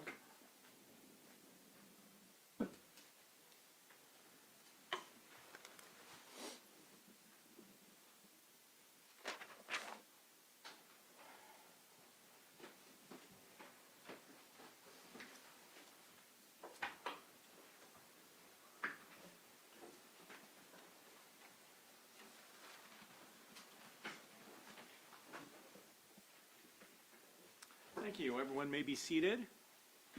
For the witness to understand, you are still under oath. Ms. Bremner.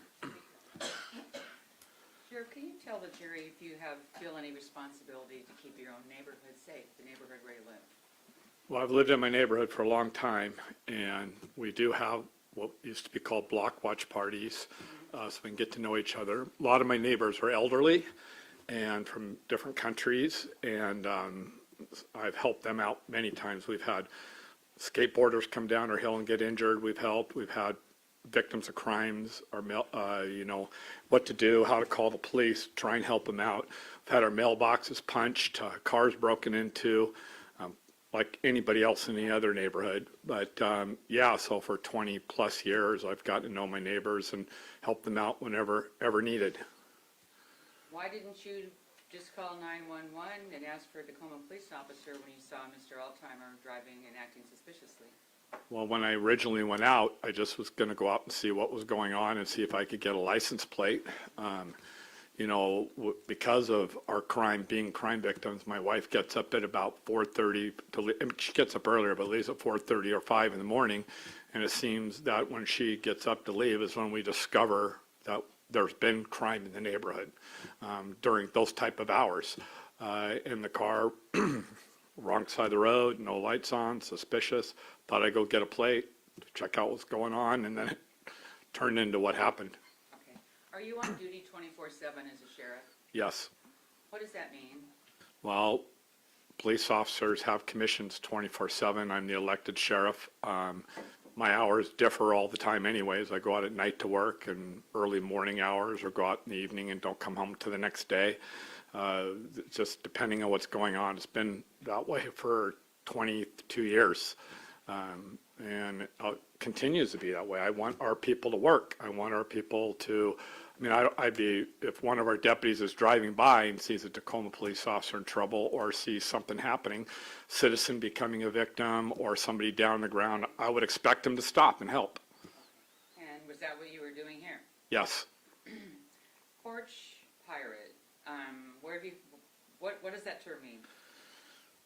I think porch pirate is really not a derogatory term at all. I think it just really goes to people's head. People that steal packages and items, I'm sorry, off of people's porches. It's been a term that's been around for a few years, ever since a lot of people take piles of deliveries. Especially with the pandemic and everything else. Yes. Right?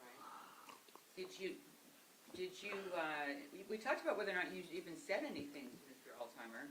He says you called him a porch pirate. Did you call him that? I don't recall calling him a porch pirate. I know I said it in the call, and I don't know if he heard it from the 911 tape or where he heard it from. But when he was standing outside his car and he was shouting at me about thinking, God, I'm sorry. That's all right. Do you want to take Just a second. About some of the communication there, I might have said something along that lines, and I never said that my wife was black. I said that my grandson was, but it was loud. Do you even remember saying anything about your grandson, though? Yes. Is that later? It was during some point or another when he was outside the car and facing my car. Okay. Now he came to your house, and I think he testified that he knew that you had a ring camera. Correct. And did you have a ring camera? No, we didn't have a ring camera back then. We got the ring camera after the people that started protesting in the driveway and yard and frightened my son and wife, and so we got the ring cameras installed at that point. I think it was April. Okay, and this happened in January. Correct. And so when he came back, can you describe can you just compare his demeanor when he came back at 4 in the morning to the demeanor we saw in the Ventura body cam? Objection asked and answered. Overruled. It was the same. I was upstairs in my bedroom with the door shut, and I could hear him. That's what woke me up, the engine revving up, and I could hear a voice shouting outside. And that's when my wife and I looked out. My wife looked out the window, and I kind of heard it, but didn't really think anything of it because I might have been half asleep. But then she got me up, and I looked out within seconds of her looking out, and he was out there. I think we heard your wife Wendy say that she felt threatened. You have to answer out loud. Yes, sorry. Now, Officer Lawless was the one, again, who came by and just drove by and saw the newspaper in the driveway. Did he investigate further? I didn't even know he came by until he testified here that he did, and I wasn't looking to have that happen. That's why I called my sergeant directly, just to document that it happened. I wasn't expecting an investigation or anybody to come, and being in court here is the first I heard that occurred, that they even came by. Is it of concern in any case when somebody involved in a situation comes back after the fact and acts in a threatening and intimidating manner? Objection asked and answered. Sustained. Did Officer Lawless investigate, talk to anybody? No, I didn't. No, I've never talked to him again after he left, ever, about anything. I've never seen him again until he was here in court. And nobody asked me about what happened, because I was under the assumption that I talked to my sergeant and documented, and that was the end of it, until I heard that they'd come by and looked and saw the paper and one of the comments from the Tacoma officer about malicious newspaper throwing or something. And I didn't even get what he meant by that till now. There's no such crime as malicious newspaper throwing, is there? I think that was his point. Okay.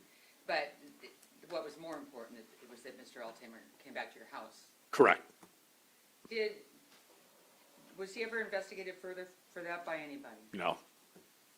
Not that I know of.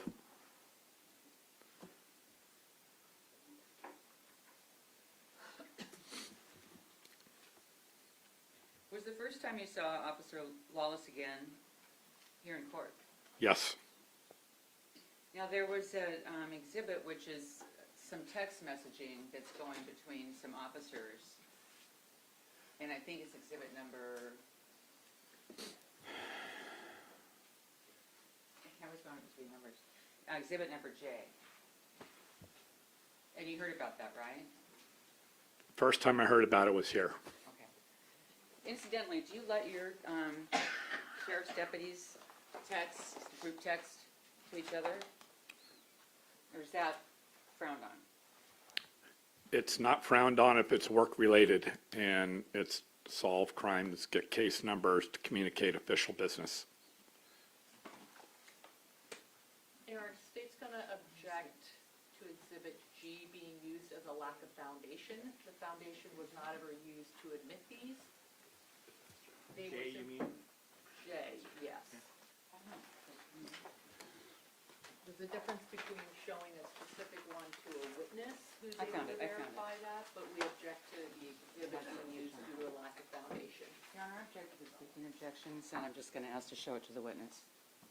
Overruled, it was not a speaking objection. You may show it to the witness, but I understand the objection, so it's not. The state isn't really making an objection right now, so but I anticipate it may be coming. So you may show Exhibit J to the witness, and then we'll see whether there's additional objections based upon any questions you might ask about Exhibit J. Thank you, Your Honor. May I approach the witness? Granted. Thank you. I'm going to show you what's been marked as Exhibit J. And what is that? From what I understand, this is the text messaging between 4 or 5 Tacoma police officers about this incident. Are there some pictures and memes in there? A lot of them. And was Lawless one of the Tacoma police officers in that group chat? Yes. Mm-hmm. Thank you. It was referenced that in these text messages that there was a reference to you as a objection, lack of foundation, and ask for permission to voir dire. I haven't finished my question. Please ask the question. Thank you. And this has been testified to earlier, that one of the officers, Lawless, called you a bitch. Yes. Do you recall that? Yes. And you'd never met him before. Correct. And that also... Objection sustained. And the basis, Your Honor? Move to strike the answer. The answer is stricken. May I ask for the basis? This witness has indicated he's never seen these text messages before, so he wouldn't be able to comment on them. Let me ask this question. Do you know why he would have called you, Officer Lawless called you a bitch, or participated in a text exchange that called you a douchebag? Objection, speculation. Sustained. Do Do you know of any reason that he would have any animosity towards you? No.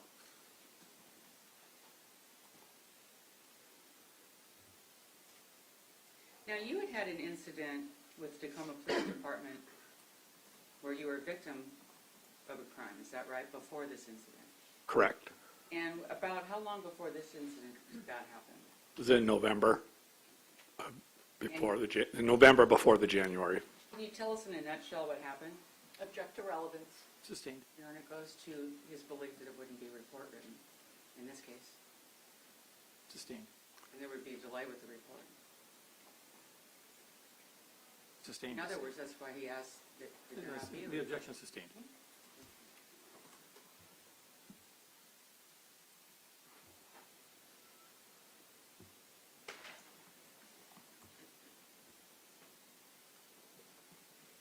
Mr. Oldtimer testified that he'd been followed about 10 times by police officers while delivering papers. Do you recall that? That's what he said. Were you a police officer? Have you ever followed him before? No. Do you know any of the police officers that followed him before? No. And do you know any reason why they followed him before? Only from what he said.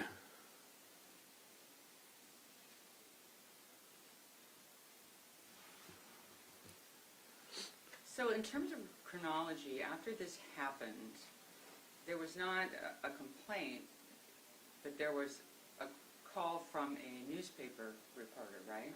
Correct. Okay. And that was Jim Bruner, is that right? Correct. And so how long was that after the incident? I think it'd been a few months. Okay. And did you feel that his article adequately reported what happened? No. And did you talk to any other reporters? Let me strike that. After that newspaper article, did you receive at any point a letter from the governor? Yes. And were you informed about a criminal investigation? Objection. Yes. Motion eliminated. Sustained. I'm just asking timing-wise as to why he didn't speak. Sustained. Once you knew there was any kind of investigation or a case, you had a lawyer, is that right? Correct. And the lawyer was not Nick Gross or myself, right? Correct. And you were advised not to speak at a certain point. That's correct.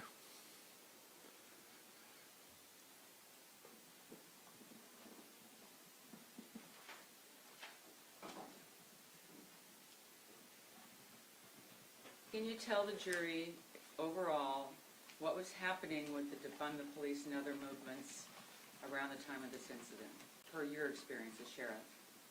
Well, there's defund the police going on as well as police reform in the state of Washington. Sustained.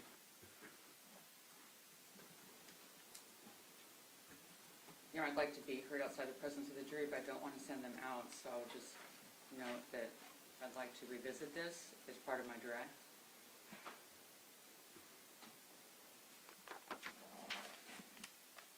Do you have any other law enforcement commissions?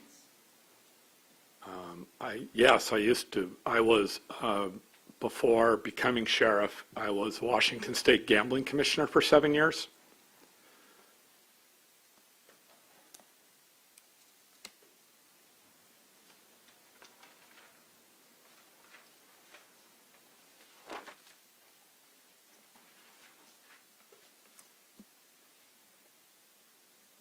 Did Mr. Alzheimer threaten to kill you? Yes. Did you ever deny it? No. And how do you feel about all this? Objection. Relevance. Sustained. I'd like to note that too, as well, and I Just, let me, sustained as to the form of the question. Do you think he should be in here in a criminal case in front of a jury? Objection. Relevance. Overruled because it's a leading question. No, I believe that if the Attorney General's office would made me a part of the investigation instead of the target, none of us would be here. That's all I have, thank you. Sheriff Troyer, the Attorney General's office offered you numerous opportunities to give a statement, didn't they? Objection? That was- Objection? He just said the Attorney Just a second, General's office objection should be is? part of this investigation. Objection, since facts not in evidence. Overruled. Comment on the evidence and motion eliminated. Overruled given the And question comment on by a count. comment on Over. comment on a constitutional right. Sheriff Troyer, am I Well, off? just a second. Anything else you want to say? I thought I'd comment on a constitutional right, Your Honor. Overruled, the door's been opened. Sheriff Troyer, my office contacted you numerous times and offered you the opportunity before charges were filed to be interviewed and make a statement. Isn't that correct? Correct. Before charges were filed, after the governor sent the letter, there was an investigation being done, and my attorneys told me not to talk. My question was, prior to charges ever being filed, didn't the Attorney General's office contact you numerous times? Twice. And offer you the chance to give a statement? Twice, yes, they did. And you declined, didn't you? Correct. And my attorney's advice. Now, I also object, Your Honor, since facts not in evidence and not provided in discovery, criminal rule 4.7. Overruled. now, Sheriff, it's your testimony that when you pulled up in your vehicle, Mr. Altheimer came out of his car and began yelling and swinging and moving his arms and yelling at your vehicle. Is that correct? Correct. And it was dark, right? It was dark, but we both had our headlights on. And there's no street lights in that neighborhood, correct? Correct. No street lights. And yet you could see Mr. Altheimer's muscles pumped up. Is that what you testified to last week? Correct. His body was pumped up in his face, and he was 4 feet from me, 3 feet from me. When is it that you saw what you believe to be homeless belongings in his car? When I pulled in behind him, there appeared to be stuff up on top of the back seat. You know, that area up there, that little ledge behind the back seat. I saw a pile of little bit of stuff up in the windows. Okay, so this is when you pulled up behind him, correct? Correct. Okay. And then you two had this encounter, correct? Correct. And then Mr. Altheimer got back in his car and he drove off, didn't he? Correct. And that's when you called a South Sound 911 officer line, correct? Correct. Okay. And that's because you knew that calling that officer line was the fastest and most direct way to get to a 911 dispatcher, correct? That's the fastest in the line I've been using for 22 years. Correct. And it's the fastest way to get directly to a 911 dispatcher, correct? Objection asked and answered. It goes direct. Court gave some leeway to the defense. It goes directly to a dispatcher. Correct. And then Mr. Shadle picked up and you told him what was going on, or at least you began to tell him what was going on, correct? Correct. Because as you're on the phone with Mr. Shadle, Mr. Altheimer's driven away, he's made a left into Deirdre Circle, came back, and then pulled up to your car, and that's how you end up facing each other, correct? Correct.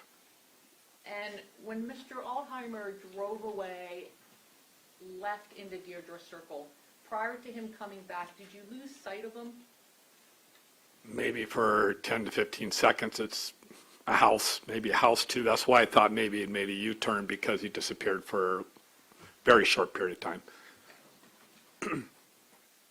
And as all of that's occurring, Mr. Altheimer driving away and coming back, you're still on the phone with Mr. Shadle, correct? Correct. Okay, and that's because Mr. Shadle told you to stay on the phone with him until the police arrived, correct? Correct. And you did that, right? Correct. And you testified last week, he stayed and screamed and yelled until we heard the police sirens coming, then he hopped back in his car and so did I. Do you remember that testimony?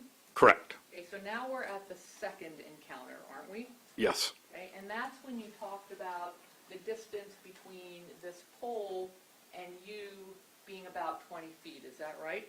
Yes. Okay, and that's the distance where while you're on the phone with Mr. Shadle, Mr. Altheimer is allegedly continuing to scream and yell at you. Is that your testimony? Yes.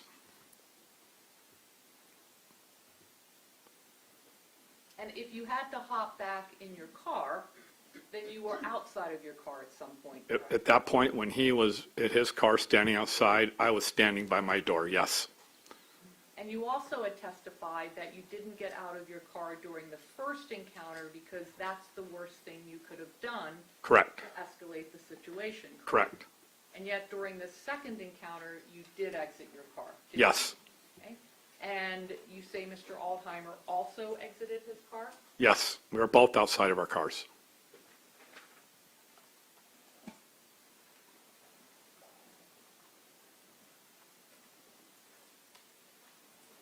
even though you knew it was a bad idea to get out of your car during the first encounter, you got out of your car during the second encounter, correct? There was enough distance between us where I felt I could get back to my car if I needed to.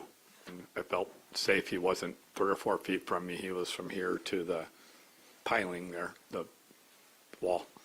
Now, you never told Mr. Shadle that Mr. Altheimer was continuing to scream and yell at you, did you? I told him that he was taking pictures of me or video. I thought video, and and I wasn't understanding what he was saying at that point. So I was talking to the dispatcher and watching what's going on at the same time. I move to strike that answer as non-responsive and repeat my question. Sustained. Now, you never told Mr. Shadle that Mr. Altheimer was continuing to scream and yell at you, correct? Correct. I do have an objection. I thought Your Honor earlier said you could only strike your own witness's testimony. No.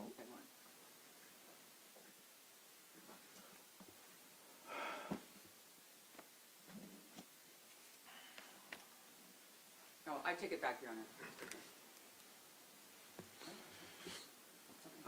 Objection withdrawn? I'm sorry, Your Honor? Is the objection withdrawn? Yes, thank you. You may continue. I'll just repeat it because there was some over-talking, but Yes. I do know you answered it already. Yes. Now, you never told Mr. Shadle that Mr. Altheimer was continuing to scream and yell at you, did you? Correct. In fact, what you told Mr. Shadle was that the two of you were in a stare-down, correct? Yes. Okay, that he was just staring at you with his headlights on, correct? Correct. And although Mr. Altheimer was continuing to scream and yell at you, you testified that he never came back at your car, correct? That was correct. He never came back at my car. Because if he had, you would have jumped back in your car. Would have got back in my car, yes. So Sheriff Troyer, if there was no contact between the two of you during this second encounter while you're on the phone with Mr. Shadle, why did you tell Mr. Shadle, I'm still here, I'm backing up, he's pushing against my car, so I'm backing up? That was when he was at my car, Are you talking about the first encounter? the first encounter. Because I didn't make a call at all until after the first encounter. That's when I made the call. And I might have been, I might have been repeating what had happened because I was on the phone with them just talking about what happened, circumstances. That's why I said things a couple times over and over, because he told me to stay on the phone, stay on the phone with them. And a lot of times when I talk to dispatchers and when they talk to me, we'll say things over and over until we acknowledge what the other one's saying, because I know I'm dealing with talking to him and what's going on. The dispatcher's dealing with multiple people as well at the same time. The officers arriving, the call, everybody. Yeah. Sorry. I understand. I'm still here. I'm backing up. He's pushing against my car, so I'm backing up 27th and Deirdre. Correct. Do you hear yourself saying that on the call? Yes, I do. Do you understand? Do you agree that those are present statements? At the totality of the situation, those all occurred during that time period, yes. You also told Mr. Shadle, I don't want anything other than him to just let me go home. Do you remember hearing that on the call? Correct. Okay, and yet when Mr. Altheimer left after your first encounter, you didn't go home, did you?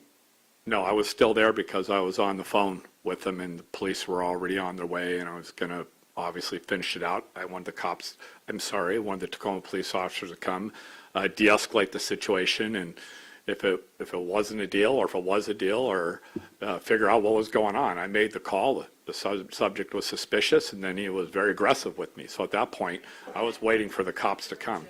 Yeah. I'm going to ask the court to strike your answer as non-responsive, and then I'm going to ask a yes or no question again, okay? Overruled.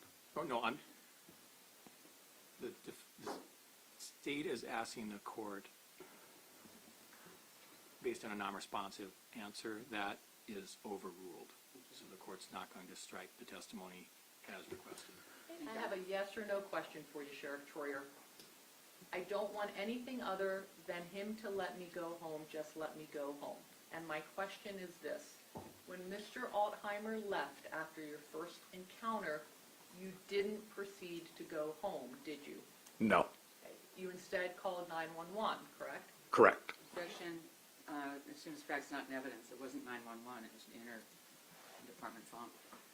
Overruled. And then Mr. Altheimer, you lose sight of him and he comes back and that takes about 10 seconds, is that correct? See, I've testified many times, I just believed he made a U-turn and came back. And now we're at this second encounter and you're on the phone with Mr. Shadle. Okay, I'm just letting you know where we're at. And you tell Mr. Shadle, I'm trying to back up and let him go. He's not going to let me leave. You also said that to Mr. Shadle, didn't you? Yes, I did. But Sheriff Troyer, if you're standing outside your car, then you're not trying to back up and leave, are you? Oh yeah, I'd gotten back in my car when the sirens came, at the same time he got back into his car. And there was a car on the side of the road, and then him, and I'm watching him, and I'm talking to Mr. Shadle. So I'm there. I'm not going anywhere until the police arrive. They're coming. They know I'm there, and they know he's there. So I'm there. Sheriff Troyer, you know this call is a little less than 5 minutes, right? Yes. Okay, and the statements I just read to you are at .56 and 1.5 minutes. Okay. I'm trying to back up and let him go. He's not going to let me leave. So that is about 3 to 4 minutes before the police arrive, correct? Correct. So 3 to 4 minutes before the police arrive, you're telling Mr. Shadle that you're trying to back up, but you're not, are you? Well, at that point, I might have gotten out of the car after that. Did you say it's just a minute into it? 3 minutes before the I mean, police I would really have to get a timeline out by minute by minute by minute. And 3 months had passed. Everything I'm saying has happened in this 5-minute window.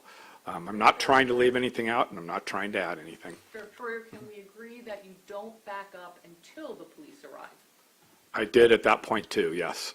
And you can see that on Officer Ventura's body camera, correct? Correct. I can see it on a body camera. And it doesn't appear that after the police arrive that you have any problem backing up. Is that a fair view of that body camera footage? Yes, I backed up probably 4 or 5 feet. Okay, and this is a very wide street, isn't it? And so, yes, it is. Okay, so you had plenty of room to back up at any time, turn around and leave. Isn't that true? But once I called, Yeah, I object and just ask that the witness be allowed to not be interruptions. This is a yes or no Overruled. question. The objection is overruled based on the form of the question. This is a very wide street, so you had plenty of room to turn around and leave at any time, right? yes, Now, Sheriff Troyer, you told Officer Lawless that before you went to find Mr. Altheimer, that you were home asleep. Isn't that right? no, I told him I was at home. I had just gotten home. Did you see in his report that he said you were home asleep? No. Did you not tell, oh, you did not see No, that? no, I mean, I believe you. Yeah, I mean, if he took it that way, I just told him I was home. And you also told Officer Hobbs that you were home asleep before leaving to find Mr. Altheimer. Isn't that true? I don't think I said asleep because I had just gotten home. And at that point, I mean, you can show me, and it might say that, but I was home. I had just gotten home. I'd literally been home less than a minute. And I wasn't asleep. Oh, I am, but it's going to take me a moment here. Oh, boy.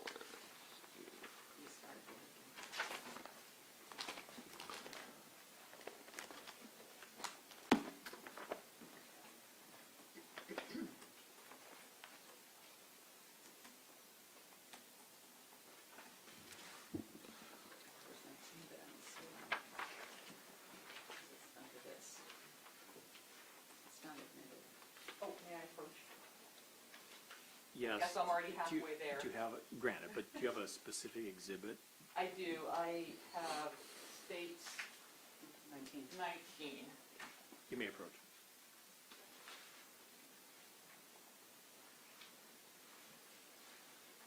I'm going to ask you to read the second full paragraph to yourself. And when you're done, just look up, please.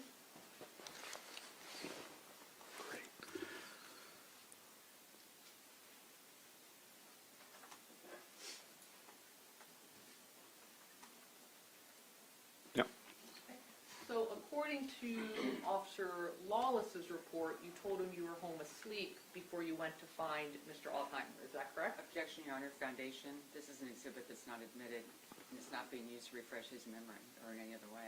Overruled. The defense asked him about the exhibit and to critique the exhibit, so it's improper for the state to cross-examine on that. Is that what Officer Lawless wrote in his report? Yes, it's just 3 or 4 sentences. Did he write that you were home, that you told him you were home asleep before you went to find Mr. Altheimer? Objection has been answered.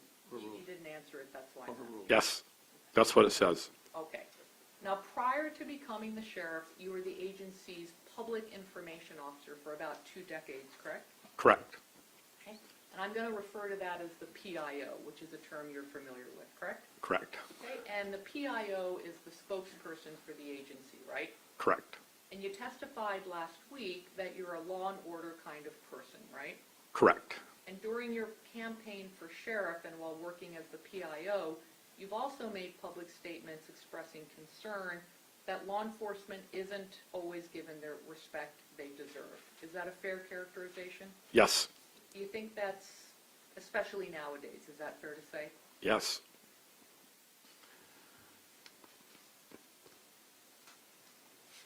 Now, you also testified last week that you spent your whole life getting along with everybody and taking care of people. Do you recall that? I have spent my whole life trying to get along with everybody and taking care of people, absolutely. Now, in 2015, a man named Rex Harper notified the Pierce County Sheriff's Office of an incident involving a Facebook exchange between you and him. Are you aware of that exchange? Yes, I am.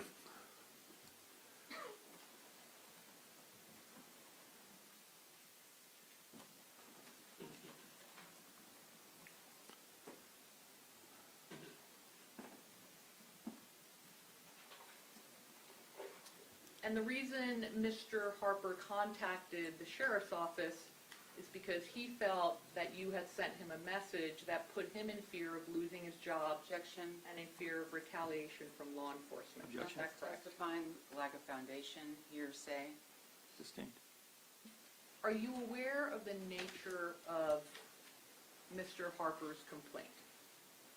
Yes, Rex Harper contacted me on Messenger, which is part of Facebook, was at the time, initiated this by sending me a message. And this how this contact started, and it was on my personal Facebook page. And do you recall the nature of the message? Yes. Can you tell us what that was, please? He said that my deputies got off easy and that the deputies should be thrown in jail, and was derogatory towards our people. And this was a message sent after a civil lawsuit had been settled where his mentally disabled cousin had died I object while to in counsel police testifying custody. Is again. that correct? She's not testifying, she's asking a question. So the question? Did you hear it? Yes. No, I didn't, so if you please ask the question. And Sheriff, Rex Harper, when he Facebook messaged you, it was regarding a mentally disabled cousin of his who had died in police custody. Is that correct? Objection, lack of foundation, hearsay. He may answer if he knows. If he At has that point, I personal didn't. knowledge- You need, He may answer if he has personal knowledge in response to the question. Otherwise, the objection is sustained. Thank you, Your Honor. At that point, I didn't know who, what, where, how, or who he's a relative to. I just got the threat towards our, what he was saying about our deputies needing to be in jail and that we got off easy or lucky or something along that lines to me. And when he sent it to me, he sent it to my personal Facebook page. It sounded like he was angry, and it came with a photo because when you do Messenger or something, your photo can be attached. so is it your testimony that your department got off cheap in this case, your men should go to jail, that you took that as a threat? I took that as he, Objection, hearsay, argumentative, seems facts not in evidence. He just said it was a Just a threat. second. He may answer if he has personal knowledge to answer the question. Otherwise, the objection is sustained. Thank you, Your Honor. Did you just testify that you took Mr. Harper's message as a threat? I took his message as concerning and something I should be concerned about, and he thought my guy should be in jail, and that we got off easy. Did you testify to questions Yes, earlier? yes, I did. You took that as a- Okay, so that's what you're answering? Yes. And because you took that as a threat, you responded to Mr. Harper, correct? Yes, I did. And you responded, "Hi Rex, in the sport of fairness." Yeah, again, I object to counsel testifying, hearsay. How did you respond? And just to be clear, you're responding through Facebook Messenger, right? My personal Facebook page, Facebook Messenger, correct. To his messenger, yes. And let me ask a preliminary question before that. You've been explaining Facebook Messenger, and you started saying you can hit the face and then get other photos and information. Is that correct? If you're friends, I think. I'm not really sure. Sometimes you can, sometimes you can't. Before messaging Mr. Harper back, were you able to determine anything else about him? So I get threats all the time, and I'm not worried about them, but in this particular incident, I was worried about it. Were you able to determine where Mr. Harper worked? Yes, he had a picture of him with Seattle police officers and King County police officers with a security jacket on, and he was with other people in law enforcement. Correct. I mean, yes. And how did you respond on the messenger app? I told, I think you have it if you want me to read it. Okay. No objection, Your Honor. Sustained. Thank you. Oh, she said I can give you my best. I can give you my best. I'm pretty sure I thought she said no objection. Oh, I thought she I said said objection. Did I hear you correctly? Yes, you did, Your Honor. Objection, sustained. Yes, thank you. I'm sorry, I thought I heard no objection. Sheriff Troyer, were you interviewed about this by your police department? Yes. To the best of your knowledge, can you tell me how you responded? No, I can't. Okay. If I read the response, can you tell me if the substance of it is accurate? Yes. Okay. Hi, Rex, in Okay, the Your sport Honor. of fairness. Second. Now I object. All the same bases previously stated. Hearsay. Counsel's testifying, assumes facts not in evidence, are not proper rebuttal on character, and not proper impeachment.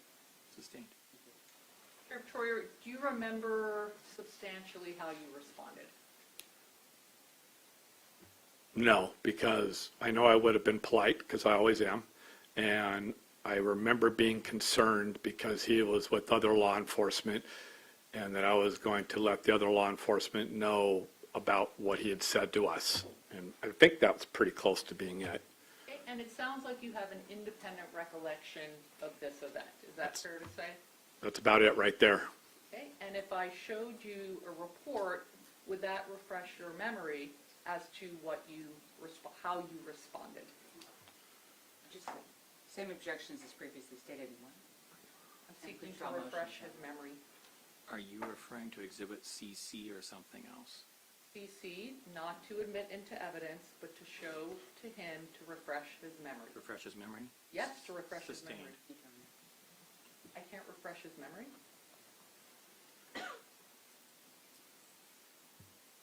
If I understand that you want to show Exhibit CC to refresh memory, the objection is sustained.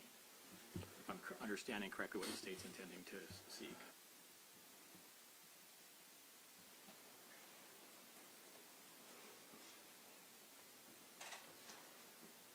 You testified that you felt Mr. Harper had shown animosity towards the police. Is that correct? Yeah, he said my guy should be in jail. And you took that as a threat, correct? Question asked and answered. Sustained.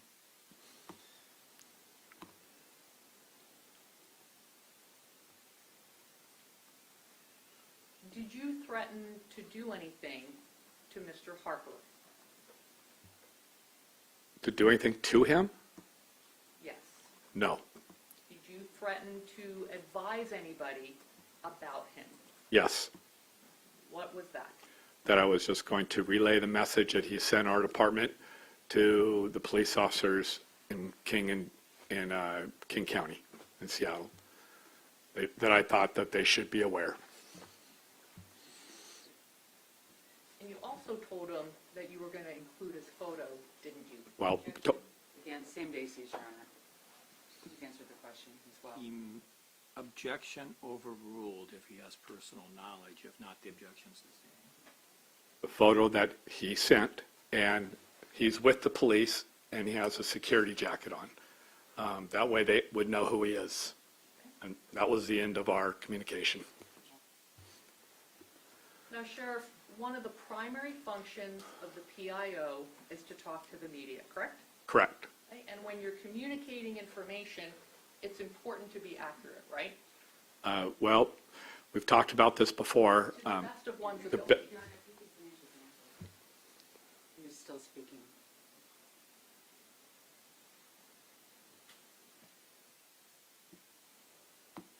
Anyone asking me to do anything, or? No. I'll repeat the question and let him answer. Is that right? That's repeat the, yes. And when you're communicating information, it's important to be accurate, right? It's duly important to be accurate, and it's important to get information out to the public as soon as you possibly can, that is accurate as possible at the time, correct. Okay, and it's especially important to communicate accurate information when talking to a 911 dispatcher, right? Correct. Now, during your first encounter when Mr. Altheimer was allegedly yelling at you, you couldn't understand everything he was saying, right? Correct. But you did hear the phrase, "take me out." Correct. But you didn't exactly know what he meant by that, did you? Oh, between him saying that and his body language and the rest of the screaming, I took it as the worst possible case scenario in order to relay that to the dispatcher so the officers knew what they were getting into when they get there. And I have no doubt that if I would have got out of the car at that point when he was that angry, that I would have been on the losing end of something. Sheriff, you testified last week.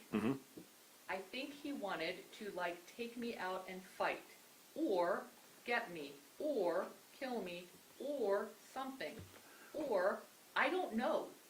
He was so angry.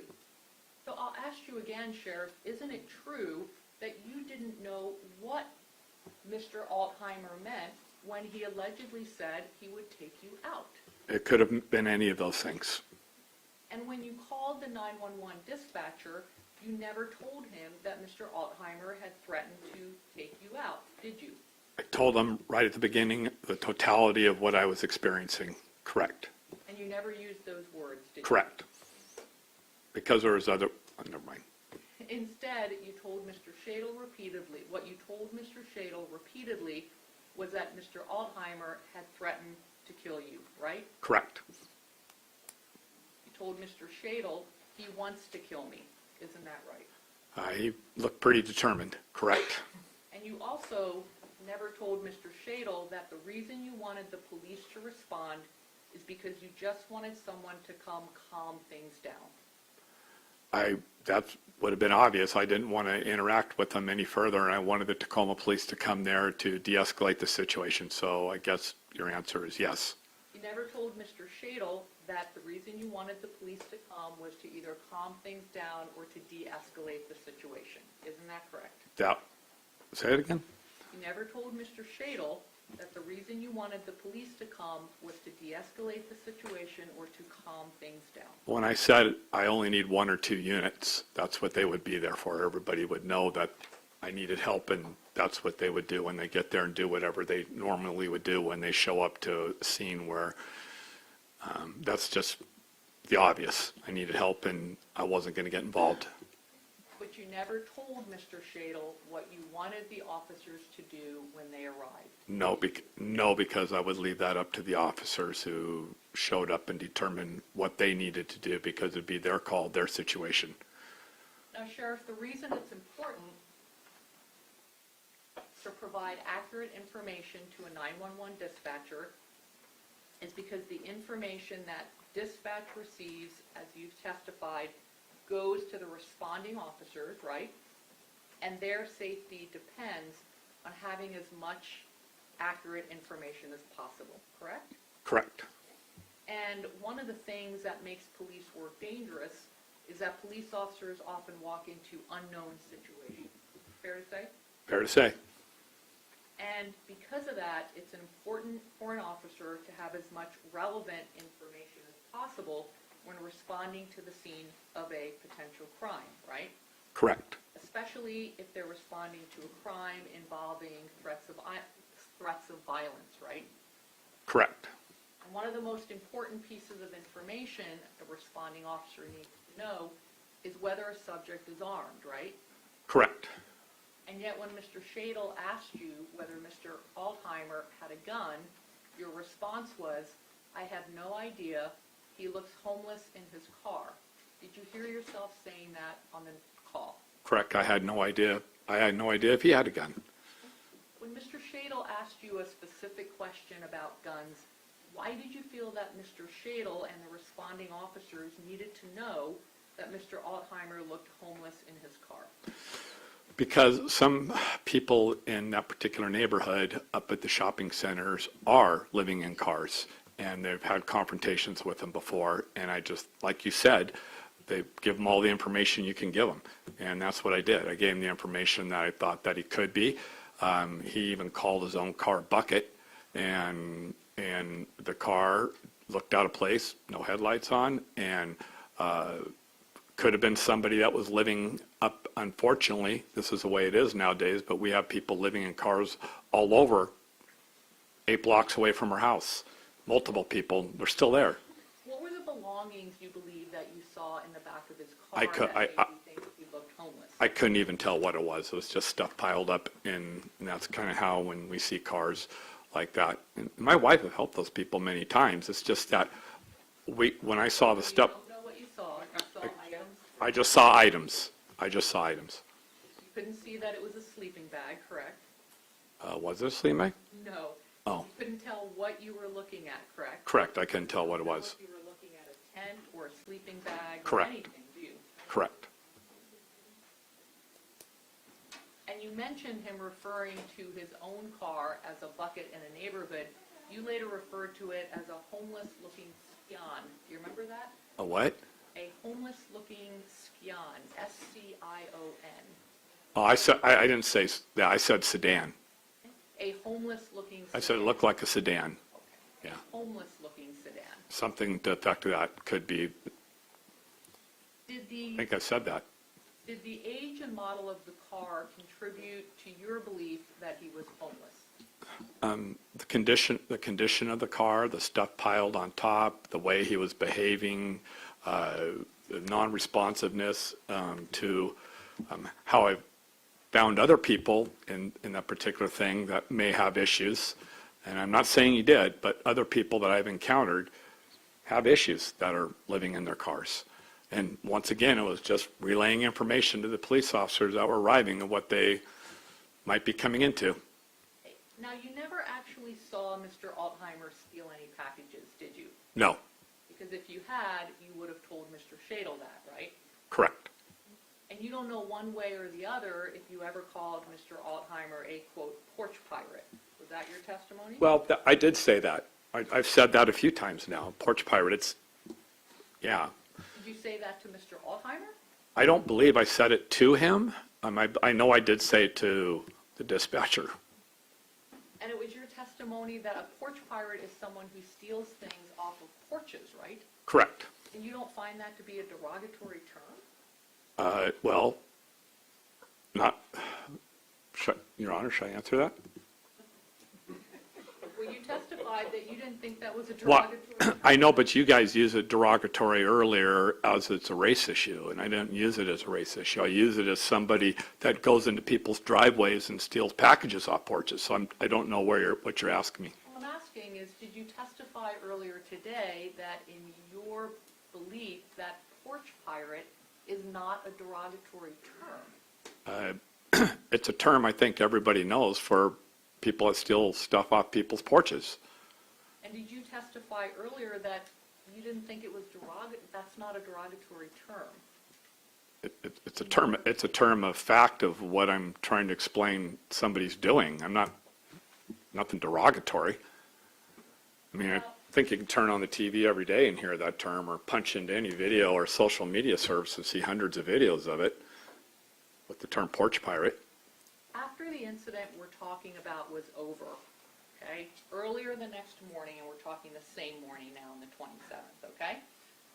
You indicated that you had had some social media communications with some of your neighbors. Do you recall that testimony? I think it might have been the next day, or maybe even 2 days after, I'm not sure. And you received a message from a neighbor, a Facebook message from a neighbor named Trevin Anderson. Do you remember that? If you read, no. You'd have, if you read it to me and told it to me, then yeah. I get hundreds of messages on Facebook. It's the only social media I use, and All right, hold on, I'm going to have it marked for you. okay. I just don't know which one you're talking about. I understand. And rather than me reading it, I'm going to mark it for you.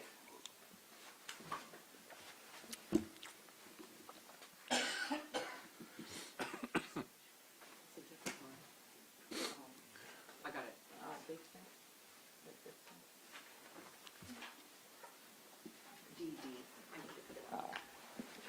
Sheriff Troyer, this is Your Honor. marked. Should be 20. Your Honor, Oh, state, I'm sorry. get my glasses. Sorry, I left them on the table. Are your glasses back at council table?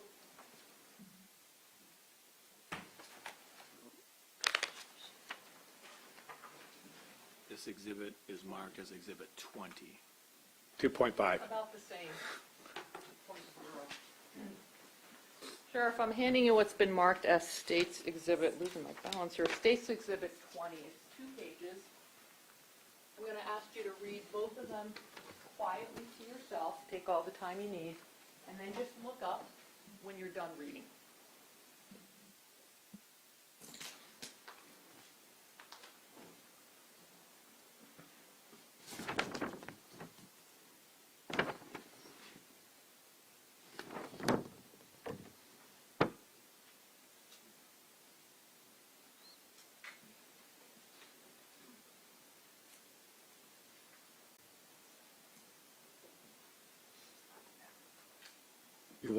I don't think you want me to read that whole thing?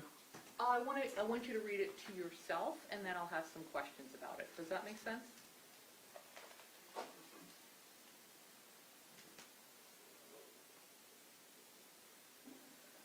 And I'll be careful in my questioning. I understand why you're asking me that. Okay. I don't want to. I Okay. understand. All right. Have you read both of them? Yes. Okay. So this is I'm sorry, what exhibit is it? 20? 20. Does that refresh your memory as to a Facebook exchange you had with Mr. Anderson? Yes. Okay, so Mr. Anderson, after this event was over at about Mm-hmm.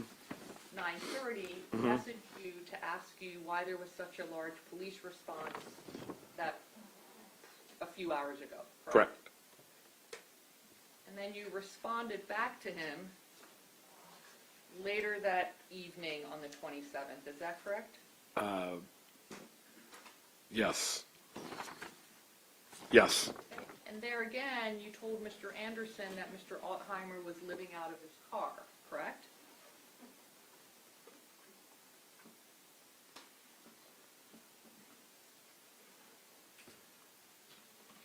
It says that. You're not Yeah, allowed yes. to read from a document, Oh. sorry. Okay. Did you tell Mr. Anderson that Mr. Altheimer was living out of his car? Yes.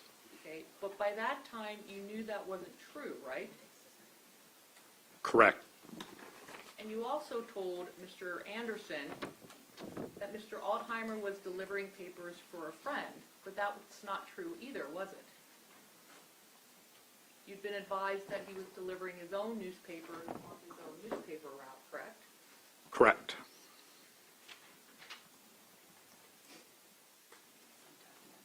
And you've since heard in court from his boss, Mr. Steiner, that he's been doing that in that neighborhood for about 2 years. Do you recall that testimony? Correct. But I had never met him. Yeah.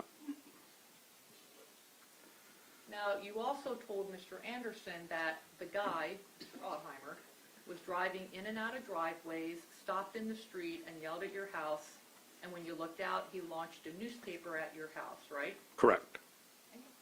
And you described him as, quote, anti-cop, right?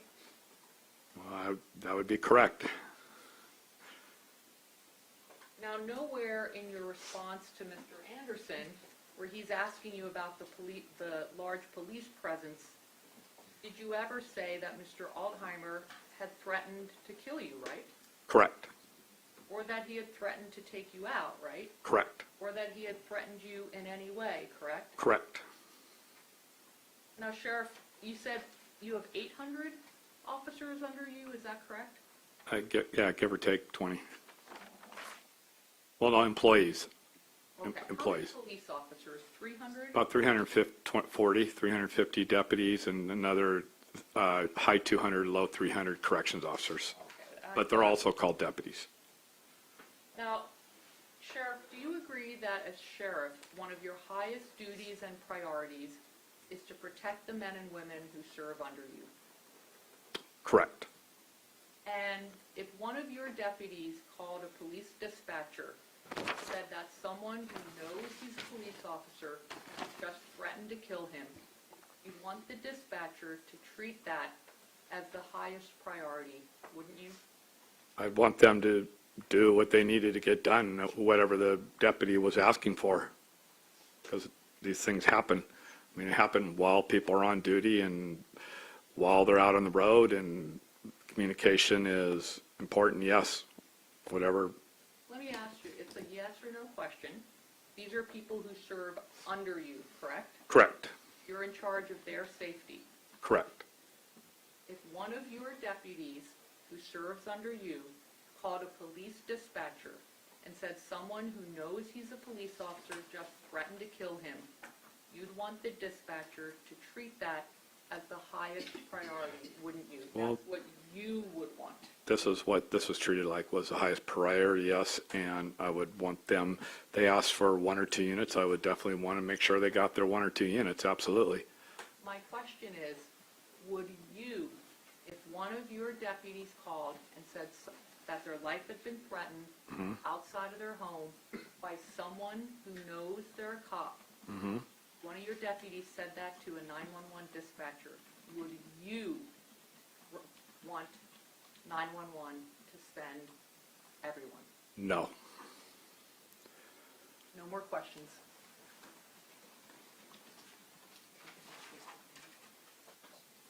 Redirect. Thank you, Your Honor. The Facebook post that you were just asked about, where does that neighbor live in relation to your house? I don't know. It's somewhat, I don't know. It's just somebody, in fact, I don't know if I've ever even met him. Okay. And were you talking largely about the second incident when Altheimer came back to your house? What I did with the Facebook post is just try and consolidate, and I wasn't trying to make a big deal about it into just one little thing of information. I wasn't about to write pages of stuff. Okay. I just wanted the neighbor to know that the cops are there, this is what happened, and if there's some wordsmithing or a few words wrong, it just wasn't anything official. It's just me communicating with the neighbor who communicated with me. What did the neighbor ask you? I'm not, I can't read from this, can I? Can I? To refresh your memory about what he asked you and what you responded to. He basically said, Ed, at 2 a.m. this morning, there were cops by my neighborhood, and I heard some with lights on, and they were there for a bit, and it seemed pretty serious. Can you tell me what happened? And then everybody drove off. Okay. So that on Facebook you responded. Yeah, Facebook is not my friend. But Facebook is there. These are my personal Facebook page again too. Right. And and at this point I thought it was a done deal. I was just letting them know it happened, and it was over. And I guess you're also trying to say it's safe now. Correct. Okay. So you're not going to say I was threatened too, necessarily. Is that No, right? I wasn't going to give them details.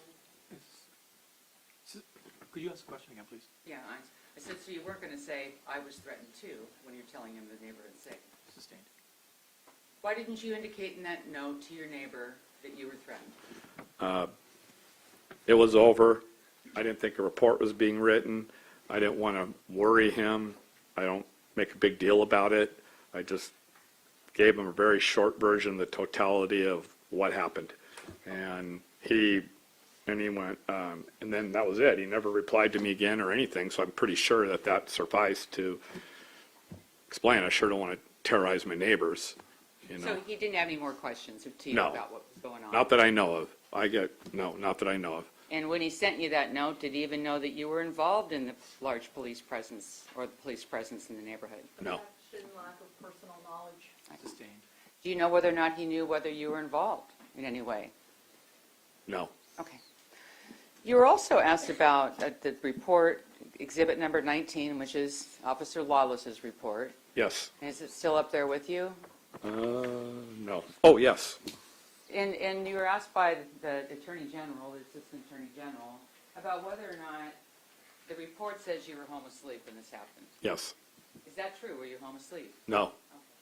And I think we've already talked about this report and your criticisms of it. She also asked you if Officer Hobbs said that too. Does Officer Hobbs anywhere in that report say you were home asleep? No. Okay. You were asked about, on a police response, whether you would want a full or fuller response with any of your deputies if there was threats to kill. But you didn't ask for that here. No, I asked for 1 or 2 units, and Why? because I figured that's all it needed to be to take care of the situation. Okay. Also about being blocked in, and actually if we could use the easel, Your Honor, it won't take very long. I want him to draw where the cars were because there were other cars on the street. And so I think we could do it tomorrow or, Well, I just want to see if there's an objection or not. oh, okay. Your Honor, there's no objection, and if it's possible to run just a little bit longer today, I don't think I'll have any redirect, recross. Granted.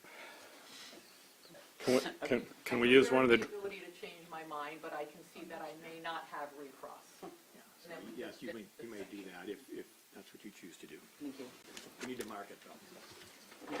are you going to make me draw? This is, We'll get a grand finale of your testimony, Sheriff. Here we go. If you could step over to the easel. What color do you want me to use? Black is fine, maybe, yeah, black or blue. It's going to end Red's up all not over good. my hands. Do you want just a to, second. I want to make sure we mark it and know what the number or letter is. which one's best for you? I don't want you to stuff in your hands. DD, Delta, Delta. ED? Okay.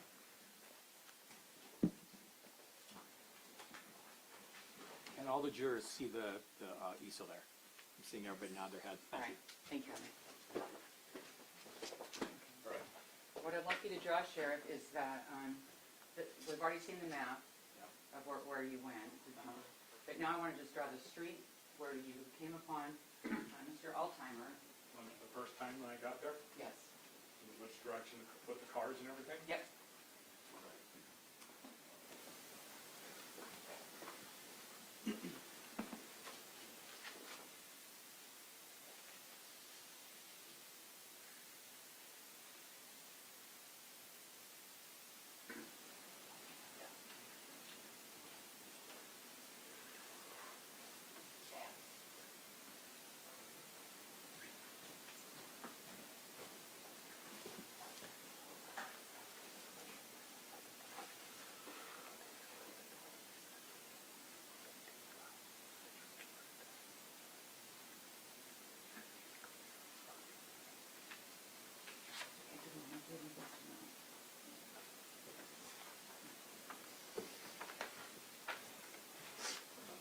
Do you want me to write the road numbers down?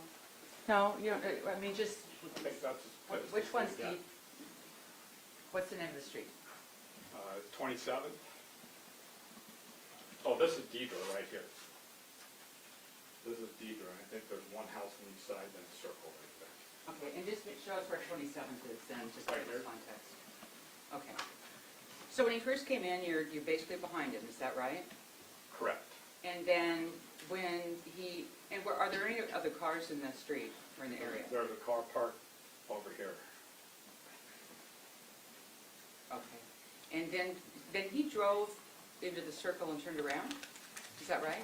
Correct. Okay, can you just draw an arrow showing what he did? I saw him going there, and then for a few seconds he was gone. I don't know if he went all the way up here or what, but he was just gone for a few seconds and came back out at me. And so the confrontation that you had with him, that he had with you at your car, did they happen before or after he went and turned around in the circle and faced you? Before. Okay. And so once he faced you, there were references to him, you're blocking him or he's blocking you. Were you talking about the other car being there, or what was your reference? Both of, we're blocking each other. We're facing each other with our headlights on. He pulled right up in front of me, and I hadn't moved, and my headlights were on. That's all you have to draw. That's all I have to draw? Yeah, thank you.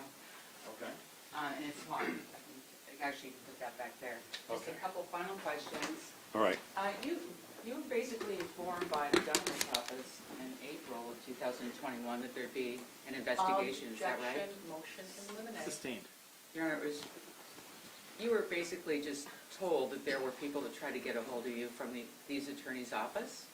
Was it either of these attorneys, do you know? No, it wasn't either of them. Okay. And was there an investigation at that time? Yes, I knew there was an investigation going. And did you follow your lawyer's advice to not talk to them? Yes, I did. Okay. Finally, on the threats, did you take the threat, I'll take you out, as a threat to kill you? Correct, yes. With the totality of the way he was acting and that, I thought, worst case thing that's going to happen here.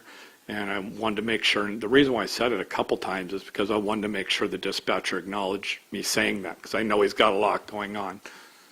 Yep. And the dispatcher, just like we see on television shows, will be talking to someone and someone will be saying, can you get here? Can you get here? And not even knowing that the dispatcher's already dispatched help. So you're Right. still talking to the dispatcher at that time and repeating, is that right? Right. And sometimes when you talk to a dispatcher, you won't get an answer because the other side might be more important for them to be talking to at the time. And I know that sometimes the answers could come 20, 30 seconds later. Okay. But basically help was on the way. Correct. Thank you, Sheriff, that's all I have.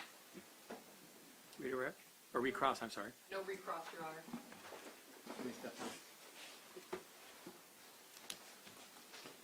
Do you, sir, want the reports, or do I give them to just leave them there?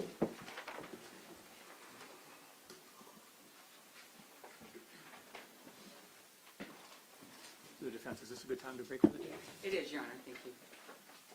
And so, members of the jury, we're going to break for the day. I read it enough, so I'm not going to read it this time. But no talking to anybody about this case, and certainly no independent research of any source about this case, and you all know that. So, have a great evening. We will. Your Honor, actually, before we excuse the jury, the defense rests. Okay. Thank you. Thank you. Defense rests.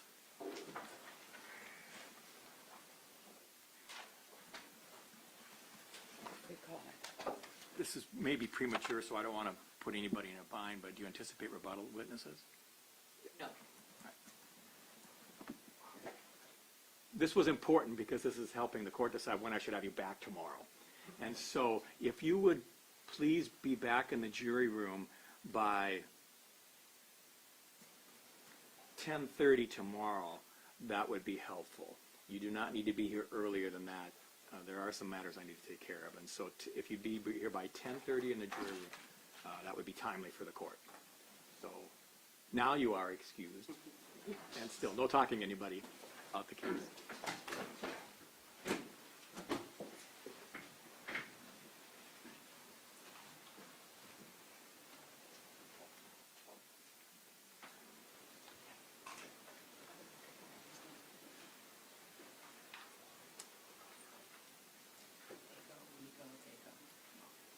But we still have to make a motion to dismiss or to return instructions. You probably won't be back in front of the jury until the same time. Yeah.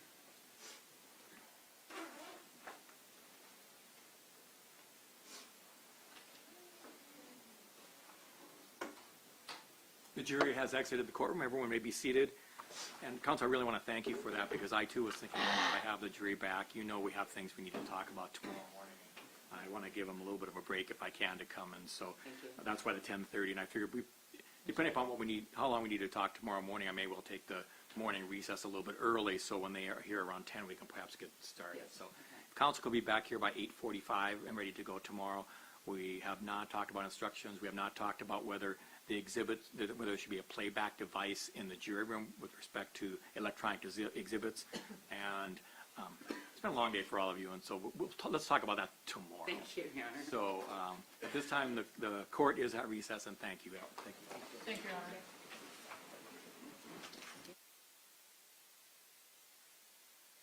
Recording stopped.